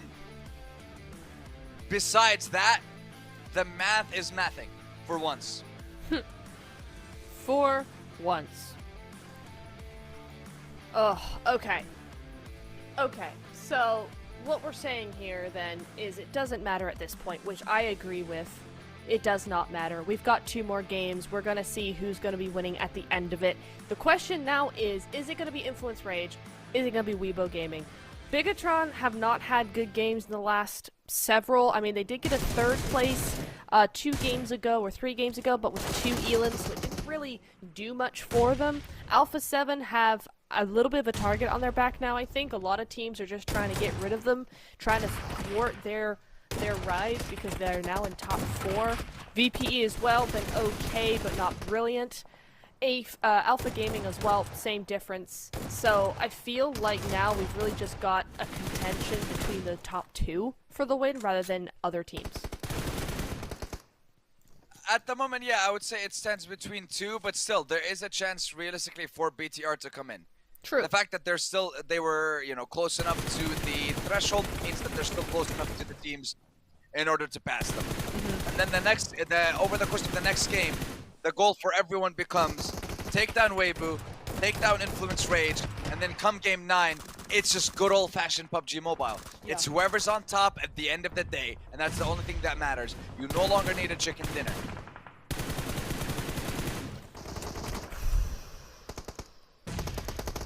And I'm just thinking about all the other possible scenarios at the moment. There's so many here. The Molly denied it. If there was no Molly, he might have been able to hide, throw a nade or two to secure that elimination, and then have 152 points. But the fact that it throughout 7 games, they managed to get 29 and not secure that 30th. Honestly, I don't know what Maxman would say in this situation for the teams not being able to get to this point. Yeah. It's so difficult as well because you have these teams that are so good and they handle themselves very well under pressure and all of these things, but when it's a combination of the zone not going your way, the pressure of only needing a few more points, because when you think, oh, I only need 10 more points, you only get 2. When you think you need 30 points or 50 points, then you start getting your 10-point games, right? It's just how the brain works. When you've got a combination of that, the zones, and then all the other teams going, that team needs to get out of our way because they're going to shorten the tournament. We can't be having that. We need to get rid of them. It's an impossible situation to be put under. Yes, that pressure is taken off when you have another team who's almost there, right? But the fact that we have now 2 teams within 2 points, and we've been within 30 points the entire day, is insane. And Influence Rage were nowhere near the top when we started this. Coming in today, they were like 10th place, 8th place, nowhere near. Now they're winning. Just what is today? What has happened today? Hold on. It's Sunday. Yes. I mean, it's not just Sunday, it's Championship Sunday. And Championship Sundays do tend to be absolutely bonkers crazy. And this is exactly what I signed up for. But I mean, I may not have realized at the time that this is what I signed up for, but this is what I signed up for. I guess you're right. We did sign up for this. We did. And it's gone crazy. Maxing it all out. 9 games is going to be our total. No one is going to really win. No one's going to win. No one's going to win at this point. Except for just those accumulation of points like a normal tournament here. I did see somebody in chat just very quickly just said absolute cinema, which it has been. I will give you that. This is a movie. We are living in a movie right now because there's no way that this is real life. A7, 4 points. Influence Rage, 2 points. BTR, 1 LGD, point. LGD, Weibo, 9. Yeah. They just needed 10. Yep. Just 9. Okay. Team Spirit with 10 points. I mean, still keeping in that top 3, top 4 area, just not enough to really get anywhere near the smash point. But again, it doesn't matter now. CD Alliance with 25 points, 15 eliminations. I mean, we said it the last couple of games, but where was this team when we needed them in the beginning of the day? Or the tournament? maybe they were just trying to find their footing. Sometimes I want to say, like, there are situations where a team would take a day or two to warm up, get into the swing of things, get used to the tournament, get used to the phone, the format, everything. And here we are. We even have 10th place is at 100. 11th and 12th are at 90. CD Alliance is at 98 points. Mm-hmm. Still don't understand how that. Wow. How like has the fact everybody... that we can have 13th even up to 93 points. It's absolutely phenomenal. Wow. There's no top heavy. It's just they're so close. And yeah, there you go. Confirmation. It is 151. 2 points missing, or 1 point missing for Ray.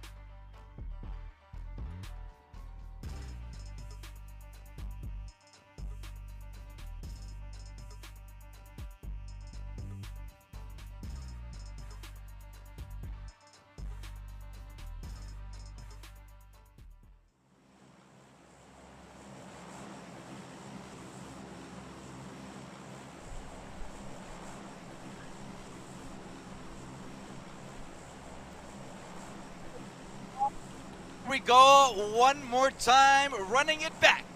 Game number 20, match number 20, and it is going to be the final Erangel of the day. A plane path heading from the west to the east. Yes, that's right. We've played so many games today, I actually know my directions this time. And I mean, there's no law. We have an answer to the question. We're going to 9 games. We are going to 9 games. But I do have to touch on it. We do have to talk about it. What the hell is going on? Yeah, basically. Honestly, couldn't tell you. It's I want to say I love how close it's getting, but it's also at a point where it's reaching ridiculous meters on whatever measuring tool I am using for this tournament of PUBG Mobile. Yeah. Just trying to, I want to say, like, mathematically, points-wise, a fall-off of 122, or like, let's say averaging 61 per day, to not averaging 20 in 6 or 30 in 6 is mad. And any team can have that kind of fall-off. A WBG zone.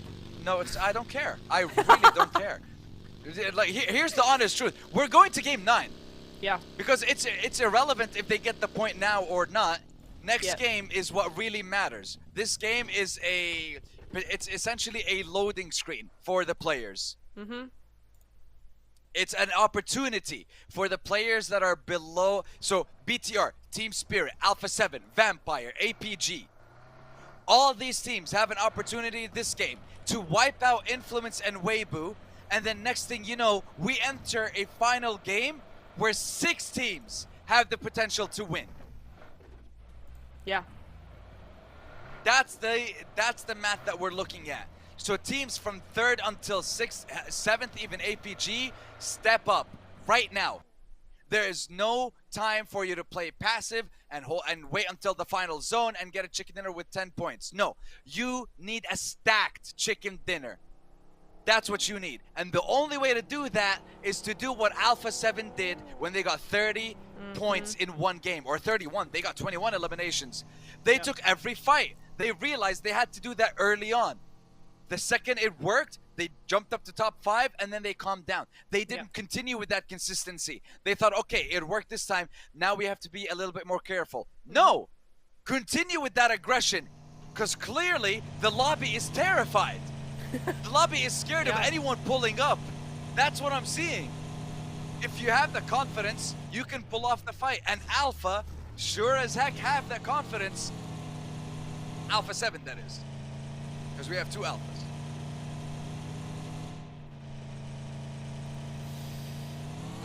Okay. I think basically alpha. at this point, you're right. They all just need to go for it. Particularly though those top 2 teams, because when you're so close, you can't keep hiding anymore. You can't keep being passive. You can't keep being careful. WBG has the zone. They do not need to move to the opposite end of the map this time. They need to play differently. They need to be back on track, very proactive, very aggressive. And again, I don't mean aggressive in terms of getting all those elims, which that would be nice too, but aggressive in how they're playing, how they're moving, how they're controlling. That's what we need to see from them. Influence Rage as well. We need to see them just go for it. You've got 2 more matches. No one's really looking in a position to actually challenge that top 2. Just do it. Just go for it. Alright, calm down, Shia LaBeouf. Okay. No. Can't make me. Influence Rage in Rozhawk as well. They're the same thing. They have zone. Do something with it. I guess for the likes of Weibo and Influence, they have their own strategy, right? BTR until APG, so 3rd until 7th, their goal, eliminate the top 2. Top 2's goal is to build as big of a gap as possible in this game to make it impossible for games in the next, or for teams in the next game rather, to take that first place. I'm just saying, all of this could have been sorted if you got 30 points in the first 6 games. Yeah. I mean, that's honestly, what we expected. Like, here's the thing. We can say the same thing about BTR. You were within range within the first game. First game, you jumped up and you were equal with them. You were maybe 1 or 2 points behind, but you were there. You had the opportunity. And then again, fell off. Yeah.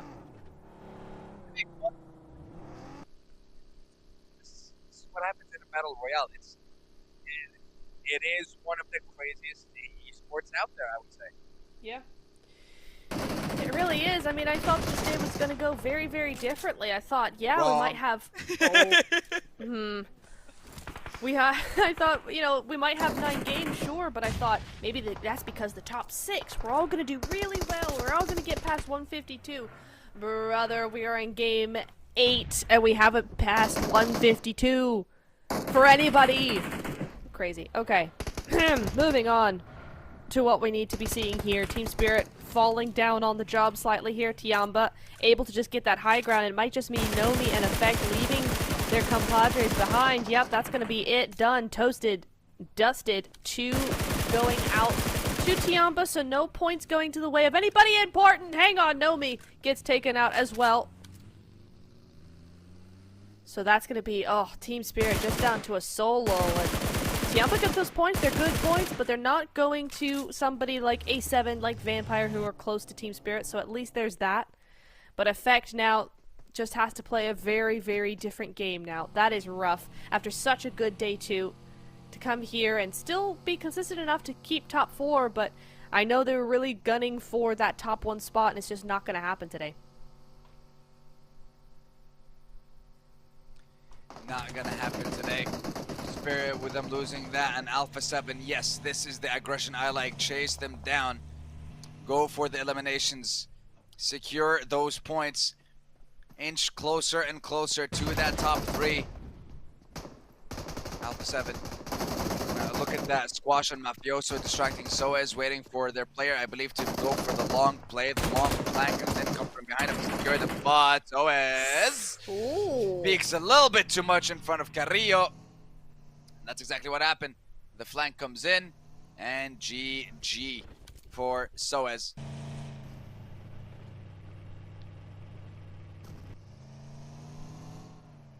A7.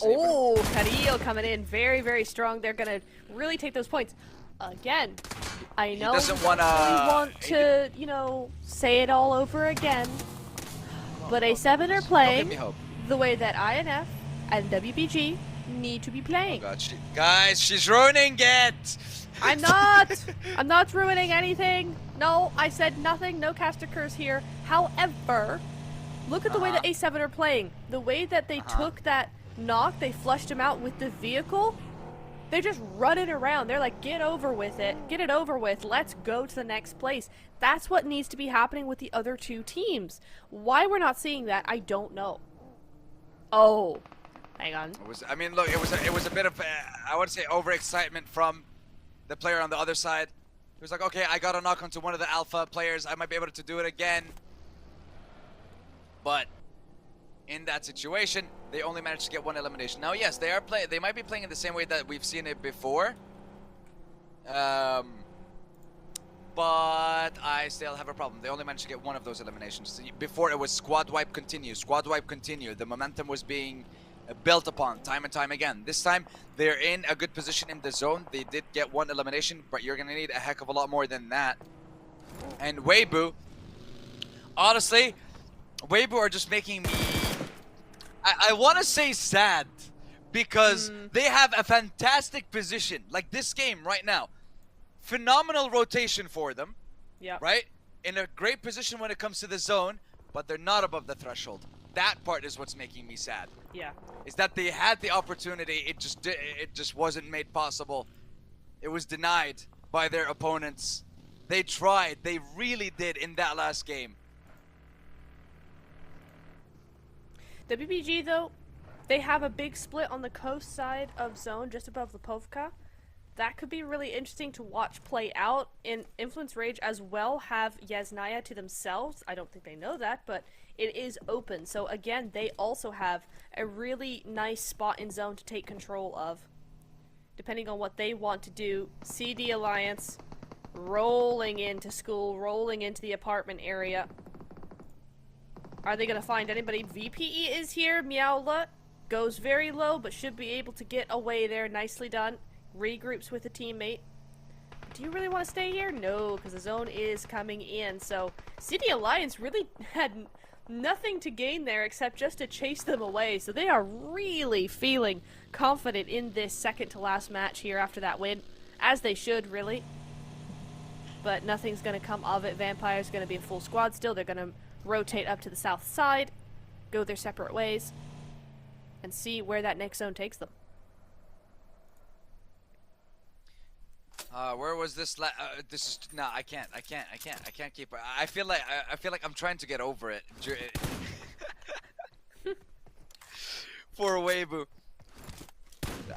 I feel like they've scarred me for life with what has happened in today's games.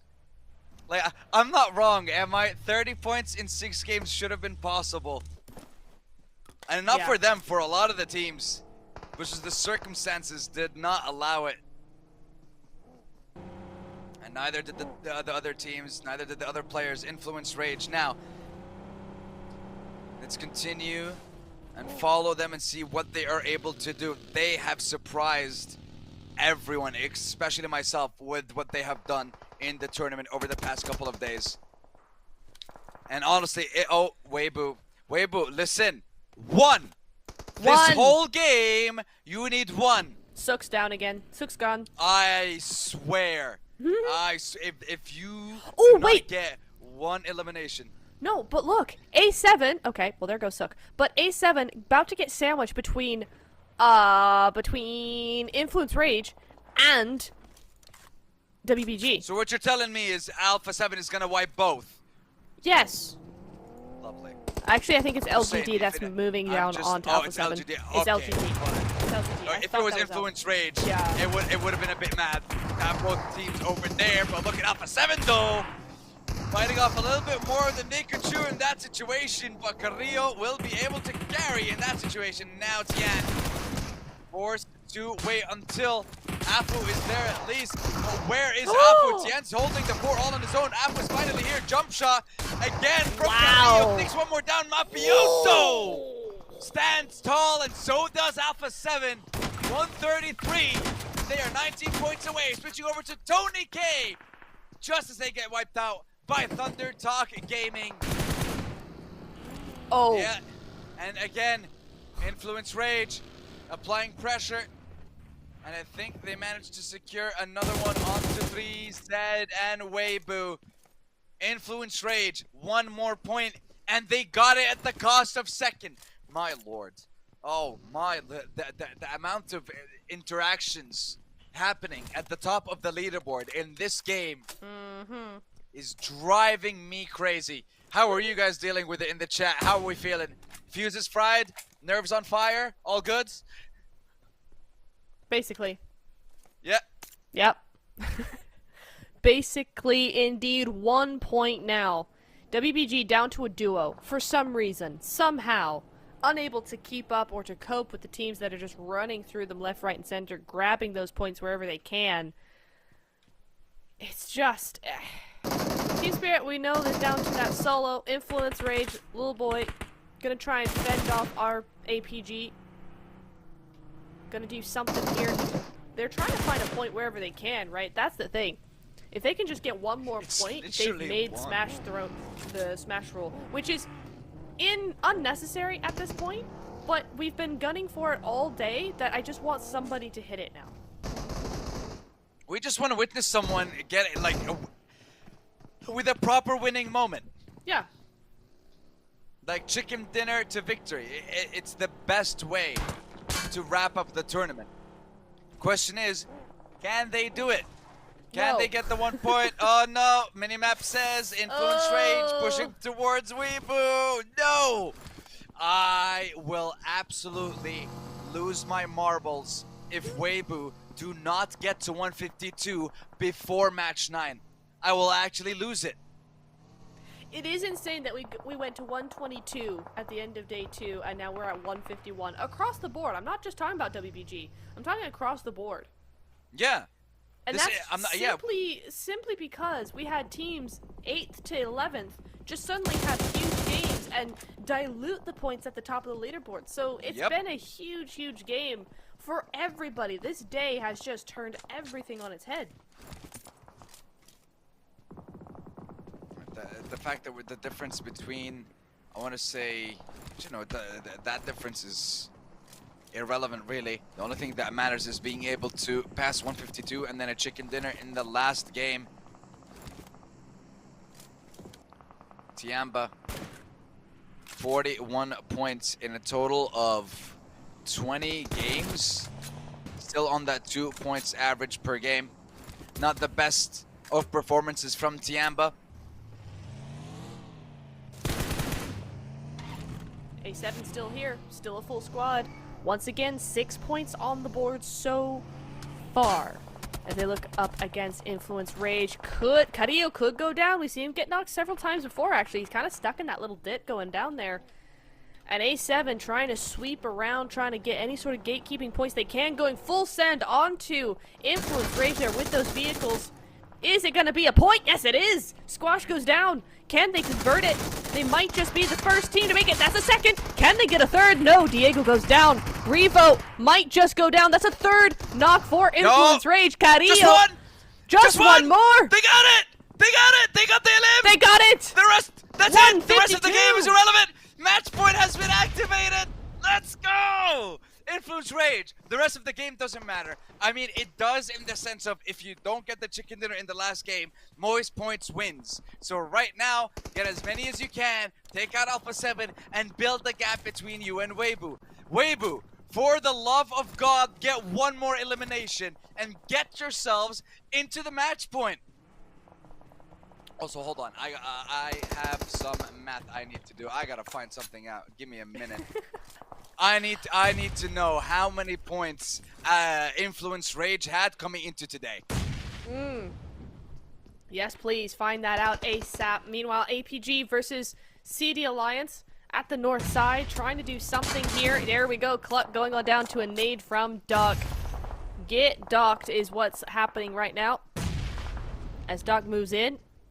Short range nade could be deadly. Takes them very, very low. Just needs that follow-up now as they scurry around trying to find something. It's not going to happen, though. Nothing new. Just going to bandage up. Going to send them scurrying. Doc, do not get in! He didn't realize there was one there. Jimmy going to take that surprise factor. APG now. Moving through. Trying to get this done, but it doesn't work. Doc goes down. Top is next to fall, and suddenly, CD Alliance able to squad wipe APG. That is it for them in this game. The zone centers on up, goes to the north a little bit. And actually, CD Alliance sitting very prettily here, right on the edge of zone. Nothing they can do. Now, here we go. Influence Rage taking out Effect, taking out Team Spirit. That's going to be their 6th elim, down to a duo so far. But it doesn't matter.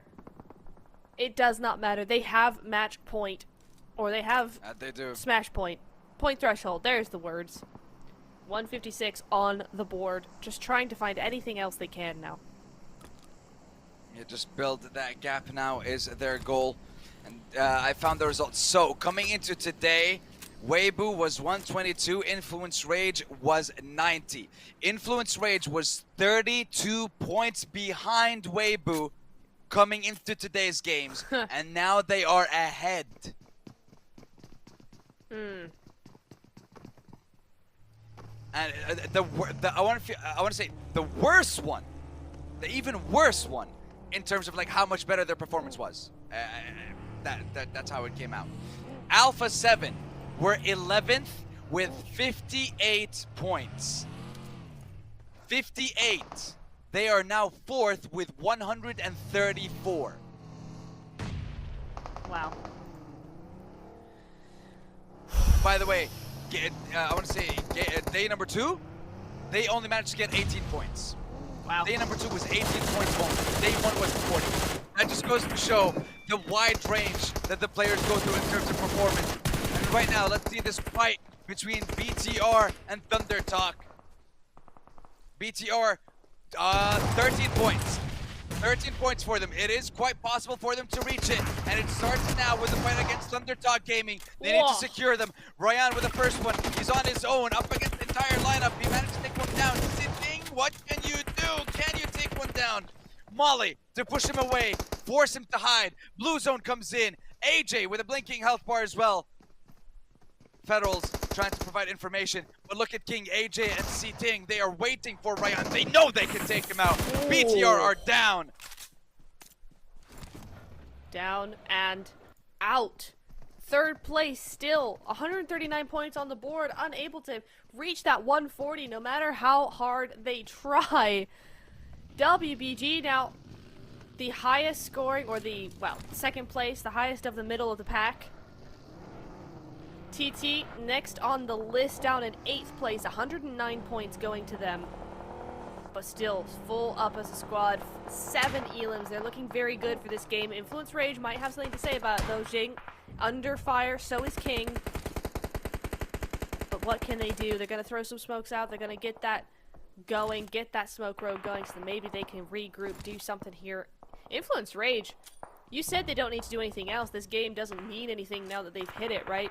Well, they're in a shack. They're not trying to win. They're not trying to do anything. They're just in a shack. They're going to survive as long as possible and just let the game happen. The game is telling them, you know what? Here, now that you passed it, enjoy the spoils. Here you go. Have some fun. Meanwhile, Weibo, Order, Suk, HE, still on the lookout. Oh, what was that sound? That sounded like a monstrosity of a weapon! But the monstrosity is actually the lineup of DK demolishing Reiji and Julo from Reject. D plus Kia as well. We're getting thirded and are getting thirded actually by the likes of Kino Trope. But not only that, but we also have the Reject pulling up one more time to the fight. Hold on. Nep, if one more team is taken out, placement points will give Weibo the smash rule. Placement points. Really? If they don't get eliminated now. If they don't get eliminated now. No. Oh wait, with 8? Yeah, they get 1 point. No? Yes. 7th yes. and 8th is 1 point. Yes. Guys, they did it! Oh my god. They did it! Woo! I guess. Guys. No. But Weibo, oh! Are you kidding me? Now you unleash this? Now you do this? Now you wake up. Dude. And now you get those eliminations. Now you're starting to get those points. Now you're feeling like you can actually go into these fights and push the advantage. He with the shotgun. No way. No way is Weibo doing this right now. I mean, hey, whatever works, right? We still got one more game to go. This could be the momentum they need to just get another win and win it technically by smash rule. Let's see. There we go. Keto can't do anything. He is still alive. Can't do anything against Order. There we go. 3 elims on the side of WBG. They have hit the point threshold for the smash rule. They have officially entered the smash zone. Welcome to the smash zone. Weibo Gaming and Influence Rage. It has, honestly, boys, it took some doing, but you got there, and that's all that matters. Now, what can you do with this result? You only have one chance, one opportunity, and it's between Influence Rage and Weibo Gaming. 2 duos alive in the top 6 with an opportunity to build a lead.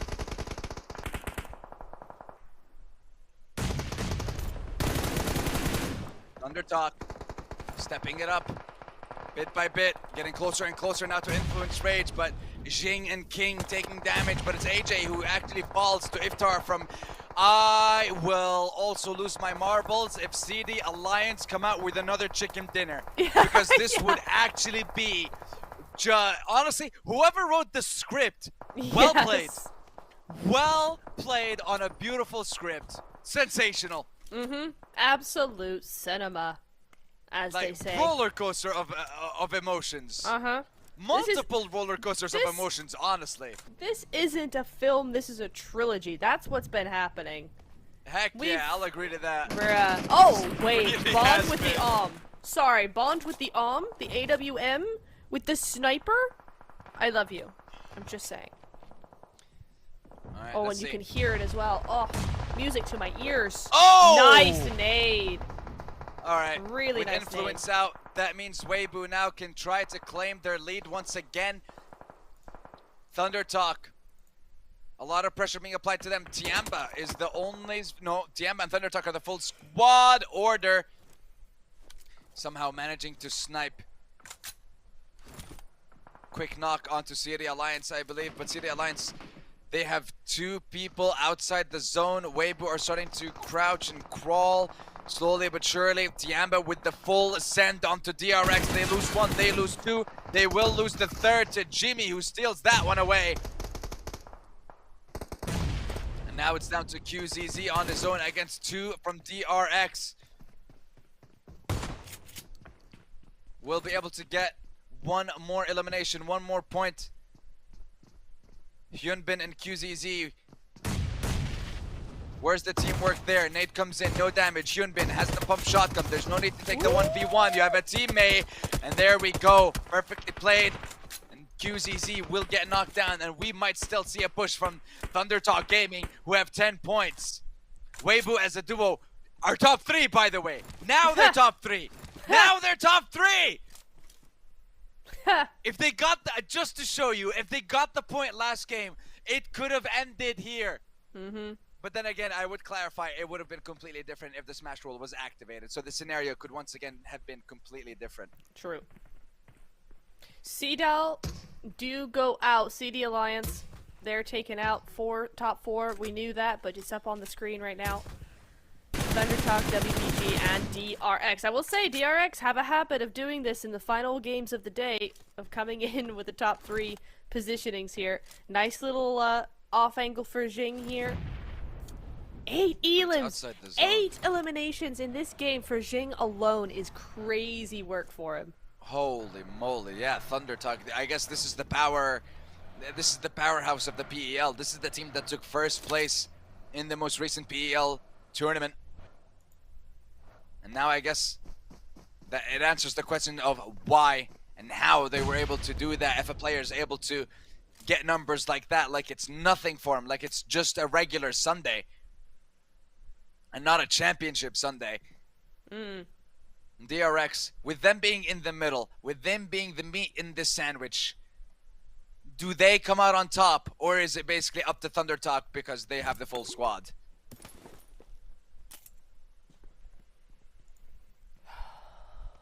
I mean, Thunder Talk have zone. They have the center. They have that off angle in Jing. DRX playing it very, very quietly. WBG just on the other side there. I mean, we still have a zone, right? It's still stage 8. We don't get into stage 9 for a little while, yes. There is a little bit of time. Nobody needs to move in just yet. They can just wait for zone 9 to come in. This is where it gets silent, unless they can get some opening knocks. Goodness me. That was a scare and a half, but no real damage being done. Not enough to make an opening knock. And now we go back to waiting. King does not have the nades he needs to make this work. I mean, Thunder Talk have 9 nades, but just King doesn't have them.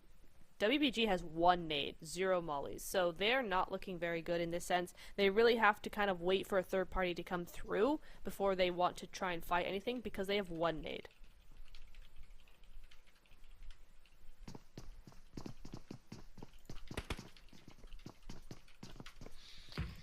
Three teams left alive in this moment. Stage 9 closing in. 2 minutes 30 seconds on the clock until the final zone closes.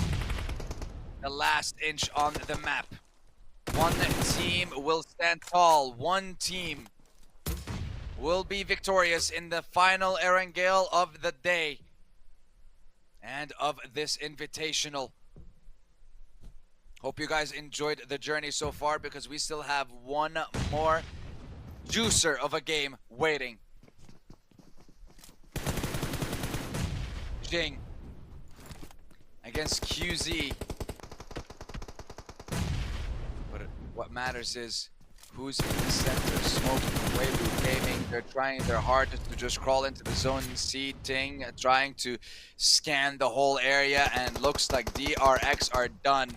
4v1, it is going to be order, and it is going to be Thunder Talk Gaming with another banger and another chicken dinner.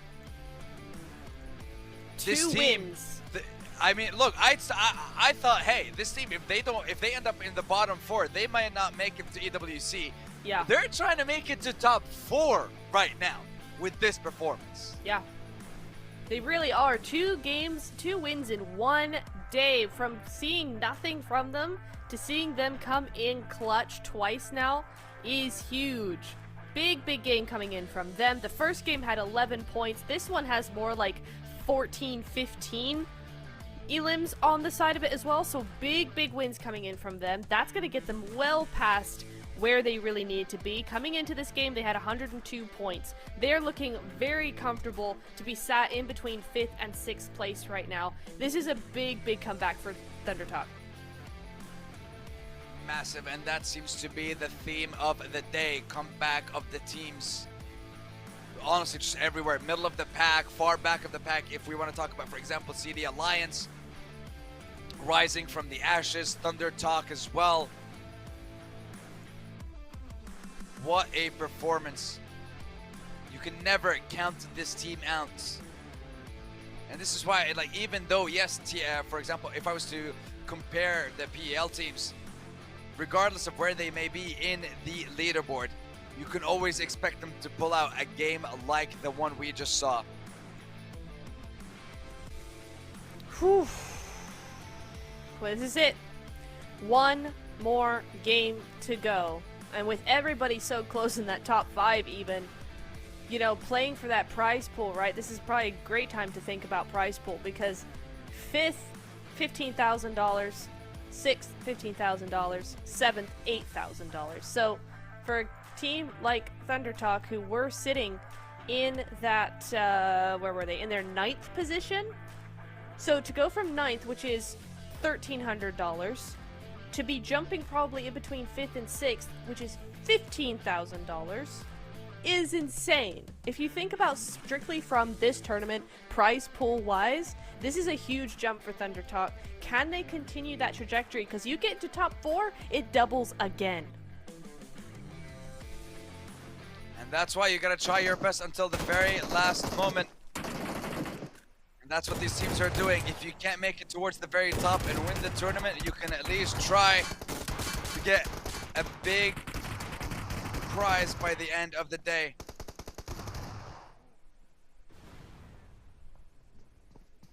And here we have it. Quick little highlight running it to see how we managed to get to the situation that we are in. We're gonna need a highlight for the day for that one. Because I honestly, I know we covered every single one of the games. I still don't understand how it took us so long to get here.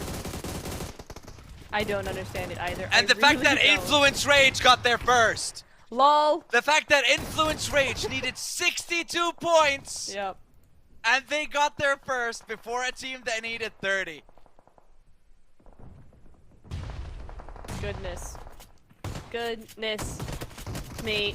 I mean, what really is this last game gonna do? What's it really gonna do? Yes, we might want to hope for a game win by WBG or by Influence Rage and kind of get that smash, you know, in the end of the day, but it doesn't really matter. I mean, who is really gonna take this? BTR, A7 still could in some ways.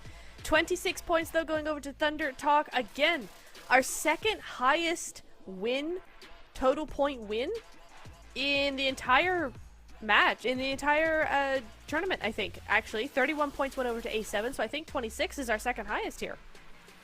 No ma'am. No? I believe it was, wait, hold on. Yeah, no, I think you're right. It was 17 eliminations for Vampire, but they didn't get the chicken dinner, so they didn't get 27 points. But yes, it was 31 points for Alpha, and yeah, you are correct. It is ThunderTalk with 26. Second most amount. I'm pretty sure did we not have 17 elims? I don't remember. There's so many numbers to think about game to game. But Dipolskia moving in here, 10 points on the board for them. 9 eliminations coming in clutch there. Big upgrade from them. WBG with those 9 points. Influence Rage with 8. Tianba with 8. A7 with 7. It's all in the name.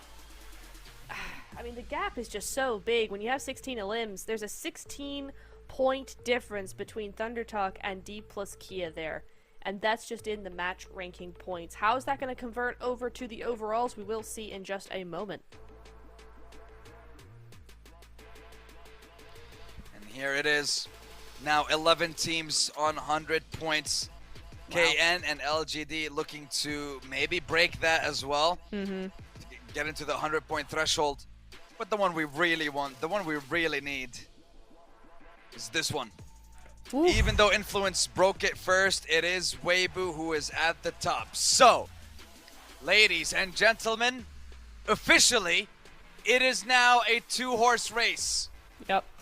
No matter what happens, the champion is going to be either Weibo Gaming or it's going to be Influence Rage. Those are the only 2 people who have the opportunity, the only 2 teams who have the chance to be crowned champions. Mm-hmm. You either win a chicken dinner and win the tournament in the best way possible, last game, last chance, or you have the most amount of points by the end of the tournament. Those are the rules that we play by in this tournament. I hope you all understood. One chance. Show us what you got. Miramar will be waiting, and it will be the deciding map. And we will crown our champion after the next game. So don't go anywhere, because we will be right back.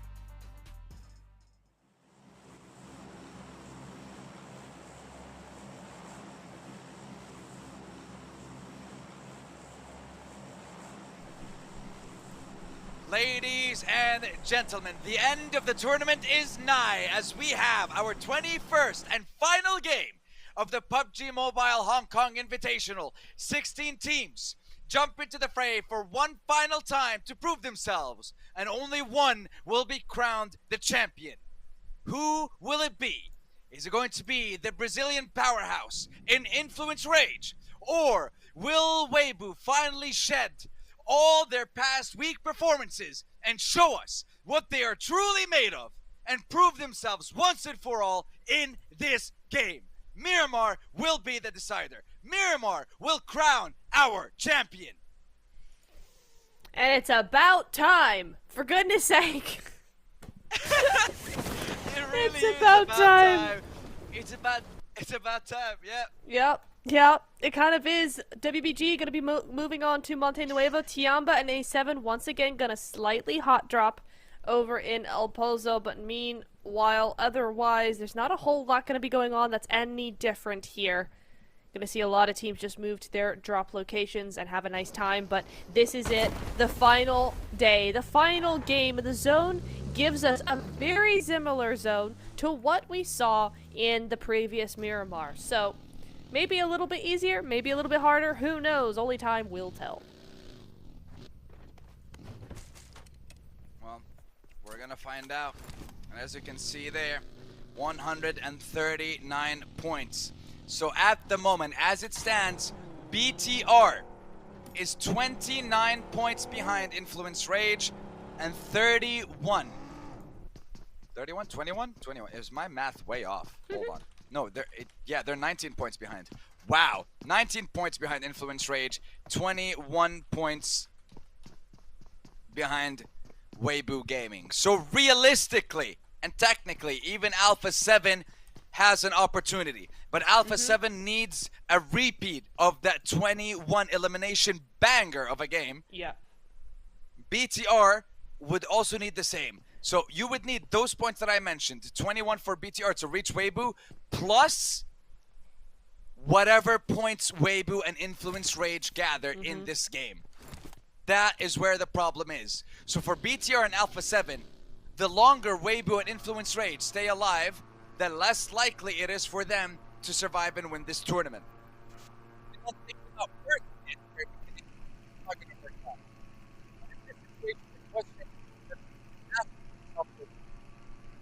Can we go for the win and is it worth the sacrifice? Go for the win or we play for the highest prize pool right now? I.e., do we give up? Yeah. That's essentially what they're asking themselves in this situation. Do they still try and go for the title, or do they give up and try to go for the highest prize pool? It's a difficult decision, actually, in the last game, right? Because it could go either way. I almost feel like... I agree, it's always the title. Always the title? Except in this economy, then maybe the money. Maybe the money, yeah, you're right, you're right. It's the title, always. We go for glory. This is what PUBG, this is what we want. We want the best of the best.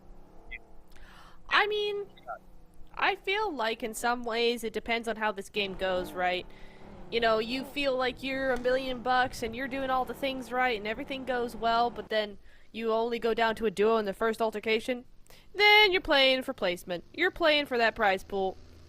If things tend to go well, then maybe go for that title, shoot for it if you think you can get it done in this game.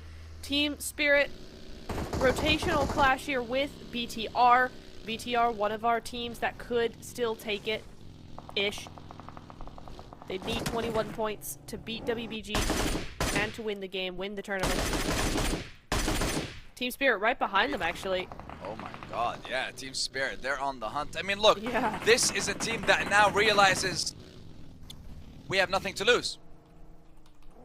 Yeah. There's nothing for us to lose in this situation. Yes, you may be 6th. Prize pool-wise, it will have an impact. But I think Team Spirit's focus is going to be trying to get top 3. If they can take over BTR and get top 3, I think that would be their goal. Because it is impossible for them to get enough points to surpass Weibo. Yeah, it is at this point. They really did need They really did need a better day today to actually be in contention for that. But look at Thunder Talk as well, in fifth place rather. Something that I think in the middle of the whole WBG and INF thing, we kind of skipped over the fact that they've gone from 11th at the beginning of the day to 5th place. They've had an excellent day today, 2 chicken dinners, and now not really in contention for anything except that top 5 position.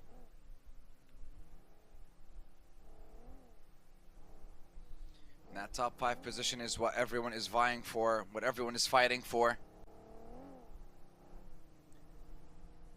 2 points is what separates first and second place.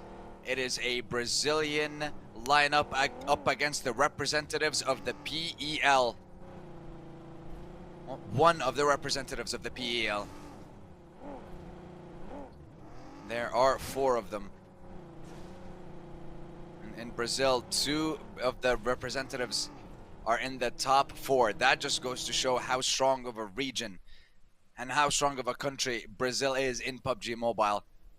And we know that the Brazilian fan base right now must be over the moon seeing something like this from Influence Rage. But don't celebrate yet. The job is not done. It's not over. Once this game is over, the results will speak for themselves. But all you can do right now, as someone who's watching, hopefully enjoying the stream, all you can do is support your team. That's about it. Support them, wish them the very best, and see if they can come out on top at the end. If they do, celebrate the moment with them. If they don't,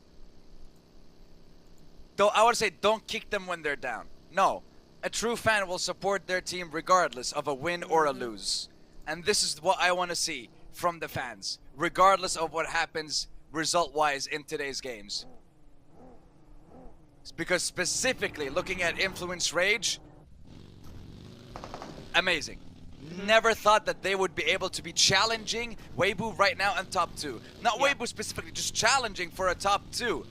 Because it's always been Alpha 7, Alpha 7, Alpha 7. Now Influence Rage is like, no, this is not gonna be the situation again. It's not just gonna be about Alpha 7. We are here. We belong in the conversation, and you do with this performance that you have showed up, especially today. Especially today, Influence Rage. Phenomenal. Yeah. Really, really good stuff from them. I mean, the jump that we've seen from them has been astronomical in a way that I don't think we've really seen before. So, really good stuff coming in from them. You did see Sook over there getting handed that bow. Because it's the last game. And why not? Because why? Like, literally just why not? It's the last game. Use your bow. He's been going out first most of the time so far today. So just use it. Have fun with it. It's the last game. But we go over to that zone. Zone is going to center up. Going to go La Bandita. We got Los Leones as well. Fully in the mix here. Rejects squarely in the center. So is Influence Rage. WBG are down to the south side. They got APG in front of them. Also Alpha 7 if they want to rotate up to the north side. So that could be difficult. But there's a lot of teams on the south that might thwart them as well. And you do see them go straight ahead, actually, in through zone. That's going to be a really nice rotation from them. As long as they don't get caught out by a couple of teams here. Team Spirit, also BTR. Need to just be very careful. Effect. Know me, they're trying to get anything they can. Order trying to get something done, but it's not going to. And in some ways, that's kind of just delayed him. His teammates are far away now. He gets stuck. Team Spirit are ahead and behind. I don't love that from Order. I see what he was trying to do, right? But could have gone very, very wrong. Yeah, I was thinking that if Order, or rather if the lineup of Team Spirit wanted to do something about Order taking a couple of shots, they would have been in a position to do so. And this is questionable from Weibo, but I'm waiting to see what they do. 2 of them kind of pull up towards the compound that Spirit are hiding in. Not sure if they're taking the fight or if they're deciding to chill. Influence Rage fully relaxed in this compound as well. Tianba First to lose a player. 10 minutes in. Look at the difference. 10 minutes into this game is when we got our first elimination. Mm-hmm. Playing this way, way differently. Everybody's playing this very quietly. They're setting up. This is what's happening right now. They're not going for those points. They're going for the setup. They're going for placement. They're going for the win at the end of the day. And maybe not so much for INF and WBG, but the rest of these teams, it's the whole lobby, not just the top two, that have this change of pace for the last game. Tianba running around trying to find some points. Maybe they have lost one, not sure who to. They did lose a player early. The only team to have done so.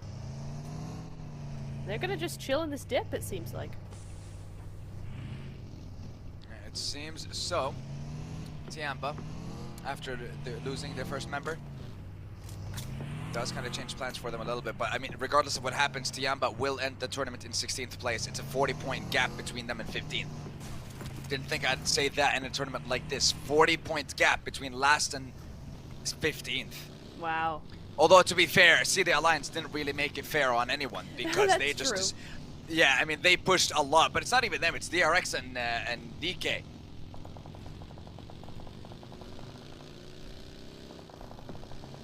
Tianba. Okay, so Tianba are really just rolling around. This is an interesting strategy from them because you see a lot of other teams just very, very settled, very done and dusted in their sort of positioning, right? They are ready to go, and now Tianba moving in might just draw some fire, especially if you get this close to Vampires. Goodness me, yeah, Milu is going to go down. Tony K going to grab that point immediately here, and in the background you do have Kenotrope coming in up against CDG, I believe, or CDG, who's CDG? CD Alliance. Charles de Gaulle? Yeah, Charles de Gaulle. I know, it's exactly my thought. Exactly my thought, dude. I was like, wait, CDG? I don't remember CDG. When did he join the tournament? Where was this going on? Hold on. We'll go back to that later, as right now, Kenotrope still continuing this push on the CD Alliance. And they are dodging, ducking, dipping, diving, and dodging again away from this fight. CD Alliance do not want anything to do with this fight right now. And they somehow managed to escape without any sacrifices or eliminations, which is quite surprising in that situation. But hey, power to you for being able to do that. Oh, wait, Duello? Did Duello just evade that Molotov? Just about he did, but Apollo not going to share the same fate there. He does go on down. Zeta is down as well for Voin Donkey. Another team that's really stepped up. Nice nade, but not going to happen. Goes very, very low. Razak trying to get anything he can, any shots he can, but the rest of Rejects going to be moving up to the second floor. And look who's behind them. Team Spirit looking for that third party. Effect goes down almost immediately. As Voin Donkey, now Vexy on the outside, just trying to hold them off. That was very much a call an ambulance, but not for me type of deal from Voin Donkey. As Team Spirit was pulling up, Voin Donkey are like, hold on, let us take care of these guys first, and then we'll come to you. So Razak now entering the building with this S12K.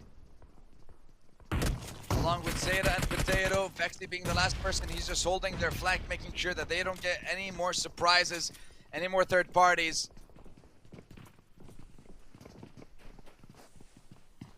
They're throwing all the smokes and all the nades. They're just trying, I mean, look, honestly, if the smokes could be used to...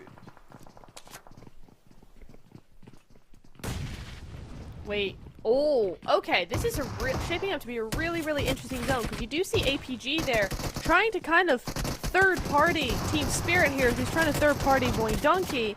So you got third-party on third-party happening right now. Both the top two teams have nothing to do with this. They're not looking. They're not interested.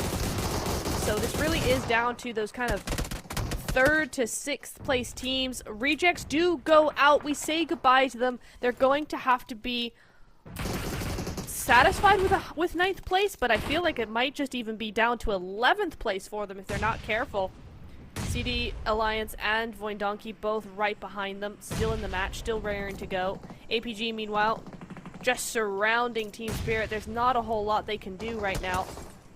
Matic very, very low. Rufus, though, on the top, learning from their game against Influence Rage, just trying to get any shots he can. But Rufus being a little, almost a little shy when it comes to getting those nades, getting those shots done onto him. He sprays, but not enough, nowhere near enough to get them down. So Team Spirit going to be up as 2, trying to get these revives as Rufus now gets knocked, but by who? Matic on the outside is able to get something done here. Doc as well, looking to get this revive. But now Voin, Donkey on the outside. They're looking over. They're done with their fight. They are perfectly capable of coming up over this ridge and taking out everybody here. Doc has to be careful. APG have to be careful. Effect moving in, trying to take any sort of cover, any sort of ground that he can, but Top's way on the outside. Needs to be careful. Kitsune goes down. Vexy, Voin, Donkey stepping up now. Doc should go down here. M249, he can't get anything done. No, he can't. No, I mean, you say should, but he says, nope, not today. Takes down Effect. I mean, honestly, I thought that was going to be the play as well. I thought he should have been taken out because just spray that M249 into the smoke. You have all the ammo in the world. Should be able to secure it, but Doc, with a flick of the wrist and his phone, gets the elimination.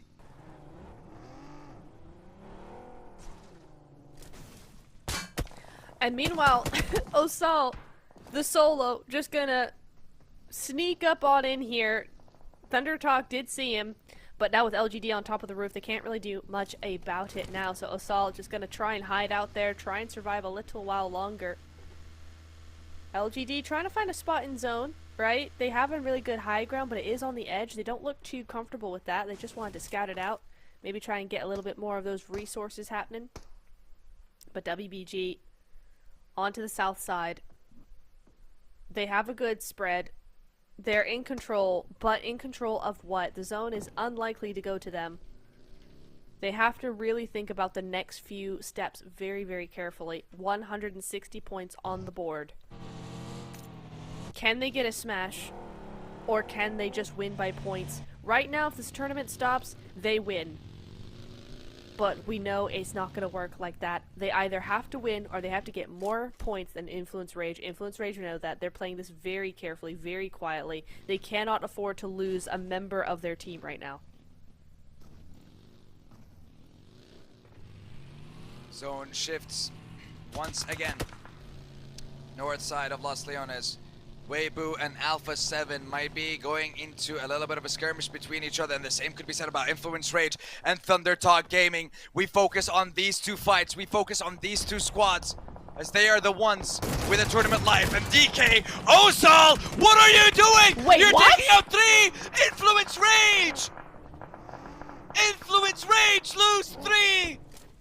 And one man Thunder Talk destroys the dreams and hopes of a nation, the hopes of a squad to be crowned champions, surpassing all expectations, and he goes more! He's still taking down Tianba as well! Are you kidding me? 5! He takes down 5! Do not mess with Osal! What in the world just happened? Osal? Bro. A one-man army! A nuclear warhead on Influence legs. Rager out. Influence Rager out. They do That's it, not it's win. done. It's done. They do not win. Weibo need to survive. Weibo just need to survive. If BTR win with 10 plus illims, the game is theirs. Weibo Gaming need to not make a mistake in this situation. Survive for as long as possible. Steal every elimination, every knock that you can see. Take it. The tournament is right in front of you. All you have to do is pick it up. All you have to do is claim it. It is yours for the taking. Do not miss this shot.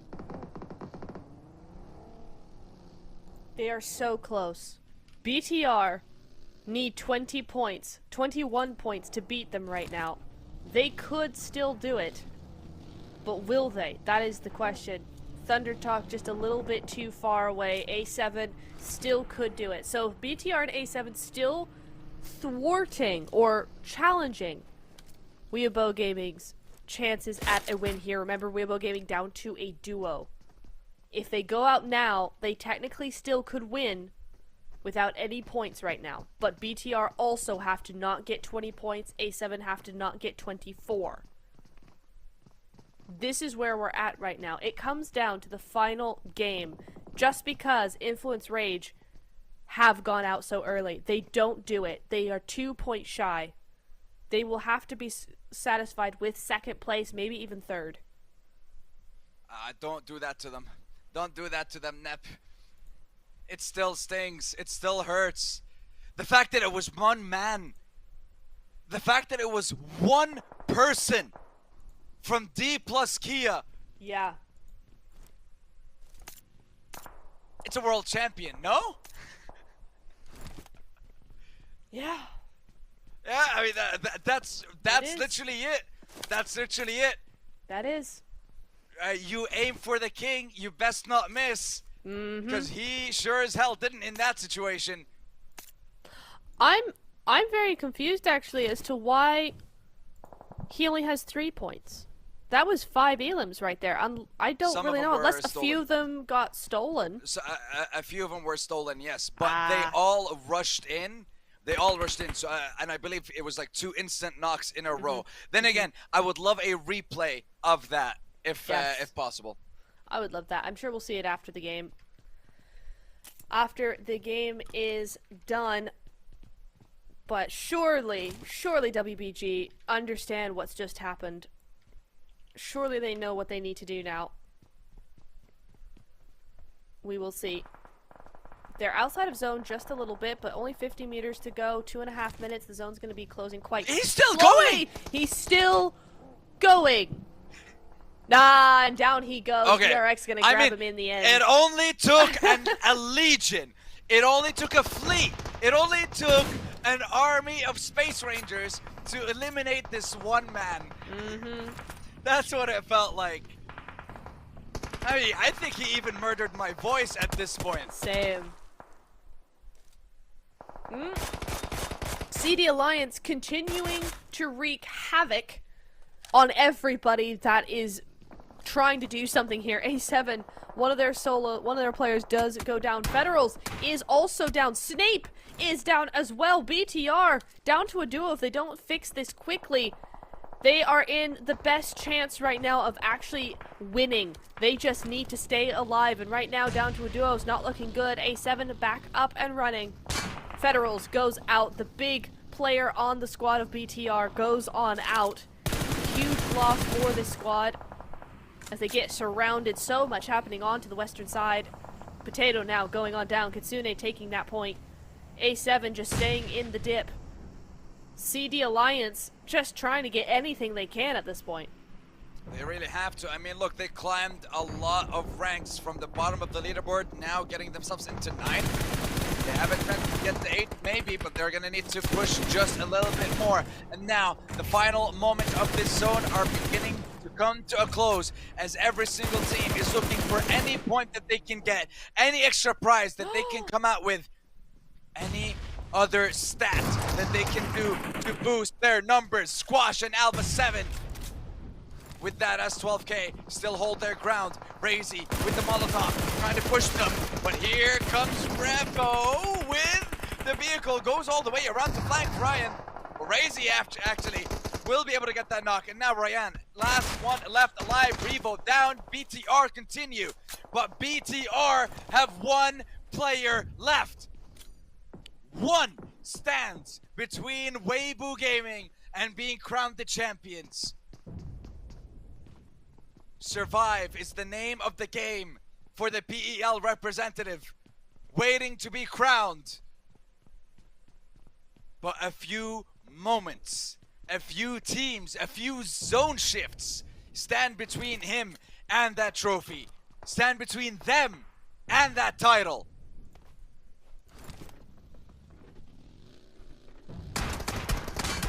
I mean, oh, wait, no, 33. Don't go out now. Look, it really doesn't matter. Yeah, at this really point, yeah. At this point, it's done. Anything that they do here is a celebration. Or not. Or maybe it's a curse. Who knows? But Oh, I mean, no, look, Iftar does go Order, down. There Order we got go. them all. And again, every single point they get is now a point that has to be secured by other teams. Here comes CD Alliance. Order, you know you have to get that elimination. You know you need to get that point. 161, 21 points now needed for BTR. There is not enough people in this server for BTR to get in order to get the win. There is simply not enough math for you to do the math for you to get the title. That is not happening. It is done. It's just a formality for Weibo. Well, honestly, Weibo, finally. It was theirs in day 2, it was theirs in day 1. Day 3 was rocky, but they brought it back when it counted. Rocky is... Understatement, I know, I know. But still, they brought it back. It is fine. It's good. BTR do go on down. That is it. WBG are going to be, most likely, your champions here. I mean, look, can can they do it with a chicken dinner? That's my question. Can they do it in style? Up against CD Alliance now in a 2v2. I don't think they notice that they have an advantage. They will push it. They will secure every point that they can. They're focusing on everything else. 8 teams left alive. Jimmy, what will you do, Jimmy? Are you going to get pushed? Are you going to survive? Are you going to stay alive? The answer seems to be, I mean, they're just waiting for Cluck to be eliminated at this point. They want to make sure, because I don't think they, maybe they're aware, maybe they're not aware, but I'm under the impression that they are trying their very best to survive and stay alive until the final moments. Order trying to see if there's a potential for a revive. QZZ on the north side of the zone with 7 squads left to move. Thunder Talk are out and will stay in 5th place with 135. Vampire full squad alongside KN, the only 2 squads with a full lineup. Jimmy now getting pushed. Knows he has to take it. Oh! Wow. 1 bump and the second comes in from a distance. It is going to be Tamar to secure it. But with that, Weibo are eliminated from the game and they are your champions. Regardless of what happened in the 3rd and final day. Regardless if it took them 9 matches to get 30 or 41 points. All that matters is they are above the rest and they are the champions. But who's going to be winning this final game? Who will have the final say in match number 21? Tian against QZ, the DBS will always be stronger, will always be more powerful, and will always come out on top. Now we just have our final 4 teams. Vampires, Kino, Void Donkey, and DRX. It's a 4v4v1v1 at this point, really. Once Vampire get this res back up, if they can get it up. But nobody... Okay, I was gonna say, nobody seems to have nades. No, they have nades. They have nades, they have throwables. They are gonna get this res back on up, and that's gonna be Kino going down to QZ from DRX. This solo going on. Kino Trope just down to 3 now. 1 player was taken out. Ozzy-san could get taken out there. Nice little nade to throw him out of that cover, but he goes straight back to it. Really, really quick with those dodges there. Just ticking away at the health, and QX knows he's there, trying to get that going, but no, and he will do it in the end. 3rd time's the charm. Ozzy-san goes on down, but not before he can get the point. He goes on out himself. That's going to be Vampires cleaning up that point as well. There you go. 6 elims on the board. Tony K with 4, Schweppes with 2. We've seen this film before, Sandstorm, yesterday. And it's happening again. Vampires going to win the final game of PMHI. All done, all dusted. But your champions are WBG. Weibo Gaming take the crown end the curse, end everything that happened today, and they still come out on top. And they did it with a bow. And they did Yes! it with a bow. Suk, shout out to you.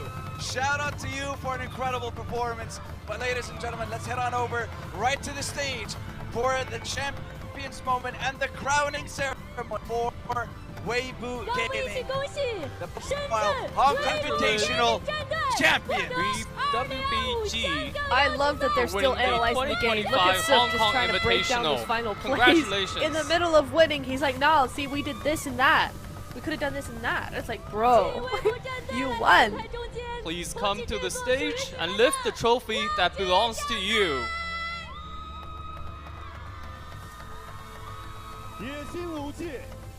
Fearless ambition, everlasting conquest.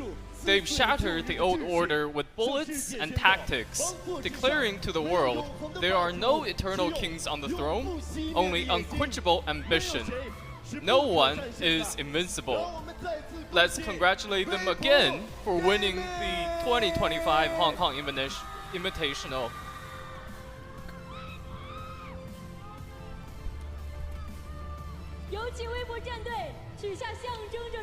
Let's invite WBG to take the bullet of honor and dominance and embed it into the championship trophy.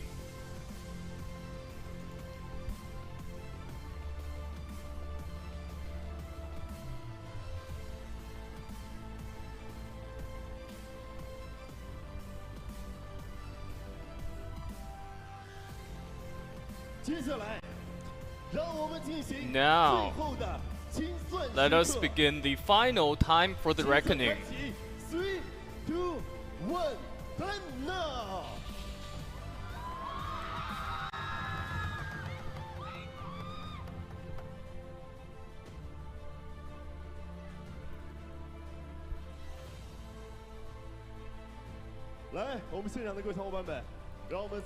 All of our audience in the venue, please give your warmest round of applause to WBG. That was an amazing game. Again, congratulations to WBG for winning the 2025 Hong Kong Invitational. And we will have an interview with all of our players. First, I want to ask Order. It has been 150 days since you last lifted the trophy on the international stage. And this time, I think it may be a little bit unexpected because this team is relatively newly formed. You just came to the team. How do you feel? Do you want to share anything with our audience? Well, I feel very happy. And I think in the past 3 years, I've definitely dreamt about this moment because every time I saw other teams win the champion, I actually felt bad. But the most important thing is to not to give up. And if you just persist, you will secure the victory again. So again, please give your round of applause to the #1 assaulter in the world. And I think this will be a new beginning for you, and we hope you will have more amazing performances in later tournaments. And now, today we see a team from PEL winning the tournament. Now, yesterday we asked Suk, do you think the audience can believe in you? Well, now you've done it. Actually, for anyone who knows WBG well, you know that this is something you have been fighting for a long time. And of course, this time you secured the victory again at the Hong Kong Invitational on the international stage. How do you feel now? Actually, I can't wait to go to Saudi Arabia. as long as I'm on the stage, I will not give up. And another question, in the last few games, it has been a huge challenge for all of you. Of course, the smash point system can be very challenging. How do you feel? Actually, I don't think it has much to do with the system. I think our team is strong enough that no matter what the system is, we will win. Actually, I've been playing with a smile on my face from the first game of the day. I was not nervous at all because I knew my team was strong enough. I think we are all deeply touched by your answers. I think all of our audience has the same feeling and they can't wait to see more of your performance. And next we have 33Z. And last time you were actually quite close. In 2022, you were quite close to the championship. You secured a runner-up. And of course, that can be disappointing. And now, finally, you've secured your first champion on the international stage. Anything you would like to share? Actually, I'm very happy. All of my teammates are very, very good players. And that's really all I have to say. They are so good. And actually, this is the version 6.0 of WBG as a team. I think for upcoming tournaments, we are all looking forward to your performance. So we want to ask WBG He coming back to the tournament with a new team on international stage. You've secured a victory. How do you feel? I think actually it was a sudden transfer for me. I played for many years and they trusted me so much that as soon as I came to the team, they put me into an international competition. And all of my teammates trusted me. And I would like to say thank you to all of my teammates. I think for WBG in this tournament, in addition to the champion they secured, they proved that PEL still has the capability to win an international championship. And next, we will go to EWC. Any expectations for you?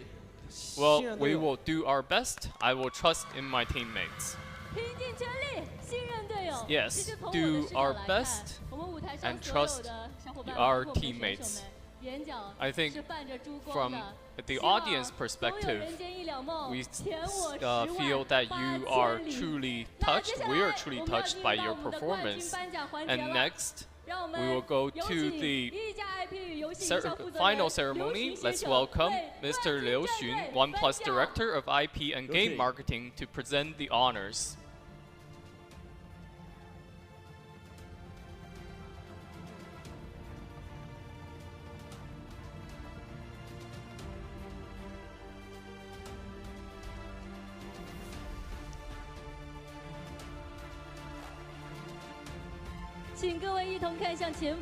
Please face the front for a group photo.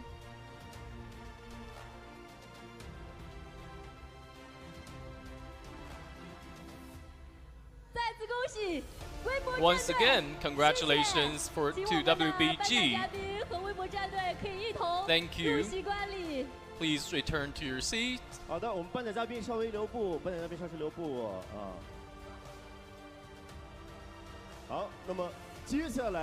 Next, let's welcome the runner-up team of the 2025 Hong Kong Invitational, Team INF.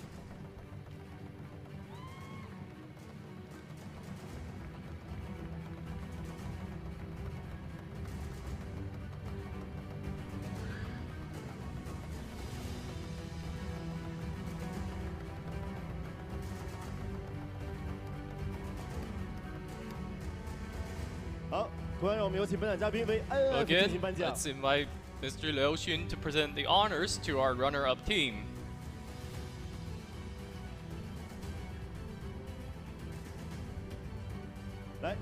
各位，让我们共同合影留念。And let's take a photo together. 好，谢谢INF，Thank you guys。 Thank you. Thank you so much. Please go to the Thank stage you and for take a your break. amazing performance. 接下来，让我们有请 Next, 2025香港 let's 邀请赛 welcome 季军战队 The third BTR place team of the 2025 Hong Kong Invitational, BTR. Please come to the center of the stage.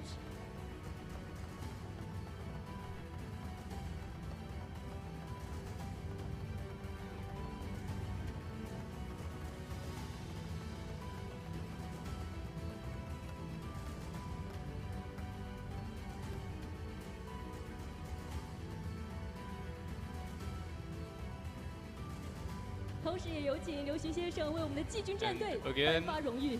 We will have Mr. Liu Xun present the honors.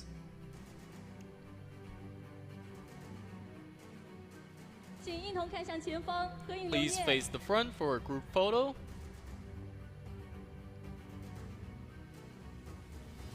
再次恭喜 BTR，请 Once 入席观 again, 礼 congratulations 也 to 谢谢刘巡先 BTR. 生 Please 请 return 一 to 同 your 入席观 seats. 礼。谢谢。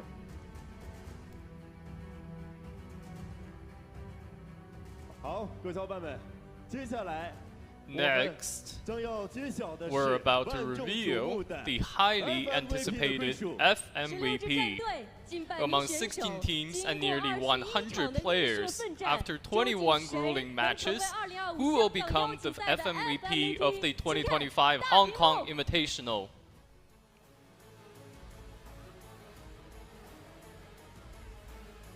FMVP 的最终人选锁定在这4位 We 选手 have 身上。 4 但 candidates for the FMVP 的王 FMVP, 冠从来只 but 容得下 the crown 最 only 锋利 belongs 的 to 刀 the 刃。 sharpest blade. 4位候选人中，哪2 Which 位 one- 可以继续冲 Which 进 2 巅 of 峰呢？ these 4 请看 candidates will 大屏幕 advance to the final round?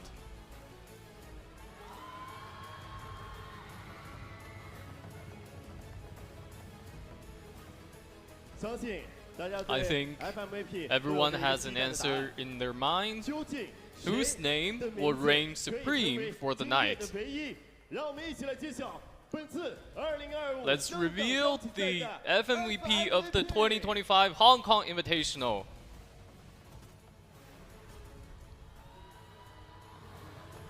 让我们恭喜 BTR Federals 选手获得 Congratulations to 2025 Federals 香港 from 邀请赛 BTR for earning the FMVP title of the FMVP at the 2025 Hong Kong Invitational. From the battlegrounds of order to the pinnacle of gaming, his undisputed performance has secured this honor. Congratulations！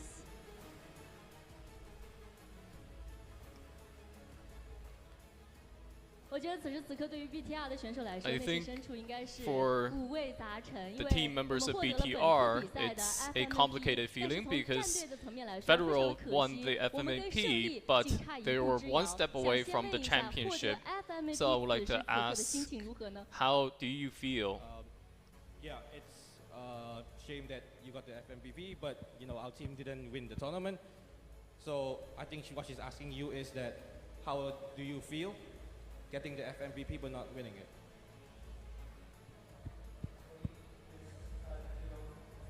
This tournament for Bigatron, for all the fans that supporting us, but yeah, it's just that not our time today.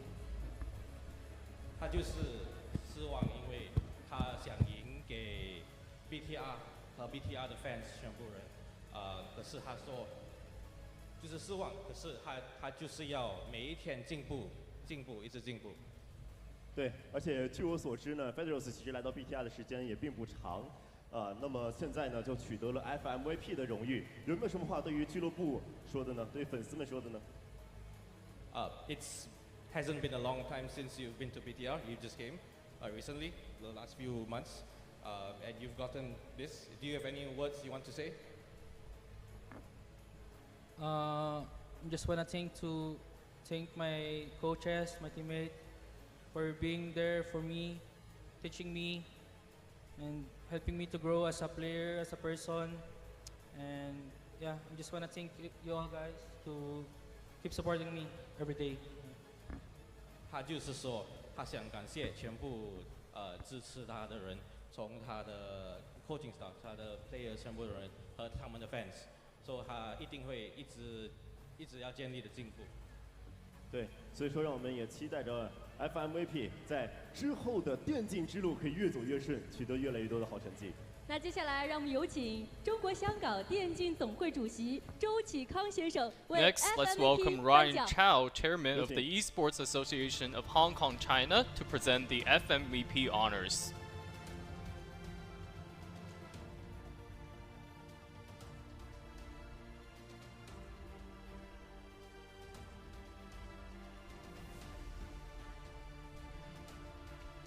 请一同看向前方。 Please face the 留 front 念 for a group photo.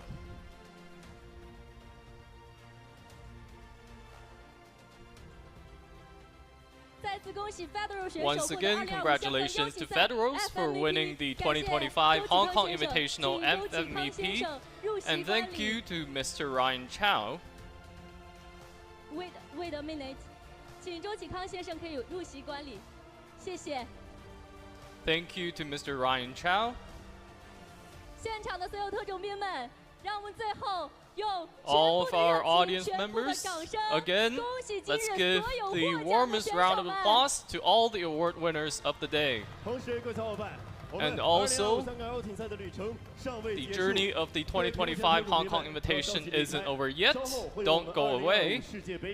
Right now, we will hand the time back to our commentators. Now, the commentators can take it away. Well, ladies and gentlemen, that has been an incredible journey. We have been at the edge of our seats from the beginning of this final day up until the very last moment.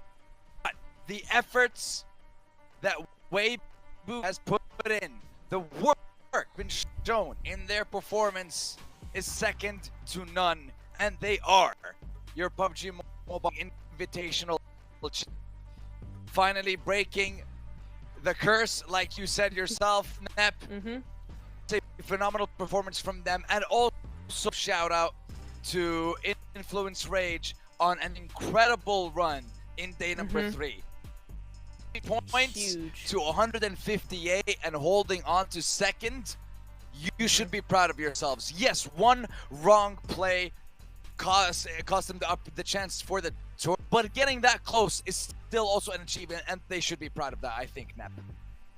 No, 100%. It was such a great show from not only them, but also the rest of the lobby. I mean, CD Alliance coming in here, huge day for them. A little bit too late, sure, but still massive step up. The rest of the lobby, the reason why it was so hard for those top two teams to reach 152 points is because everybody from 3rd down to 11th or 13th even was actually doing the business, was actually stepping up, doing what they need to do, just like Osal there, coming on in.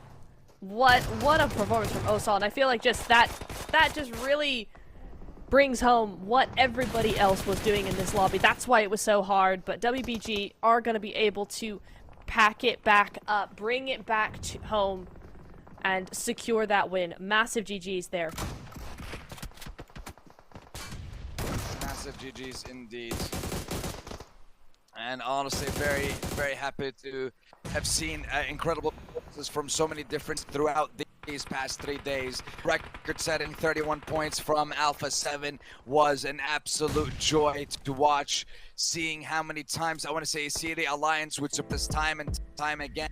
And incredible runs has always been something as well, exceptionally entertaining throughout. But, Nep, this tournament has been sensational. Honestly, I've had a lot of fun covering it with you, and I hope that at home has also enjoyed the show, and I appreciate every single one of you beautiful people tuning in.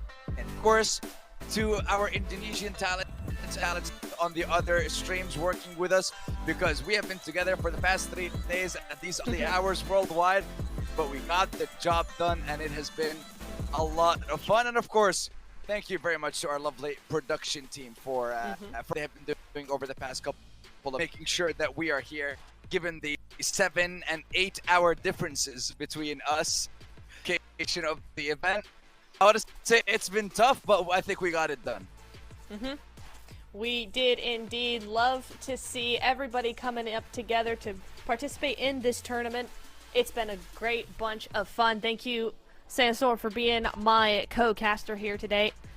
And thanks for production, thanks to chat, thanks to the teams for giving us such action. I mean, I did not expect these teams to pop off the way they did. It was so, so close, especially down to that 9th match of the day. But as we look at the overalls, really, what more can we say? The numbers speak for themselves. That they do. The top 16, final time, final look, and there it is, a 5-point difference. But whether it's 5 points or whether it's 0 points and you manage to get it because of, I want to say, more eliminations, because the rules are different when it comes to the Smash rule. But, ladies and gentlemen, that is the way the cookie crumbles. That is who first place was. This was the MVP for our 6th and final game of the day. And with that, we will leave you with Federals with most damage. I hope you guys had an incredible time. And see you in the next one. Have a lovely day.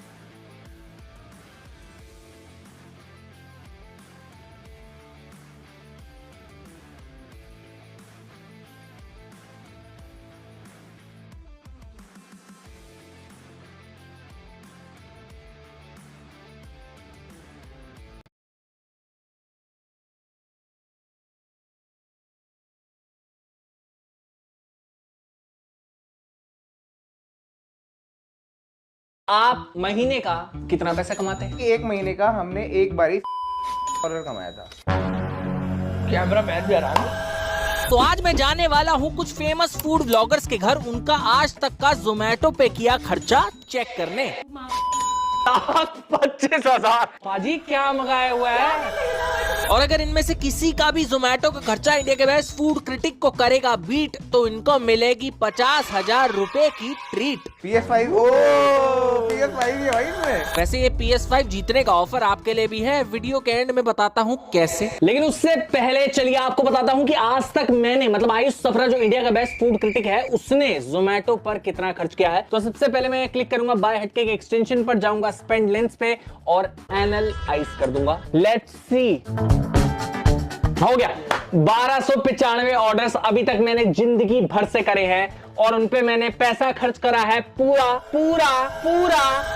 अपने दादाजी की जमीन के जितना, मतलब 5,04,235 रुपए total जान लिया। चलिए अब मिशन पे निकला जाए। गाइस, आज हम आए हैं किसी बहुत ही बड़े यूट्यूबर की हवेली पर। मेरे पीछे देख सकते हो आप हवेली, बहुत ही बड़ी, बहुत ही शानदार हवेली, एक लाश के साथ। और इस लाश के मर्डर का इल्जाम हम इनके ऊपर लगाएंगे। आइए, घर मिलने चाहिए, लेकिन उससे पहले ये लोग, ओह माय गॉड, रखवाली के लिए गबरू भी रखा हुआ है। इधर देखे लगता है मेरे को। इन सज्जन को देखकर आप पहचान गए होंगे कि हम कहाँ आए हैं, किसके पास आए हैं। Hello friend. अब ये कौन है बे? लाश सुंघ ली है गाइस शायद इसने। गाइस, ये जिस हिसाब से पूछ ला रहा है मुझे अच्छी फीलिंग नहीं आ रही, इसलिए हम इसे स्किप करेंगे। बाद में I'll see you later। हाजी जी क्या हाल है? पाजी। हाजी मेरा अलार्म बज गया। अच्छा, वर्कआउट का अलार्म। अच्छा, ये इंसान भी वर्कआउट करता है। अलार्म बजता है, मैं करता नहीं हूँ। Very good. गाइस, अगर आप सोच रहे हो कि मैं आपको इनसे इंट्रोड्यूस कराऊंगा, तो ऐसा नहीं होने वाला। छोटे मोटे 2.5 मिलियन वाले चैनल्स को हम इंट्रोड्यूस नहीं करवाते। अच्छा, आपके कितने हैं? अंदर चले, आजो, कम। What a beauty, oh my God, What a beautiful girl. Thank you so much. मैं यही बोलने वाला था, what a beautiful girl। Rocket कब छूट रहा है आपका? कौन सा रॉकेट? नहीं, मेरी बाइक का है। अच्छा, आपकी बाइक कहाँ है? आ रही है? नहीं। पाजी, आपने वैसे पूछा नहीं कि आज मैं यहाँ क्यों आया हूँ। मैंने सोचा चंडीगढ़ घूमने आए होगे, मौज करेंगे, खाएंगे पिएंगे, ऐश करेंगे, और क्या। मतलब 600 किलोमीटर दूर। 600 किलोमीटर दिल्ली कब हुआ, पहले मुझे ये बताओ। अच्छा, कितना है? 250 था क्या? 300। 300 किलोमीटर दूर मैं क्यों आया हूँ, बताइए, गेस करिए। बहुत बेला इंसान है, ट्रेन के चक्कर में कहीं पे भी आ सकता है। पाजी, ऐसा बिल्कुल भी नहीं है। मेरी सबसे बड़ी वजह है यहाँ आने की आपकी अमीरी देखना। मेरी लुई विटॉन कहाँ पे है? पाजी, एक तो बहुत सुंदर आपने घर चुना है अपने लिए, बहुत, मतलब जितने बड़े हमारे मोहल्ले होते हैं उतना बड़ा आपका घर है। क्या साबित करना चाहता है तू? क्या साबित करना चाहता है तू? लेकिन मेरी यहाँ आने की वजह रही है, आपने क्या सोचा कि आप ही हारमोनी पे छापा डालने आ सकते हो। गाइस, मैं इस वीडियो की बात कर रहा हूँ, ये देखिए, मैं आपके दूसरे बेटे पर छापा डालने आया हूँ। दूसरे बेटे? जी हाँ, महावीर इकलौता इनका बेटा नहीं है गाइस। कह दो कि ये झूठ है। ओम धातु, भाई बोल रहा हूँ, इतना हैरान अच्छा, ओम महावीर की बात, नहीं, अगर कुछ हो जाता मैं तो छोड़ता नहीं। ऐसा नहीं है, वो पाजी और मेरी बात की सीक्रेट बात है, जो बात इन्होंने मेरे को रातों में बताई है, वो अलग बात है। लेकिन ओम कहाँ है? ओम धातु कहाँ है?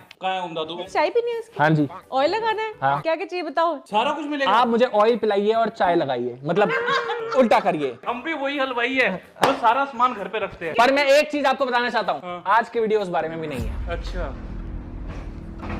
आज की वीडियो उस बारे में भी नहीं है। भूल गया मैं किस बारे में। हाँ, मैं यहाँ पे चैलेंज लेके आया हूँ। इस घर में पड़ी हुई 10 रेड चीजें हमें सबसे पहले ढूंढनी है। Let's go. मैंने भी ढूंढनी है। एक, वो पिंक क्या कलर ब्लाइंड सर? रेड, अच्छे से तो ढूंढ लिया हुआ है। मजाक कर रहा हूँ यार, तुम चैलेंज का नाम सुनते ही पहले भागने लग जाते हो। मजाक कर रहा हूँ, रख दो वापस। यार, ये नहीं है, मजा आने लगा था। हाँ, नहीं है, ये नहीं है। आ रहा हूँ, मुद्दे पे आ रहा हूँ। मैं कह रहा हूँ, चैलेंज सुन के आपकी फट जाएगी चड्डी। अच्छा, लेकिन इसका इनाम में निकल सकती है महावीर के लिए नई गड्डी। वाह वाह वाह वाह, का शायरी है। हॉट व्हील्स की गाड़ी गिफ्ट करके बोलेगा देखो गड्डी आ गई। इतना बड़ा प्राइस है, एक्सेप्ट करने के लिए तैयार हो तो मैं चैलेंज बताने के लिए तैयार हूँ। पहले पनिशमेंट बताऊंगा। बताओ। आपको मुक्ति के अलावा 3 लड़कियों को किस करनी है। मेरे को जाना पड़ेगा। ये पनिशमेंट मेरे लिए या उसके लिए? आपके लिए क्या है फिर? मुझे क्या पता। कहना चाहते हो आपके लिए रिवॉर्ड है? ये रहने देते हैं, लैपटॉप निकालो। पाजी, आपका लिंक पकड़ा गया है। मजाक कर रहा हूँ, मतलब कॉन्सेप्ट अभी दिखा रहा हूं, एक सेकंड। पाजी the concept is very simple. Google पर एक कमाल का एक्सटेंशन है by the name of Buyhatke. उस एक्सटेंशन की मदद से आप जोमैटो, स्विगी, Amazon, फ्लिपकार्ट मतलब कोई भी ई कॉमर्स या फिर शॉपिंग वेबसाइट पर या फिर फूड ऑर्डरिंग वेबसाइट पर अपना टोटल स्पेंड चेक कर सकते हो, मतलब टोटल आपने कितना खर्च किया है। ठीक है। अब आपका जो चैलेंज है वो सिंपल है। तो मैंने जितना भी खर्च करा है, अब वो अमाउंट मैं नहीं बताऊंगा, बाद में बताऊंगा। अगर आपका अमाउंट मुझसे निकला ज्यादा, नहीं हो सकता, जस्ट गिविंग, हो ही नहीं सकता ना। ट्रेस तो करके देख लो। हमारी वीडियोस जो होती हैं उसमें तुम घर पे मंगाते हो, खाते हो, रिव्यू करते हो, लेकिन उससे पहले बाहर जाते हैं, खाते हैं, हमारी गाड़ी का तेल का खर्चा ज्यादा हो सकता है पर जोमेटो का ज्यादा नहीं हो सकता। मैं आपको प्राइस दिखाऊं, फिर शायद आपको तिगड़ा में लगा लो। मेरे को लग रहा है इसमें करोड़ों के नोट होंगे। किसी की लाश भी तो हो सकती है। ओह माय गॉड, नहीं, गिफ्ट थोड़ी होगा। इल्जाम डालने आपके साथ। हाँ, अच्छा, सॉरी। अगर आपका जोमेटो का स्पेंड बाय हटके के एक्सटेंशन से मेरे से ज्यादा निकलता है तो आपको अभी चमचमाता हुआ ब्रांड न्यू PS5 मिलेगा। मुझे पता है यार, इससे ज्यादा होएगा नहीं। ऐसे बोलो, अगर तुमसे कम हुआ, आधे से भी कम हुआ तो ये मिल जाएगा। अभी करता हूँ। ये क्या होता है? आधे से ये वाली कौन सी गेम है? फिर भी चेक कर लें, क्या पता। क्या पता, you never know। ये वो सपने दिखाए जा रहे हैं जो मुझे पता है पूरे नहीं होने। तुम्हारे जैसे लोग इस देश के लिए श्राप है। पहले सपने दिखाते हैं और फिर कहते कि नहीं, ऐसा नहीं हो सकता। पर फिर भी हम पाजी का एक बारी तो टेस्ट करेंगे। इस चैलेंज में महावीर भी इंक्लूडेड है, उसका जोमेटो स्पेंड भी होगा तो भी उसका हॉस्पिटल का बिल पाजी हॉस्पिटल के बिल की तो याद मत दिलाओ। मैं साला बच्चा पैदा करना इतना महंगा, मेरे को तो खुद नहीं पता था। स्कूल की फीस आती है। वही तो मैं कह रहा हूँ पाजी, मैं कह रहा हूँ कहीं पहाड़ों पे चलते हैं, वहाँ पे स्कूल की फीस भी कम होगी। पाजी अपना नंबर बताओ कैमरा पे। मैं बस ये बोलना चाहूंगा कि इस चैलेंज का मुझे फायदा घंटे का नहीं होने वाला, मेरी शामत अलग लगने वाली है, क्योंकि अगर मैं पकड़ा मेरी बीवी को पता लग जाएगा कि इसने इतना खर्चा जोमेटो पे किया। पाजी की जीत के भी हार है इस चैलेंज। 9888 ये है ओंकार पाजी का phone number. Girls only can call 533993। ठीक है, ये हमने जी लगा दिया है। अब हम करेंगे जी बाय हटके एक्सटेंशन खोलेंगे और स्पेंड लेंस हायरा जी कर दिया पाजी। स्पेंड एनालाइज मुक्ति जी, अब मैं आपको पहले दिखा दूं। मैं गेस करूं कितना होगा? हाँ, आप गेस करो। 1 लाख से ऊपर है? मैं तो 20,000 बोलने वाली थी। और कभी-कभार खाना महंगा भी आता है। एक्चुअली अपने आप से कंपेयर कंजूस पति है, उनको पता है उसका। मैं गेस करती हूँ 1.5 लाख। चलो देखते हैं। हो गया, आपका हो गया 51,000 रुपए ओनली। बहुत कम है। बढ़िया। मैंने बोला था कंजूस है ये। बच गए, पिटने से तो बच गए भाई। फूडी होने में कलंक हो पाजी यार। भाई बाहर से नहीं खाना चाहिए, हेल्दी नहीं होता। हाँ, है ना, है वो याद आ गया भाई, याद आ गया। अपना बताऊं कि जितना मैं गैस करूं, अगर मैंने गैस कर लिया, चलो गैस करो। 4 लाख प्लस 5 लाख 4 लाख प्लस में ही आता है। तो प्लस ऐसे तो 0 प्लस बोल रहे थे। 4 लाख की गैस करना कम थोड़ी है। ललित होटल को ही 2 लाख दिया ही नहीं सकता। गेम को थोड़ा और इंटरेस्टिंग बनाने के लिए मैं मुक्ति का मिंत्रा का स्पेंड चेक कर रहा हूं। ये तो मैं भी देखूंगी और फिर देखता हूँ मेरे से ज्यादा है कि नहीं है, वो भी चेक करता हूँ। पर मुक्ति जितना तो मेरे को मुश्किल ही लग रहा है। नहीं, मैं ज्यादा शॉपिंग नहीं करती हूँ। बताना नंबर। चलो भाई, मिंत्रा हो गया जी लॉगिन। ये हम चले गए जी मुक्ति के ऑर्डर्स में, जिसपे 25,000 की 4 ड्रेसेस दिख रही है मुझे। 25,000 की? आपको नहीं पता था? 2500 होगा भाजी, 25,000 है, 2500 है। देखो पति की आंखें देखो कैसे खड़ी होगी। डर गई। Let's see. ओ तेरी तो 64 ऑर्डर में 3 लाख रुपए। नहीं, मैं ज्यादा शॉपिंग नहीं करती। मेरे को लगा 60-64 ऑर्डर है, कितना ही पैसा खर्च हो जाएगा। 3 लाख रुपए खर्च हो गए। और वो कपड़े काफी बारी ऐसा होता है कि एक बारी पहने हैं इसने, क्योंकि अब तो वैसे भी फिट नहीं आ रहे हैं। ज्यादा ना चबड़ मत करिए, ये बंद करो इसको। Amazon का देख दे। हाँ जी बताओ। अब पाजी का चेक हो रहा है Amazon। वो देखो पापा का खर्चा है, आपने इससे डबल करना है क्योंकि पापा पे बहुत पैसा है। गेड़ी मारनी है चंडीगढ़ सेक्टर 17, बहुत सारा कैश है, करनी पूरी ऐश है। ये वो वाला पंजाबी बोल रहा है जो बस इसने गानों से सीखी हुई है। पाजी my Punjabi is very fluent. बोल के ए तुसी किथे जांदे पे हो। एक और सुन के यही कहते आ तू फील लेनी हुंदी है पंजाबी बोलण च। फील लेके बोल रहा। ए तुसी किथे जांदे पे हो। अच्छा, ए तुसी किथे जांदे पे हो। प्यो मेरा प्यो आ जाएगा। ये गलत था। 264 ऑर्डर्स निकले हैं ओंकार पाजी के। 5,25,000 का Amazon स्पेंड। पाजी क्या मंगाया हुआ है? क्या खरीदा हुआ है तुमने Amazon अमेज़न पे। बट मुझे जान के बहुत अच्छा लगा कि पाजी का स्पेंड मेरे से ज्यादा नहीं था, पर इस वीडियो में और भी बहुत धमाकेदार कंटेस्टेंट्स आने बाकी हैं और लेट्स सी किसका स्पेंड हमसे ज्यादा निकलता है और कौन जीतता है PS5। Thank you so much पाजी। बैग मेरा लेके जा रहा है। अच्छा बैग तो है, चलो मिलते हैं। तो गाइस YouTube का एक कबाड़ी आज एक बहुत बड़े यूट्यूबर के घर जा रहा है कबाड़ लेके। कबाड़ नहीं, एक्चुअली ये मेरा कंटेंट है जो मैं उनको दिखाने जा रहा हूँ। ये बड़ी अच्छी बात कही आप। चलिए मेरे साथ चलिए, आइए आज धमाका होगा, आइए मेरे साथ। ये है क्या इसके अंदर? इसके अंदर फूड ब्लॉगर्स का कंटेंट है। क्या बात है, बहुत सारा भरपूर मात्रा में। भरपूर मात्रा में इसके अंदर फूड, सही बताओ, कंटेंट क्रिएटर्स का कंटेंट है। हाँ। या फिर फूड क्रिएटर्स हैं कुछ? हो सकता है, वो भी हो सकता है, वो भी हो सकता क्या है। पता मैं को इसके अंदर डाल के। यार वो तो यहाँ वाले हैं, यहाँ वाले नहीं, यहाँ वाले का नाम ले नहीं सकते। कौन है? मैं तो मेरी तरफ की देख रहे हो बोलते हुए। जाओ छोड़ दो, अपना तो आतंक ही खत्म हो गया है यार। गाड़ी वाला आया घर से कचरा प्रियंका की डोली ऐसे गई थी? नहीं ऐसे। अच्छा ऐसे, सामान छूट गया मेरा। Oh my God, who is this? मैं आपको धप्पा करने आया था, आप मेरे को धप्पा कर रहे हो। चलो चलो घर ये आपके लाया हूँ मैं। खाना है? नहीं, मैंने शादी का गिफ्ट नहीं दिया था ना, मैंने कहा तोहफा तो। चलो।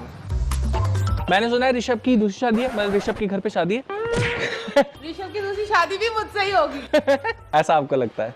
अम्मा बहन पे आ जाऊंगा मैं, इनकी अम्मा बहन पे आ जाऊंगा। German shepherd. ओ ब्रो, आपको नहीं बुलाना था तो ऐसे ही बोल देते। कूड़ा लाओ, कूड़ा कहाँ है? कूड़ा ले आए। गजब बेइज्जती है। हमारे साथ मौजूद है साडी गड्डी कहाँ है? गड्डी नीचे खड़ी है। ये हमारा घर है, मतलब हमारा नहीं, इनका घर है। मैं एक सवाल जानना चाहता हूँ कि आपका ये जो घर है, यहाँ पे भी आप ऐसे पूछते हो कि आज क्या बन रहा है, क्या डाल रहे हो? आपका राजमा कुलचे है, उसके बाद ये राजमा। हम बता देते हैं कि ये डल रहा है। अरे बताना क्यों, तो दिख रहा है ना, हम तो अपने एक्सपीरियंस शेयर करते हैं। गलत वाले के घर आ गए लगता है, क्योंकि बाकी सारे फूड ब्लॉगर्स हैं वो पूछते हैं ना, दिख रहा है टमाटर जा रहे पर भैया ये क्या जा रहा है? नहीं मैंने आप वो नहीं हो ना। मेरे को पता था आप अच्छे वाले फूड ब्लॉगर्स हो, इसीलिए मैं आपके लिए ये लाया हूँ। भाई साहब, मैं ऋषभ भाई की शादी में नहीं आया था, आपने बुलाया नहीं था, तो इसलिए मैं तोहफा लाया हूँ वेडिंग का। थैंक यू ब्रो, जरूरत भी थी हमें एक। आ जाइए इसमें। लेकिन इस तोहफे को जीतने के लिए आपको मेरे चैलेंज का सामना करना पड़ेगा। Are you ready for this challenge? Yo bro. मैं कुछ आसान से सवाल पूछूंगा, आपको उनके कुछ आसान से जवाब देने। आपका सवाल नंबर 1, ब्रूटल। पहला सवाल है गाइस इनके लिए, आपकी नजरों में सबसे वाहियात फूड ब्लॉगर कौन है? कितना ग्राम लेने हैं? सबसे बेकार, तुच्चा, घटिया कंटेंट वाला, एक नंबर, थर्ड क्लास, सड़क छाप, चप्पल चोर फूड ब्लॉगर कौन है? जवाब दे देते हैं। क्या कह रहे हो? चाहिए नहीं चाहिए तुम्हें? हाँ प्यारी समझ गई। जल्दी बताओ, 5 सेकंड है। 5, 4। ऐसा क्यों है, हम ऐसा क्यों करें? इनाम जीतने के लिए। इनाम इसमें कचरा तो नहीं है? नहीं, अब बताओ। 3, 2। चंगुबुई। ये कौन है? बांग्लादेश। हट। चल प्रियंका, जो भी पहला नाम आए। मैं बताता हूँ, इस लिस्ट के अंदर सारे इंस्टाग्राम क्रिएटर्स आते हैं जो सिर्फ इंस्टाग्राम पे काम करते हैं। Do you agree with this? I agree. मेरे साथ अन्याय हुआ है। अगला सवाल, आप महीने का कितना पैसा कमाते हैं? कमाते थे, पूछो अब तो हाई हम लोगों ने अच्छा खासा कमाया, बता नहीं। अमाउंट बता दे। उससे क्या होगा? इनाम मिलेगा कि एक महीने का हमने एक बारी सिर्फ मोनेटाइजेशन से डॉलर की बात करें तो अराउंड मैक्सिमम $29,000 कमाया था। कैमरा मैन भी आराम। क्या भैं कूड़े की बाल्टियां ले लेके घूम रहे हैं? यहाँ सवाल पूछने आया था, मेरी तो आप सुलगा के भेज रहे हो यार। मैं भी पूछ रहा हूँ, इतना कमाया क्या? अब मैं आपको एक और ट्विस्ट बताता हूँ कि एक्चुअली में ये चैलेंज नहीं था, ये तो मैं हंसी मजाक कर रहा था। असली चैलेंज है कि आप एक पानी की बोतल लेके आइए। दीदी पानी ला रही है, तो आप बताओ। हाँ जी। आपने सबसे ज्यादा कितना कमाया है अभी? मैंने कमाए हैं $200। भाई घंटे की बात कर रहा है, मैं बता रहा हूँ। प्रियंका जी, आपको एक सांस में पानी गटकना है। 3, 2, 1 एंड गो।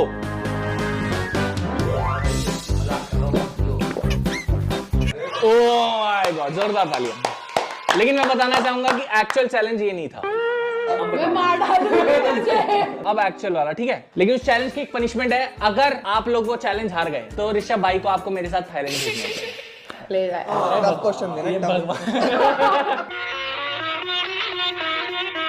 भगवान कसम, क्या प्रोग्राम दिखा दिया तूने। लेकिन उससे पहले I would like to show you your price. PS5। ओ PS5 ही है भाई इसमें। अगर आप मेरा एक्चुअल चैलेंज जीत जाते हो तो you will get a brand new PS5। अब बोलिए। Done done done. खेलेंगे? जान दे देंगे इसके लिए। हमारे चैलेंज के लिए हमें एक लैपटॉप की जरूरत है क्योंकि निखिल भाई का एक लिंक पकड़ा गया है जिसमें खाने की वीडियोस बनाते हो। ओ भाई क्या खुल गया इसमें? ओ क्या खुल गया भाई? अबे वो वाईफाई की स्क्रीन है भाई। हाँ, वाईफाई पासवर्ड बताइए।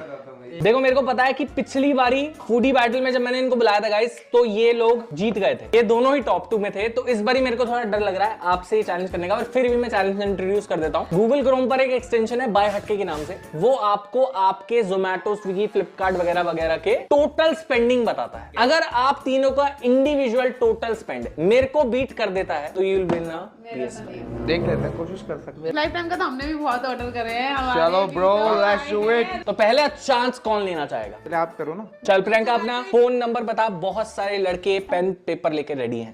अब क्या फायदा? अब क्या फायदा?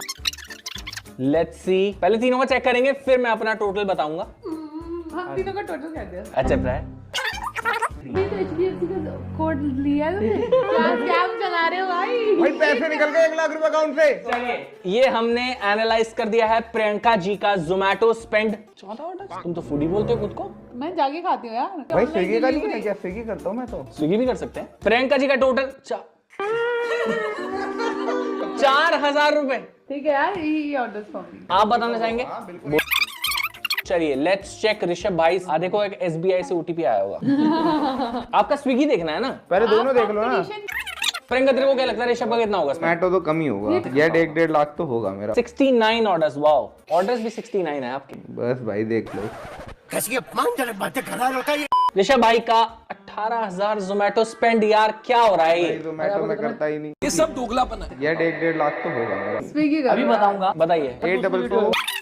पर मैं चाहता हूँ कि आप मेरे स्कोर को बीट करके आपका स्कोर क्या है ये तो बताओ। बस ये चेक करके बता दो। पता है मेरा फेवरेट होटल कौन सा है? ललित। भाई ओ हेलो, एक्सक्यूज मी। ललित का जो खाना है ना, आप पार्टिसिपेट करना चाहते हैं कि चाहते हैं ऐसे बाहर हो जाएं आप? 40 ऑर्डर स्टिल नाउ। ऋषभ भाई का भी टोटल मेरे को काफी कम लगा। काफी कम है। 11,000 रुपीज ओनली। टोटल है 29,000, 30,000, जो कि मुझे बीट नहीं कर पाया अनफॉर्चुनेटली। अब लास्ट मौका दिया जा रहा है निखिल भाई को, और अगर हम हार भी गए तो ऋषभ भाई की तो जीत ही जीत है क्योंकि हम थाईलैंड तो जा ही रहे हैं। अरे हाँ। निखिल का टोटल है गाइस जोमेटो स्पेंड का 3,000 रुपए। ये मैं कह रहा हूँ, ये हिपोक्रेट फैमिली है, ये फूड ब्लॉगर्स नाम के हैं, ये इनका कुछ नहीं है जोमेटो स्पेंड। लेकिन अभी के लिए मैं आपको बताता हूँ, मेरा जो टोटल है वो है सिर्फ 5 लाख रुपए। सबका मिला लेना तब भी नहीं आएगा। समझ रहे हो? तो $200 कहाँ से आ रहे हैं? बाकी इस वीडियो में प्रियंका और नहीं जीत पाए। आपको वीडियो देख के मजा आया हो तो कमेंट सेक्शन में जरूर बताना। चलिए इसी के साथ thank you, bye bye guys. अगला चैलेंज मैं लेकर आया हूं मेरे कुछ कंजूस, वेले और मेरे को अच्छा बोलना, लवली लोगों के लिए। बायस्ड। औरत का चक्कर बाबू भैया, औरत का चक्कर। इन तीनों की इंडिविजुअली तो बस की नहीं है इस चैलेंज को जीतने की, तो मैंने सोचा इन तीनों को साथ में एक मौका दिया जाए। अगर तुम ये चैलेंज जीत गए तो गाइस तुम्हारा इनाम है ये। क्या है ये? You know how big person I am. मेरी सोसाइटी में कितनी इज्जत है। मैं बाहर निकलता हूँ, मेरे लिए चादरें बिछ जाती हैं, रेड कारपेट बिछ जाते हैं। गरीब शक्ल है ना, इसलिए चादरें दे देते हैं। बात सुनोगे मेरी? कितना रिस्पेक्टेबल इंसान हूं मैं। तो तुम्हें मेरी रिस्पेक्ट देखकर क्या लगता है इसके अंदर क्या कितना महंगा गिफ्ट ला सकता हूं मैं तुम्हारे लिए? थैली तो कूड़ेगी है। गिफ्ट क्या होगा? वही चद्दर होगी जो रास्ते में। खेलोगे? पहले बताओ, खेलने में इंटरेस्टेड हो? खेलने में तो हर बार ही वो तो। लेकिन उससे पहले मैं पनिशमेंट बता देता हूं। अगर तुम तीनों ये चैलेंज हार गए तो तुम तीनों को मेरी 7 दिन तक सेवा करनी पड़ेगी। वो तो करते ही रहती है। वो तो मैं तो कितने सालों से कर रहा हूँ। मैंने तो आज तक कोई बैग नहीं मतलब कर लेंगे। चलो मैं चैलेंज बता देता हूँ। चैलेंज बहुत सिंपल है, बहुत इजी है। अंबर तेरे को मेरी 10 तारीफें करनी है। गो। मैं हार मानता हूँ। संस्कार मेरी 10 तारीफें करनी है। 10 तारीफें नहीं हो सकती। हार मान ले भाई। तारीफ के काबिल कुछ काम किया है भाई। मैं बताता हूँ, ये आदमी 12 बजे का सो के उठता है। अगर हमें कहीं 11 बजे जाना तो ये 1 बजे रेडी होगा। 1 बजे तैयार नहीं हो, 1 बजे नहाने जाएगा। अगर सुबह जिम जाना होता है हमें तो लात मार के घर आके उठाओ, उस पर 1 घंटे वेट करो वॉशरूम में जाने का। 5 तारीखें हो गई। भाई नंगा कर दे मेरे को यहीं यार। नहीं देख नहीं पाएंगे, सह नहीं पाएंगे ऑडियंस। साक्षी सुनाएगी मेरी तारीफें। आप मेरी तारीफें बोलो मोहम्मद। हारमनी की कसम है, सच बताना। अभी नहीं है, ऐसे तो बहुत तारीफ खिलाएगा। बिल्कुल बता दो। नहीं बोल पा रही, कुछ है ही नहीं, दिमाग में ही नहीं आ रहा। पति की तो 10 तारीफें बंदा यूं बता देता है। हाँ बताओ। अंडरस्टैंडिंग है, बहुत ज्यादा लविंग है, लॉयल है, बहुत रिस्पेक्ट करता है, बहुत घुमाने लेके जा। गाइस मैं अभी आया। अच्छा ठीक है, अच्छा ये चैलेंज हो गया। स्टोन पेपर सीजर में हराना है मुझे। Stone paper scissor shoot, stone paper scissor shoot, stone paper scissor shoot. I am sorry. काटने में तो अच्छा हो ना आप। ये भगवान क्या जुल्म है। देखो वैसे तो मुझे पता है तुम तीनों फकीर किस्म के इंसान हो, पर फिर भी गूगल क्रोम पे एक्सटेंशन है बाय हटके, वो आपकी एप्लीकेशंस पर like Zomato, Swiggy, Flipkart, Amazon पर जितनी भी स्पेंडिंग रही होती है ना अभी तक लाइफ टाइम, वो बताता है। अगर स्पेंडिंग मैक्सिमम होगी ना इन महाशय की होगी नायका पे, इस भाई साहब की होगी चंगेजी चिकन पे, और इस भाई साहब की होगी केमिस्ट की दुकान पे। प्रोटीन है। हाँ बताऊं रहा नहीं जाता। अगर तुम तीनों की मिलाकर जोमेटो की स्पेंडिंग निकली मुझसे ज्यादा, आपसे ज्यादा तो नहीं निकल सकती। अभी के अभी मिलेगा एक ब्रांड न्यू PS5। ये शेयर कैसे होगा अब पता नहीं, वो तुम देखना। मैं तो खेलती नहीं। तो हम दोनों रख लेंगे, हम दोनों रख लेंगे। पहले मुझे बीट करना पड़ेगा साड़ो। हम वैसे बीट कर देंगे, इनको पेलेंगे। तो तुम अब मुझे अपना दोगे? पहले अपना बताओ। मैं तो दे दूंगा अपना। इनका तो काफी नंबर, फोन नंबर भाई, फोन नंबर देगा यार। बड़ा हरामी हो बेटा। फोन नंबर बताओ। Girls please note it. OTP बताओ। वो भाई अकाउंट तो खाली नहीं करोगे, खाली है। 156761। अंबर का जोमेटो स्पेंड चेक करेंगे, ये करेंगे एनालाइज। बहुत रिफंड लेता हूँ मैं जोमेटो में। ये वही है जो मंगा लेता है, खाते खाते उसको कॉल कर रहा है। बिल्कुल ही गंदा है कि भैया मजा नहीं, मारते हुए ये मना कर देते हैं। वो कहे सर आप खा क्या रहे हो, मेरे घर पे रोटी नहीं है क्या, रोटी नहीं खा सकता क्या मैं? हो गया 249 order still now 46,000 rupees which is not bad. संस्कार प्लीज मुझे अपना नंबर बताइए, फोन नंबर। OTP सनी का बहुत हो सकता है, मैं आपको बता दूं ये बहुत बड़ा फूडी है, मतलब मेरे टक्कर में कोई अगर खाता है ना, मेरे से भी इनफैक्ट ज्यादा वो यही है। तो अगर मुझे कोई बीट कर सकता है तो वो ये खाता तो नहीं, जोमेटो कहाँ करता हूँ। गाइज आप भी अपना चेक कर सकते हो, अगर आप भी you are also a shoppy, तो you can go online and check your spends on Buyhatke, और फ्रेंड से शर्तें लगाओ और प्राइस दो उनको ऐसे दिल खोल खोल के। अब मेरे को डर ये लग रहा है इसके 280 ऑर्डर हो चुके हैं, ये तीनों मिलकर मेरे को बीट ना कर दे। हो गया भाई, हो गया। चलो 1 लाख रुपए का खाना, मैं तो चलो शूट्स के लिए मंगाता हूँ, इसके कोई शूट्स भी नहीं होते। बहुत पैसा है मेरे पास। मेरा देखना, मेरा भी ज्यादा ही होगा। ओए 1,40,000 आक्षी का स्पेंड। आक्षी ये ना बात है। तो अब तुम्हारा टोटल कितना हो गया मेरे को बताओ? 140 मेरा, और मेरा 1 लाख। 1 लाख इसका, 3 लाख रुपए। और मैं अपना बता दूं, मेरा जोमेटो का स्पेंड है आज तक का 5 लाख रुपए। तो गाइस अनफॉर्चुनेटली मेरे ये 3 दोस्त यार भी मिलकर इस चैलेंज को नहीं जीत पाए, बट आपके पास अभी मौका है जीतने का। मैं बताता हूं कैसे। देखिए गाइस, जैसा आपने देखा इस वीडियो में कोई भी फूड ब्लॉगर, वैसे तो कोई चांस ही नहीं था मुझे बीट करने का, ना ही कंटेंट में कोई बीट कर सकता, ना ही कोई जोमेटो स्पेंडिंग में बीट कर सकता। कोई भी फूड ब्लॉगर तुम्हारे भाई को बीट ही नहीं कर पाया in the terms of Zomato spending. तो एक मौका आपको भी देना चाहिए, क्योंकि आपके प्यार की वजह से ही इंडिया का बेस्ट फूड क्रिटिक आज इंडिया का बेस्ट फूड क्रिटिक बन पाया है। तो चलिए आपको समझाता हूं कैसे यू कैन विन दिस चमचमाता हुआ PS5। सबसे पहले आपको मेरे डिस्क्रिप्शन में दिए गए लिंक से बाय हटके का एक्सटेंशन इंस्टॉल करना है। अगर आप मेरे डिस्क्रिप्शन के लिंक को नहीं यूज करते हो तो फिर आप मैनुअली गूगल पे सर्च कर सकते हो बाय हटके एक्सटेंशन, और उसके बाद रेफरल कोड में मेरा रेफरल कोड आयुष डालकर फिर इस पे साइन अप कर सकते हो। उसके बाद आपको लेट्स सपोज जोमेटो की स्पेंडिंग चेक करनी है, तो आप जोमेटो पे जाएंगे सबसे पहले। इसके बाद आप अपने जोमेटो पर लॉग इन करेंगे, मेरा नंबर मैं डालने जा रहा हूं, आप लोग चेकआउट कर सकती हूँ, ग्रिल्स ओनली। यहाँ पे मैंने अपना नंबर डाल दिया। उसके बाद एक OTP आएगा SBI से। अबे हो चुप कर, SBI से,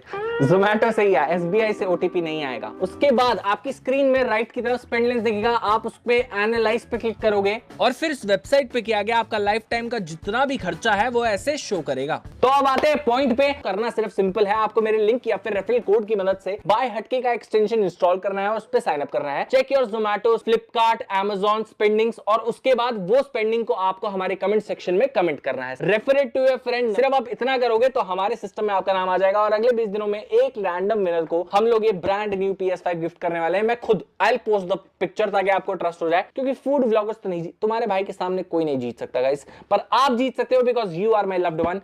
मतलब वो लव्ड वन नहीं थे। PS5 के साथ साथ अगर आप और आपका दोस्त अपने Amazon या फिर Flipkart का भी स्पेंड चेक करते हो और अगर वो स्पेंड 1 लाख या सपोज 3 लाख निकल जाता है तो आपको 1 लाख पे 100 रुपए और 3 लाख पे 300 रुपए का Amazon वाउचर भी मिलेगा। Thank you so much for watching. I hope आपको वीडियो देख के मजा आया हो। मौका आपके पास जीतने का है तो भाई डेफिनेटली पार्टिसिपेट जरूर करना है, ठीक है। एंड नेक्स्ट वीडियो में कुछ और ऐसा ही चेक जांच पड़ताल हमें फैशन इन्फ्लुएंसर्स के साथ करना है तो कमेंट सेक्शन में बता देना। तुम्हारा भाई हर फैशन इन्फ्लुएंसर के बेडरूम में घुस जाएगा जब वो GRWM बना रहे होंगे, मतलब उनका Amazon स्पेंड चेक करने के लिए ऑब्वियसली। तब तक के लिए thank you watching, take care, bye bye. आज तब तक ये PS5 से हम ही खेल लेते हैं, नहीं सब्सक्राइबर के गिफ्ट्स के साथ छेड़छाड़ नहीं, मजाक कर रहा हूं भाई, थोड़ा सा तो खुल सकता हूं। PS5 वे तो छाड़ दियो। ओ पाजी ऐ कोई गल नहीं हुई, असि सानू बहुत बुरा लगदा पिया। नो तो ज्यादा बुरा लग रहा है पंजाबी सुन के तेरे मुंह तो। साडे दिल च हंजू डिगदे पे है, दिल च हंजू डिगदे पे, सुटदे पे आई मीन सुनते भी ने सुटदे पे है।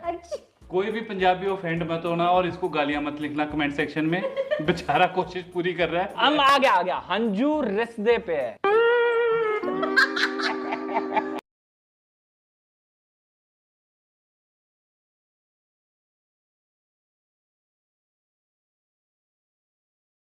मैंने चाइना में देखा है एक्चुअली लड़कों से ज्यादा लड़कियां हैं। लाइक जब भी मैं बाहर जाता हूँ मैं लड़कियां ज्यादा देखता हूँ देन लड़के। ये इनका खाने का एरिया है, गन्ने का जूस मिल रहा है, ये बहुत महंगा आता है बाय द वे गाइस, ये सस्ता नहीं है, ये कुछ 12-13-14 हज़ार रुपए के आसपास की आती है। ऑल्सो जब मैं जा रहा था तब भाई मेरे साथ ऑलमोस्ट स्कैम हो गया होता, पता नहीं कुछ लोग आए थे लाइक कि क्या आपको फेक मार्केट देखना है यहाँ पे, like you know famous brands का एज ए सेलिब्रिटी टाइप का लोग मेरे साथ वो कर रहे थे। और भाई ये क्या चीज है, इतनी भीड़ क्यों लग गई भाई इधर साइड, क्या हुआ? ओ ये बिल्डिंग के लिए देखो भाई, यहाँ के बच्चे जो है ना वो बहुत देखते हैं भाई बेचारे, ये देखो यहाँ से जो आपको उठाना है वो आप उठाओ, ठीक है, उसके बाद आप अपनी ड्रिंक बनाओ एंड ड्रिंक को पियो एंड एंजॉय करो। That's crazy bro. भाई देखो मैं तो कोई इतना अच्छा ट्रैवलर नहीं हूँ लेकिन आप मेरे जैसे कभी भी ऐसे घुस मत जाना। ये देखो सोचो ऑलमोस्ट किडनैप हो जाऊँ मैं।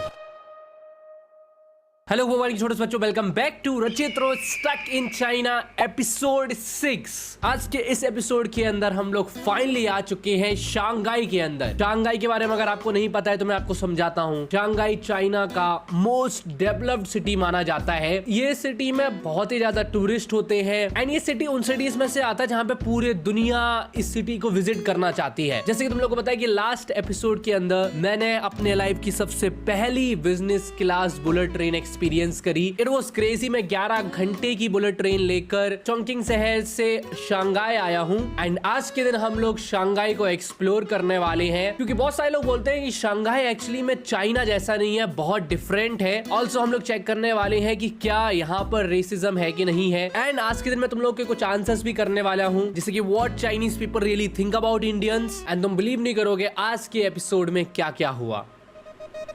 यो गुड मॉर्निंग एवरीबॉडी। तो मैं बस थोड़ी देर पहले उठा हूँ, ऑलमोस्ट 11 बजने वाले हैं। कल रात में जैसे तुमने देखा था कि मैं शंघाई आ गया था, ठीक है, बिजनेस क्लास ट्रेन करके। उसके बाद मैं यहाँ की भुंड वाली एरिया में घूमा जो कि बहुत ही पॉपुलर एरिया था। मैंने जब कैमरा बंद कर दिया था उसके बाद मैंने थोड़ा सा और एरिया घूमा and you won't believe me chat, ये जगह बहुत ही ज्यादा क्रेजी है। मैं उसी टाइम में फिर घर पे आ गया बस लाइक किनारा। अगर मैं ब्लॉग नहीं करूंगा तो बहुत कुछ मिस हो जाएगा, बिकॉज ये जगह मैंने पहली बार देखी है और इट जस्ट वेरी इनसेन। वही रात में मेरे को भूख लगी थी तब मैंने ये चिकन मंगाया था। अब मेरे को ये रैपर फेंकना पड़ेगा, पता नहीं कहाँ से फेंकूं। और तुम लोगों को पता होगा कि हमारा ब्रेकफास्ट का खाना इंक्लूडेड था। तो लेट मी शो यू। तो उन्होंने मेरे रूम में खाना दिया, तो एक कॉफी है, ठीक है, एंड उसके बाद एक सैंडविच है और एक ना अंडा है, लाइक एक पूरा अंडा है भाई इसके अंदर। चैट ये देखो, लाइक लुक एट दिस। हालांकि मेरा अभी कुछ खाने का मन नहीं है बट स्टिल सैंडविच काफी अच्छी चीज है, तो मैं सैंडविच को अपने बैग में रख रहा हूँ। और गर्म कॉफी मैं पीता नहीं हूँ, मैं ठंडी कॉफी पीता हूँ सिर्फ, तो ये कॉफी ले जाने का भी कोई मतलब है नहीं।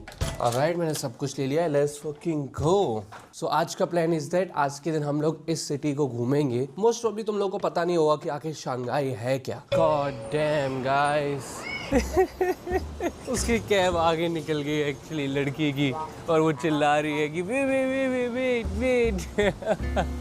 सो या वेलकम टू शंघाई एवरीबॉडी। तो आज है मेरा पहला दिन इस सिटी के अंदर। गुड थिंग एक्चुअली में इतनी कुछ ज्यादा धूप भी नहीं है, आई मीन थोड़ी बहुत धूप तो है। आज का हमारा टास्क मैं तुम्हें थोड़ी देर में समझाता हूँ, पर उससे पहले मैं तुम लोगों को समझाता हूँ कि आखिर शंघाई क्या है। शंघाई चाइना की सबसे बड़ी सिटी है और टेक्निकली पूरे वर्ल्ड में भी इस सिटी को वन ऑफ द बिगेस्ट कहा जाता है। अगर तुम्हें दुनिया की टॉप 3 सिटी जाननी हो तो मेरे अकॉर्डिंग शंघाई उनमें से एक है। और कल रात जब मैं इस सिटी को घूम रहा था तब मेरे को रियलाइज हुआ कि शिट, अकॉर्डिंग टू मी मेरा फर्स्ट इंप्रेशन ये था कि ये शायद से दुनिया की सबसे बड़ी सिटी है और मे भी सबसे बेटर। भाई देखो, मैंने टोक्यो देख लिया, मैंने दुबई देख लिया, मैंने रियाद देख लिया, मैंने दिल्ली देख लिया, मैंने अभी तक न्यूयॉर्क नहीं देखा और लंदन नहीं देखा, बट मेरा जो फर्स्ट इंप्रेशन था उस हिसाब से ये सिटी बहुत क्रेजी है। यहाँ पर तुम्हें बहुत सारे इंडियंस मिलेंगे दोस्तों, फॉरेनर्स तो और भी बहुत ज्यादा हैं और सारे विदेशी ब्रांड्स हैं। यहाँ पे फर्स्ट क्लास बसेस मिलेंगी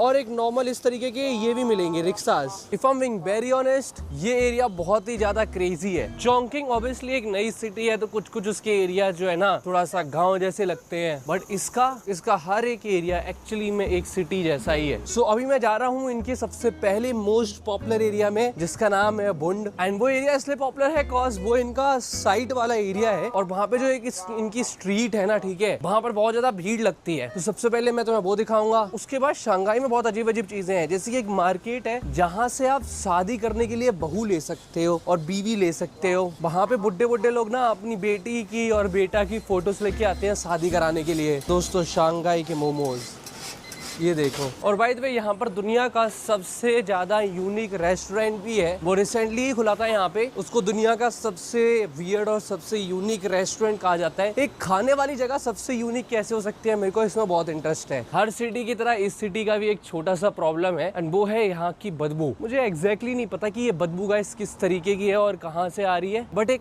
अजीब सी स्मेल है जो नाक में लग रही है मेरे। दोस्तों, मैं तुम्हें अपने लाइफ का सबसे यूनिक ऑटो रिक्शा दिखाता हूँ, ठीक है। Look at this thing. ये देखो, इतना छोटा सा ऑटो रिक्शा है, आगे एक बैठने वाली जगह है और पीछे वाला तो भाई पता नहीं कहाँ पे बैठेगा। नॉट बैड, सुंदर लग रहा है। इंडिया में अगर ये आया होता तो लोग बोलते छी भाई इतना गरीब है, इतनी छोटी गाड़ी में बैठ रहा है। तो ये इंडिया में आते ही फेल हो जाएगा जितना मुझे लगता है।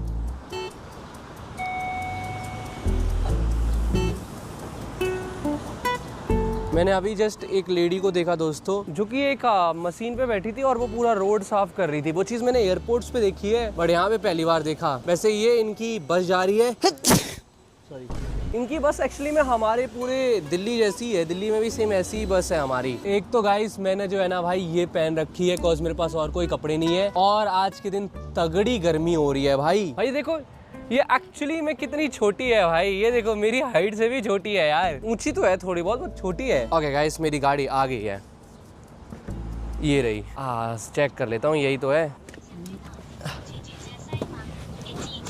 Let's go. तो गाइस मैं भुंड आ चुका हूँ। यू नो चाइना का इशू क्या है और मे बी शंघाई का क्या इशू है कि ये सिटी कहीं से भी चाइना जैसी वाइब नहीं देती है। लाइक अगर मैं ऑनेस्टली बताऊं, मेरे को ये सिटी बहुत पसंद आई, मुझे ये एरिया बहुत पसंद आया। अगर मैं तुम लोग को ये रिकॉर्डिंग करके दूं तो क्या तुम लोग बता सकते हो कि मैं चाइना के अंदर हूँ? एंड मे बी शायद से इसी चीज के चक्कर में इन्होंने हर बिल्डिंग के ऊपर जो है ना चाइना के फ्लैग लगा के रखे हैं। अब देखो, आप मानो या ना मानो, ये इनका जो एरिया है ये इनका one of the most popular tourist area में से एक है। एंड कल रात में मैंने तुम लोग को यहाँ का सीनरी दिखाया था, बट ये जगह दिन में किस तरीके की दिखती है वो दिखा देता हूँ। एंड देन हम इस साइड वाले एरिया में जाएंगे, ठीक है, बिकॉज उस साइड है एक्चुअली में शॉपिंग एरिया और भी थोड़ी सी चीजें। मेरे को थोड़े से कपड़े लेने हैं, मेरे को कॉफी भी पीनी है बिकॉज मैंने अभी तक कॉफी नहीं पी। अभी तो यहाँ पे कम भीड़ है क्योंकि अभी बहुत ज्यादा धूप है और मॉर्निंग हुई है। मैं तो बहुत जल्दी आ गया, इतना जल्दी लोग चाइना में कोई उठता नहीं है। बट ये देखो दोस्तों, ये है चाइना की शंघाई सिटी। रात में किस तरीके की लग रही थी और राइट नाउ किस तरीके की लग रही है।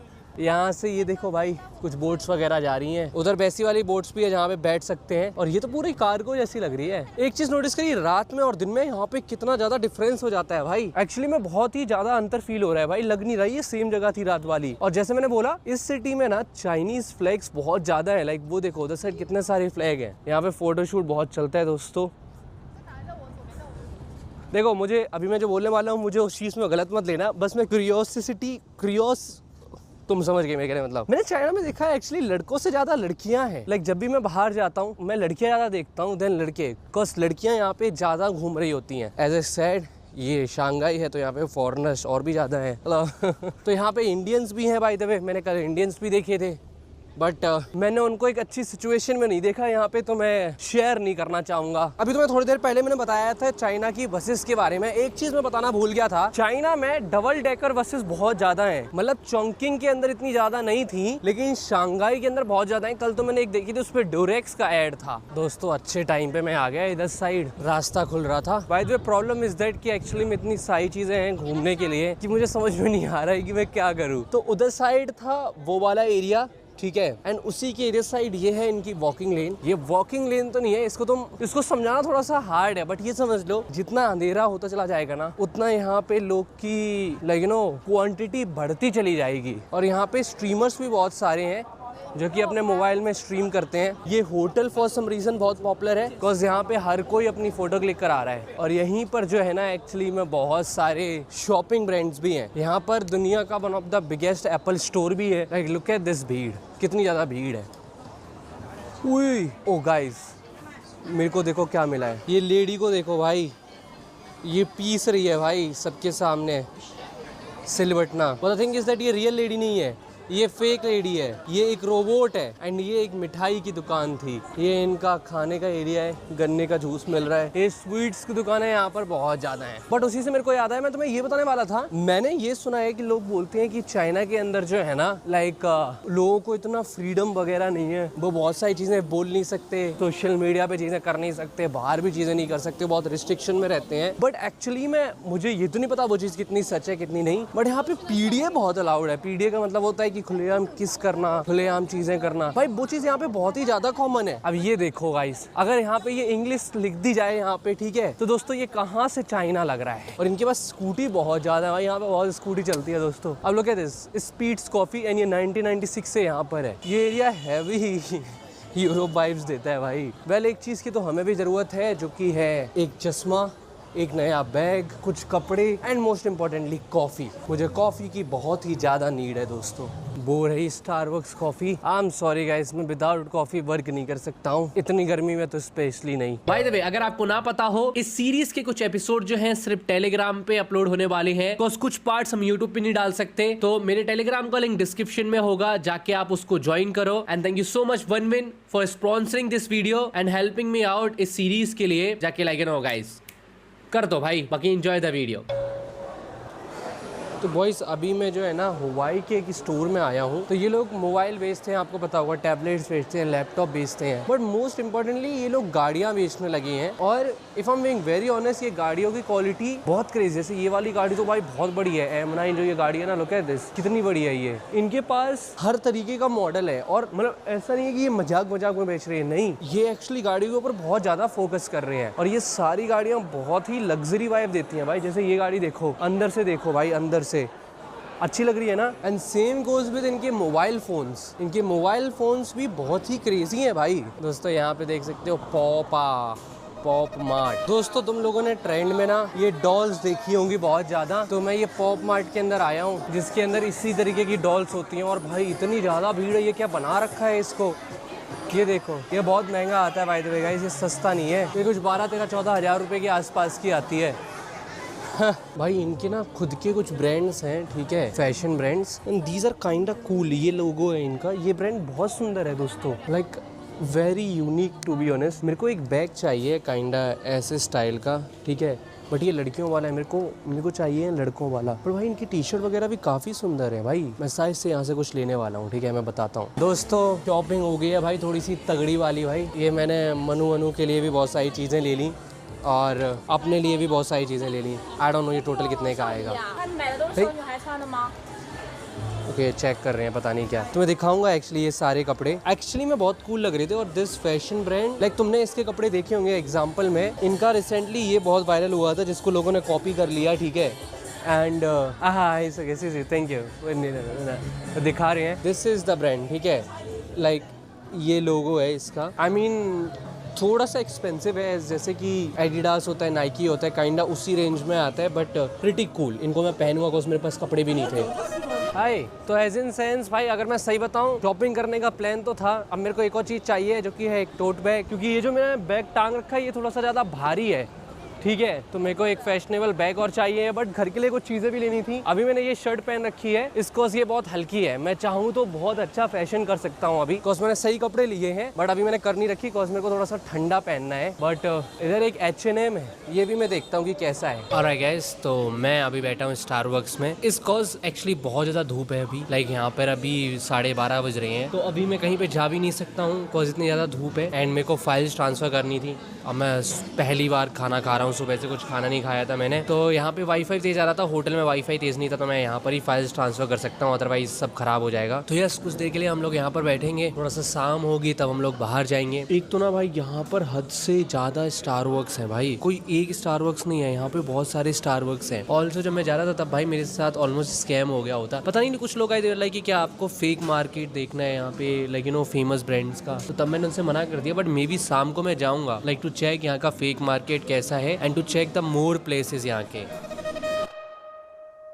ऑलराइट गाइस, तो थोड़ी देर के लिए मैं घर पे आया था, इसको ये जो बैग है भाई ये बहुत ज़्यादा भारी हो गया था। इसमें मेरा लैपटॉप है, इसमें मेरा दूसरा कैमरा भी था, इसमें मेरा ये वाला कपड़ा भी था, बहुत ही ज़्यादा भारी था। एंड मेरा लैपटॉप का काम भी हो गया था, तो आई थॉट मैं इसको घर पे रख देता हूँ। बाय द वे मैंने थोड़ी शॉपिंग करी है, वो तो मैं दिखा देता हूँ। सबसे पहले दिस वन, ठीक है, दूर से काइंडा इस जैसी है ये, लाइक वेरी नॉर्मल। उसके साथ ही साथ तुम्हें पता होगा कि Rachitroo and like you know jackets कभी दूर हो नहीं सकती हैं। मैं जब भी कहीं पर भी जाता हूँ तुम लोग को मेरा यही फैशन दिखता होगा, लाइक नीचे जीन्स, अंदर ये, ऊपर एक जैकेट। तो ये जैकेट भी लिए मैंने एक, ठीक है, प्रिंट ब्रेकर बोलते हैं आई गेस इसको, मेरे को इनका एग्जैक्ट नाम नहीं पता, बट मैं इनको बचपन से पहन रहा हूँ। And this one looks cool bro, this one looks cool. And उसके बाद मैंने मनु के लिए ये लिया है, ये फ्रॉक है, इसको क्या बोलते हैं, फ्रॉक ही बोलते हैं ना, देखो ऐसी लगेगी ये फ्रॉक है, बट इसके 3 लेयरिंग है, ठीक है। तो मेरे को अपनी बहन को देना था भाई, कुछ बहन के लिए ले जाना था, और मुझे ये इसका डिजाइन बहुत अच्छा लगा भाई, तो मैंने ये ले लिया मनु के लिए। मैंने एक टी शर्ट ली है जो कि है ये,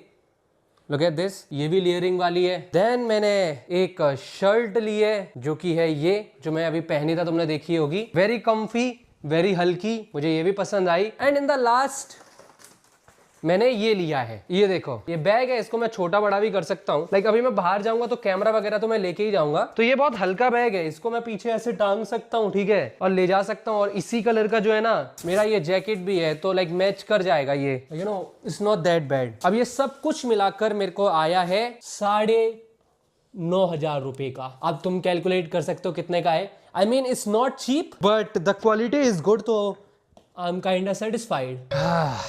तुम लोग दोस्तों बिलीव नहीं करोगे अगर मैं तुम लोगों से बोलूं मैं इस जगह पे जितना चाहे उतनी देर तक खड़े रह सकता हूं। तो राइट नाउ मैं इनका one of the most popular area घूमने आया हूं। इस एरिया का एग्जैक्ट नाम क्या है मैं बताता हूं भाई, मैंने एक्चुअली मैं याद नहीं भाई, इनके एरिया नाम नहीं याद हो जाते भाई, नहीं होते यार एक्चुअली, मैं याद, ऐसे मत देखना। तो guys I am at Lujiazui, okay. So ये इनका one of the most touristy area है, मतलब यहाँ पे लोग आते हैं फोटो वोटो क्लिक कराने के लिए। एंड उसका रीज़न है, लुक एट दीज, ये स्काई स्कैपर्स देखो भाई, ये जो बिल्डिंग है ना जिसके बीच में ये छेद है, ये वाला, मैंने ऐसी बिल्डिंग अपने लाइफ में पहले कभी भी नहीं देखी। एक चीज़ मुझे बहुत अच्छी लगी एक्चुअली में चाइना की, कि यहाँ पर ना हर जगह पे चाइनीज़ के साथ जो है ना एक्चुअली में इंग्लिश भी लिखी हुई है। और मेरे को जस्ट थोड़ी देर पहले एक पाकिस्तानी पर्सन भी मिले थे यहाँ पे, मैं एक्चुअली अपने बड़े भाई से बात कर रहा था कॉल पे, ठीक है, एंड वो बोले आप कहाँ से हैं, आप इंडिया से हैं जी। तो मैं बोलता हूँ यस हाँ जी भाई मैं इंडिया से हूँ, बट उनके एक्सेंट से फिर मुझे पता लग गया कि वो पाकिस्तान से हैं। तो मैंने लाइक यू नो, उन्होंने बोला कि आप पहली बार आए हैं यहाँ पे, मैंने बोला हाँ। तो वो यहाँ पे कुछ कॉन्फ्रेंस वगैरह के लिए आए हैं, वो कुछ like you no Chinese government ने बुलाया है भाई उनको, but it's a good thing, like उनसे मेरा कॉन्टेक्ट हुआ भाई। ये चीज़ है, यहाँ पे आने के बाद नेपाल ये सारे लोग के जो लोग होते हैं ना लाइक सेम भाषा बोलते हैं ना, तो थोड़ा बहुत वैसा हो जाता है कि हाँ ठीक है। तो बट वो यही बोल रहे थे कि आपको अजीब तो नहीं लग रहा हमारे और आपके देश के जो कनेक्शंस हैं वो इतने अच्छे नहीं है right now. I was like कि ब्रो मेक सेंस, कम से कम इंटेलिजेंट लोग मिले हैं भाई मेरे को, क्योंकि ऑब्वियसली ये ऐसा सिचुएशन है कि यहाँ पर पता भी नहीं है कि हम क्या करें। अच्छा वन थिंग, मेरे को ना बहुत सारे कमेंट्स आ रहे हैं, तो जब से मैं चाइना आया हूँ तब से मेरे को एक कमेंट मेरे इंस्टा डीएम्स में और नॉर्मल यूट्यूब वीडियो के कमेंट्स में भी आता है कि आखिर चाइनीज लड़कियों को इंडियंस लड़के कैसे लगते हैं, ठीक है, या चाइनीज लोग इंडियन लोगों के बारे में क्या सोचते हैं। मेरे को पता है तुम सारे लोग बहुत अजीब हो भाई, ये लड़कियों मतलब लड़कों को तो मुझे ऐड करना पड़ा, बट मोस्टली क्वेश्चंस यही होता है लोगों का कि आखिर और चाइनीज लड़कियों को इंडियन लड़कों के बारे में क्या लगता है? एक तो मुझे एक चीज समझ में नहीं आती गाइस, आप लोग ऐसे क्वेश्चंस क्यों पूछते हो? लाइक हर किसी को ये क्यों जानना है? बट स्टिल मेरे पास तुम लोग के लिए आंसर है। जैसे तुम्हें याद होगा जब मैं चोंगकिंग के अंदर था ना, तब भाई उधर की सारी लड़कियां जो है ना मेरे से बातचीत कर रही थी, लाइक ब्लॉग की तरफ देख रही थी, कम्युनिकेट कर रही थी। लाइक लिटरली मैं वहां पे एज एन पता नहीं सेलिब्रिटी टाइप का, like you know as an celebrity type का लोग मेरे साथ वो कर रहे थे। और भाई ये क्या चीज है, इतनी वीडियो लग गई भाई इधर साइड, क्या हुआ? ओ ये बिल्डिंग के लिए भाई बहुत सारे लोग इस बिल्डिंग की तरफ ही देख रहे हैं भाई, सारे इसी बिल्डिंग की फोटो ले रहे हैं भाई। ये वाली बिल्डिंग तो वो GTA 5 की बिल्डिंग जैसे याद दिला रही है मेरे को ऊपर से। अच्छा ये एक्चुअली में टूरिस्ट लोग हैं एक्चुअली, तो इनका पूरा ग्रुप आया है, वो इनको समझा रहा है ये बिल्डिंग्स के बारे में। तो मैं तुम लोग को समझाता हूँ भाई। देखो हालांकि मुझे अपना ओपिनियन पता है, but just for this video मैं जो है ना ट्रांसलेट से एक दो लड़कियों से पूछ लूंगा, जिससे तुम लोग को शांति मिल जाए इस चीज के ऊपर। तो भाई देखो इनका ब्यूटी स्टैंडर्ड के हिसाब से हम इनके लिए सुंदर नहीं है, बिकॉज चाइनीज ब्यूटी स्टैंडर्ड है कि लड़कियां बिल्कुल सफेद होनी चाहिए, बहुत ही सफेद दिखनी चाहिए। Nice, so good so good.